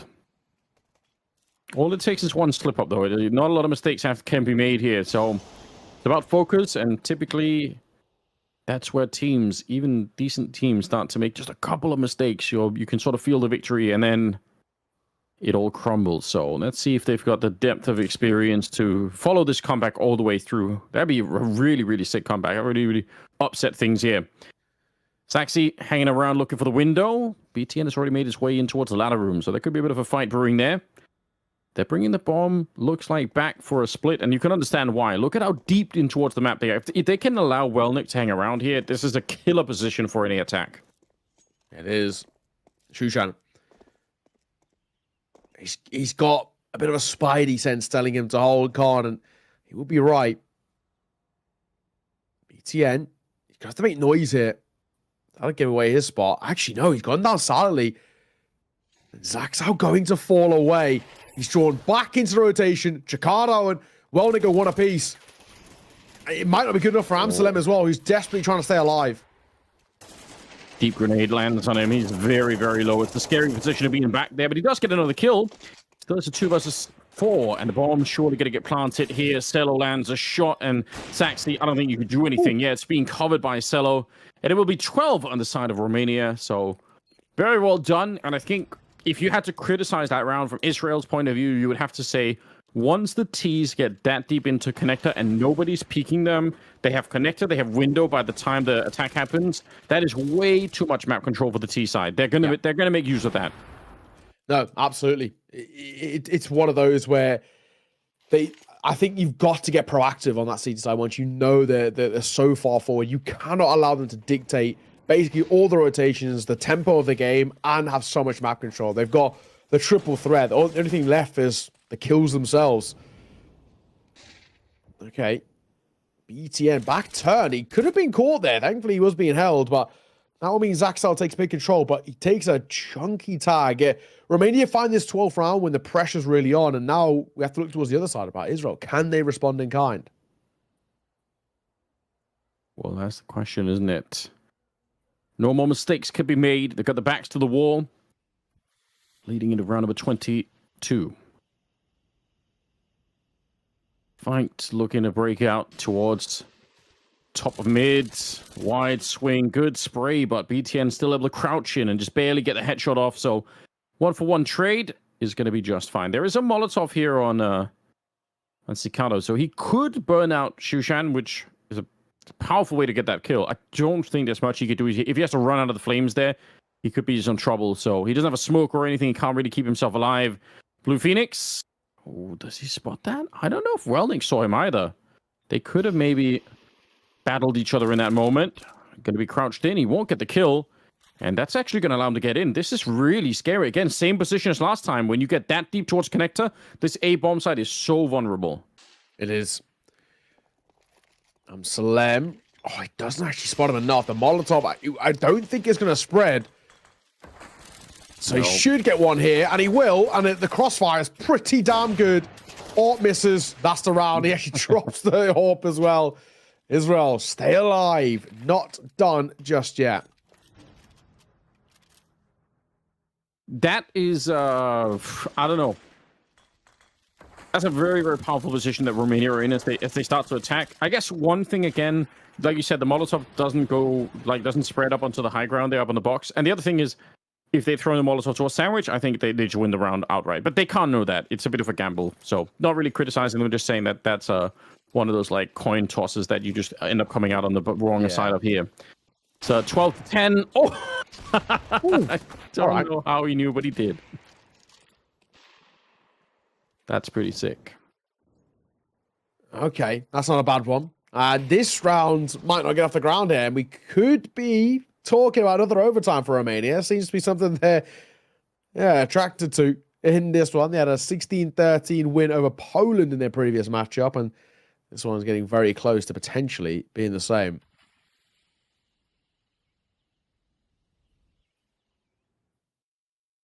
We are getting there. The 2 Galeals, the 1 Deagle. The pressure is on here. Smoke up in the window. Look like they're going to try and boost through their own smoke. So always a nice little trick, you know. I'm sure Israel are going to be thinking about it, but sometimes you just forget. You say, oh, they smoked the window. They're not going to be there. Look at how he's gone through. 7 kick. If they get Mestal here, I think for sure Blue Phoenix is dead on this bomb site, and they can get the bomb right in. There's actually a huge opening to make this happen. Oh, it's scary right now. Only 35 seconds left. He's lining up for the double. Oh, 7 kick. You know, someone's walking up behind him. Oh, he goes down. He had it all lined up for him. Oh, I don't really blame him. He played it very well, but the timing was against him. Oh, I'd love to see that round play out differently. That was as a sick position. Oh, it was. It honestly was.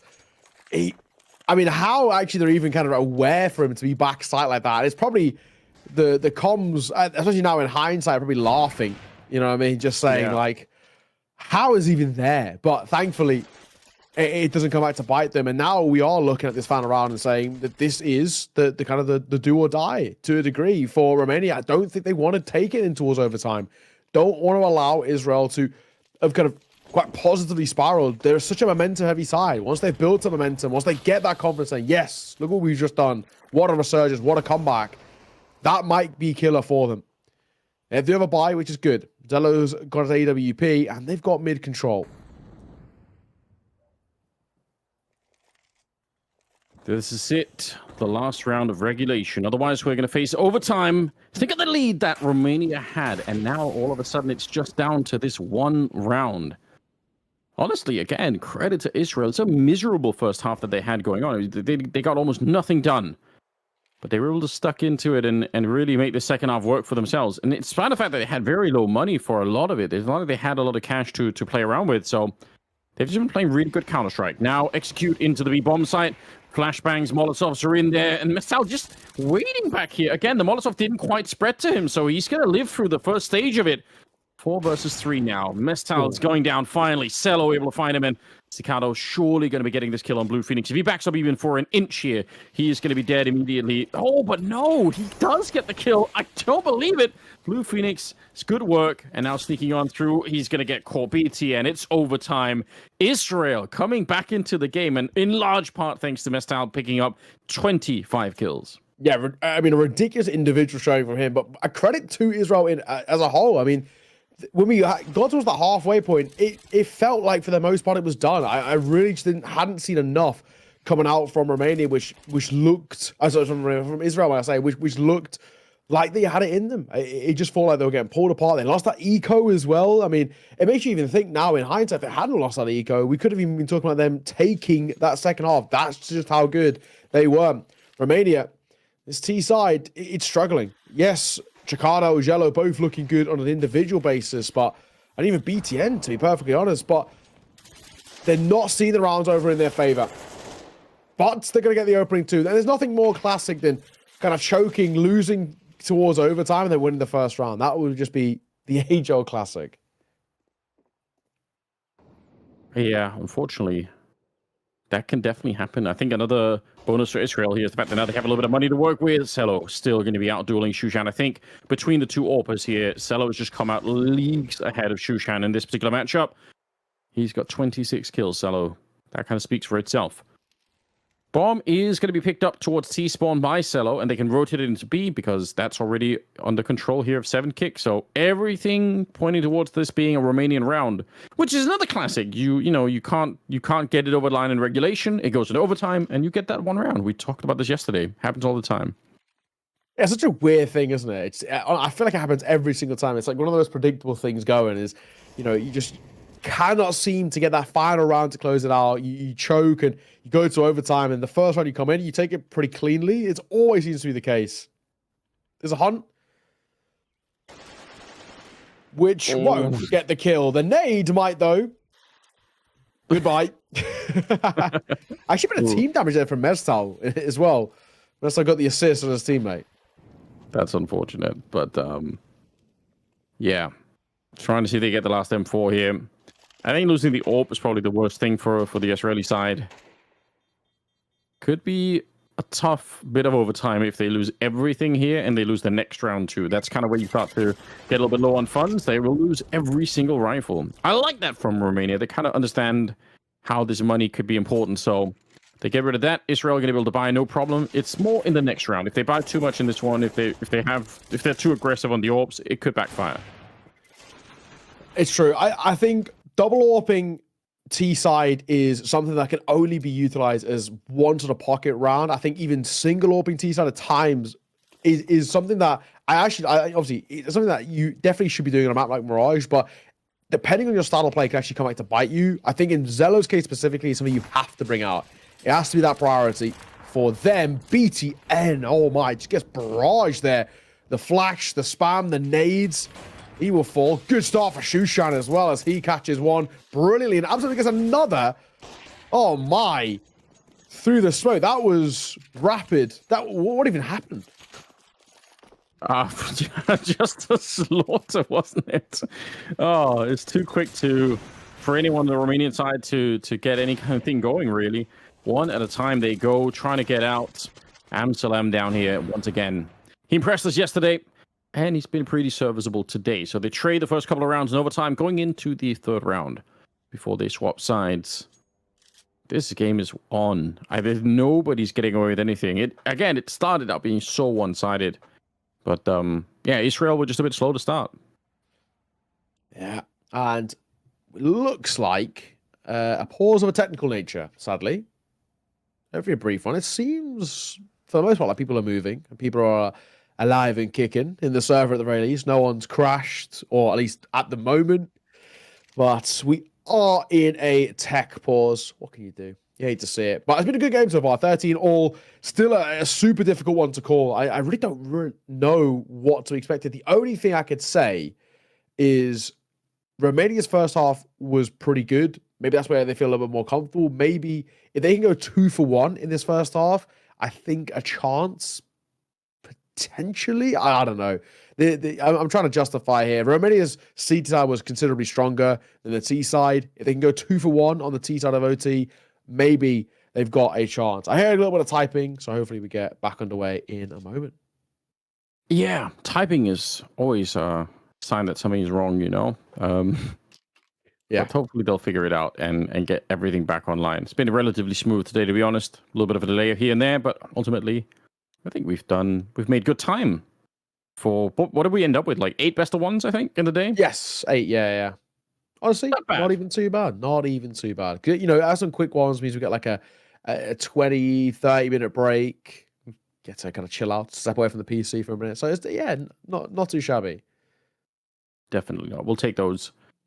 Yeah, we'll keep you guys up to date once we figure out what's going on. Are there any? Okay, they're going to be starting. So I was going to ask you if there are any other notable results, but maybe we'll get to it at the end. As they are looking to get back into it here. Still 13-13, of course. I mean, I guess while we are here, I can run through a couple. Armenia have beaten Albania. That was just being closed off. And Turkey 13-5 versus Greece, which was not a bad one for them. Yeah, that Turkey side looks super, super good. But we are live. Tech issue resolved. We're ready to get back on the way. Turkey beats Greece. Does that mean they get to claim the baklava for themselves? Yeah, that's the big debate, right? Yeah. Does baklava actually go back to Turkey? I always thought it was Turkish, but yeah, you are right. I have heard some people say no, it's actually Greek. So we're going to need verification on that. The food wars back again. The food wars are back. Oh, nicely done, Shushan. That's what we know and love. Do it again. 5 versus 3 here, Israel. He will do it again. Okay. He's actually very close to hitting that shot through the smoke. He's such a madman. Cicado is on his own, but 1 versus 5, and he's going to get shot down. Shushan with a demon round. That's what we love. 4 kills for him. He's up to 21, and Israel take the round lead after an entire regulation where they were behind. They managed to tie up the game at times, but they were never ahead, I think, and now they finally are. Yes, yeah, exactly. It's not bad. The thing I'm looking at now, though, is on the other side is can they build up on this on their T side, which looked a little rough. They really struggled to make it work in regulation, where the T side was unable to quite consistently put up rounds. They weren't looking all too competitive. Romania breezed through their CT side, and I do wonder whether maybe Israel, it just took them a bit of time to wake up. The big thing for me, though, is that the fact that one man in particular has woken up, which is Shushan. He had a really tough first half. Yes. Maybe now this might help heading on towards the CT side, where he's just individually he's just crisp. Okay, a little bit of a tap coming through. Swelnik getting the first kill here. Second half of overtime is in effect. Now, Romania on the CT side looking to see if they can reclaim this, but they've lost the bomb site. Flashes are coming through. This is really dangerous. Yeah, 7 kick is about to die if he doesn't back up from this corner. They brought in Cello, but in the meantime, the bomb is planted. So 4 versus 3 in the afterplant, and Cello, easy shot for him. I feel like Israel probably should have fallen away from this position. Yeah, go back and just play somewhere else. It's a 2 versus 3, but look at the health left on the Romanian squad. They're surely going to die here. 2 versus 2 now. 7 kick and Cello. They're a bullet away from death. Either one of them gets tagged here, and it is going to be map and series point for Israel instead. Cello tries to sneak in. He wants to find the bomb. He's only going to tap it once, and it makes them swing. It's so scary. There comes the pistol. Nice out, and they're going to stab Cello inside. Israel get to 15. Match point, Israel. Funny way to close it as well. Just flying into what's the smoke with a knife out. I mean, it kind of feels like the rounds won at that point anyway, but just insult to injury as a way to close it. 15-13. One more round and 2 attempts to get it as well for Israel. Romania, they're used to a bit of overtime, having it in their previous map. That one they won 16-13. And this one, they're on track to lose if they can't change their fate heading in towards, or potentially could even be the final round of the half, but the penultimate of OT. Tac pause called. BTN, the IGL wants to have a conversation. Fellas, we've got to make sure we stay alive in this. The good news is that in this group, both of these two guys are guaranteed to go through. This is just the battle to see who finishes first. So they're fine. Georgia are 0-3. Montenegro are, I think, maybe 1-2 now. I think they might have picked up a win. No, I tell a lie. Georgia are now 1-3. And Montenegro also 1-3. So they are guaranteed to make it out. But you want to finish first in the group. You want the better seeding. You want the easier run towards potentially getting that World Esports Championship spot out in Riyadh, Saudi Arabia in November. Most definitely. 15-13. 2 chances to finish ahead of Romania. Not just that, it's the style in which they did it. It's the sick comeback from being just completely destitute. And then back into this. Shushan's come alive. Mastal was obviously the one that was carrying them through. Without him, they don't even get to overtime. I guarantee it, they're going to be losing in regulation instead. So he is kind of did all the hard work to get them here. But now his teammates started to really show up. Let's see what they have for us. One good, strong opening is all they need. Top of mid, BTN wants to swing and take that. He walks right into Mistal, who's waiting for him. Going to go for more of a fight here, and looked like there could have been a victory, but Cello is going to catch the second player swinging in there, and wow, he's so quick. They hardly even get to turn the corner. Blue Phoenix gets 1 in return, but it is a 2 versus 3, and I don't even know what the bomb is. Is that top mid somewhere? It's top mid, yeah. It's on the edge of that smoke. Top mid. When the AWP, I think it was Zello's kill, he finds the kill, but the bomb spills forward. That's going to make your life tough. Oh, Shushan, he has knife out as well. He'll fall. So at least one more round needed here. Blue Phoenix, this is a big ask. The youngster in a 1 versus 3, which I don't think is going to get off the ground that he swung upon by 7 kick. Well, 14-15. Romania far from done in this game just yet as we head into the final round of OT number 1. Now the question being, does it get closed out by Israel? Or is another set of overtime needed to decide our victor here? I mean, it could be. Why not at this stage? 15-14. We might as well go to double overtime, triple overtime. You know, it's last game of the day, so they're keeping us entertained a little while longer. Smokes up, flashbangs through the middle. They're going to try and see if they can jump through. I do like this change of pace here coming in from the Israeli side. Sometimes that's what you need to do. Just shock the defense.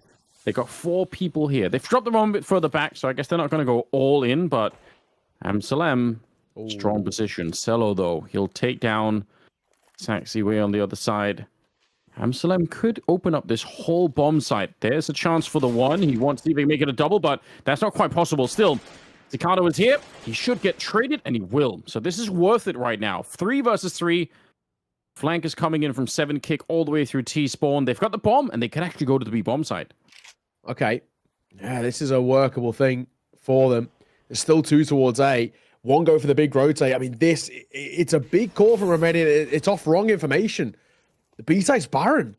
Romania have gone, they dragged their 2 B players away. One of them went for the big flank. Bomb goes down. And now this is a tough retake. The good thing is there's util there in towards spawn. But tough 3 versus 3. The only other added positive that Romania have is there's not great post-plant utility. Yeah, that's probably it. Yeah, Blue Phoenix might have messed up his chance. He could have had that headshot. That's a little bit gutting because if he gets even 1 there, it's a much more winnable round. 2 versus 3. Bomb is planted, and it's ticked in quite deep already. Shushan gets traded. Now it's on Mestal. He started this whole thing. Can he finish it off? He knows one of them is. They're going to go for the bomb plant here, and he's ready for the swing. Sneaks on in, and he lines them up. A sick double kill, and it's Israel to walk away with the victory, taking down Romania in overtime. Yeah, the mythical man of Mestal. What a map out from him. Beautiful, beautiful stuff. He looked individually so crisp, especially off the back of, you know, maybe when Shushan was a little quiet into the first half. Thankfully, he was electric towards the tail end. But I think Yes. all the time. I think he's 4-12 or something like that at the end of the half. It was a rough showing. Wasn't as impactful. Couldn't seem to find his form. It got fine-tuned in towards the second half and then really scaled up towards the tail end and in towards overtime. But Mestal individually, sumptuous display out from him. And if I'm right in saying that is now everybody being locked in towards playoffs now. So right. I think all the games are concluded. I'm just double checking now about the groups. If they are, I can read them all out. Yes, they are all confirmed, which is good. So I guess I can read out how the groups all ended. We had Turkey finishing top of Group A. No surprises, let's be honest. They finished flawless over there with Ukraine and Albania finishing just behind them. Over towards Group B, Israel finished top of that one. Now go 4-0, Romania 3-1, and Poland just in behind with 2-2. And Group C, Croatia, Belarus, North Macedonia. They actually all finished 2-1, but Bosnia and Herzegovina, they forfeited the first game, lost the next two. So yeah, they were kind of it's 3 out of 4 making out of the group. Bosnia and Herzegovina didn't turn up for 2 of the games, so they are gonna lose. And over towards Group D, Bulgaria went flawless 3-0. Serbia and Moldova see that one off alongside them. Azerbaijan, even though they were pretty good, in all fairness, they sadly finish 0-3 and will not be making it towards the playoffs. So that is all the teams locked in, and now we've got the pleasure of the next 3 days of bringing the playoffs, which steps up into best of 3 to double bracket sort of situation. It should be sick. Yeah, I look forward to it. It's going to be great fun. Some more coming on the channel. Remember to follow and follow the social medias. We'll keep you guys up to date with everything that's going on here at IESF. Many more days to come. So stay tuned. But for now, for today, we don't have anything more to bring you. So I hope you guys have a great day for the rest of it, and you've enjoyed your time here with us. Chill out, and we'll see you next time.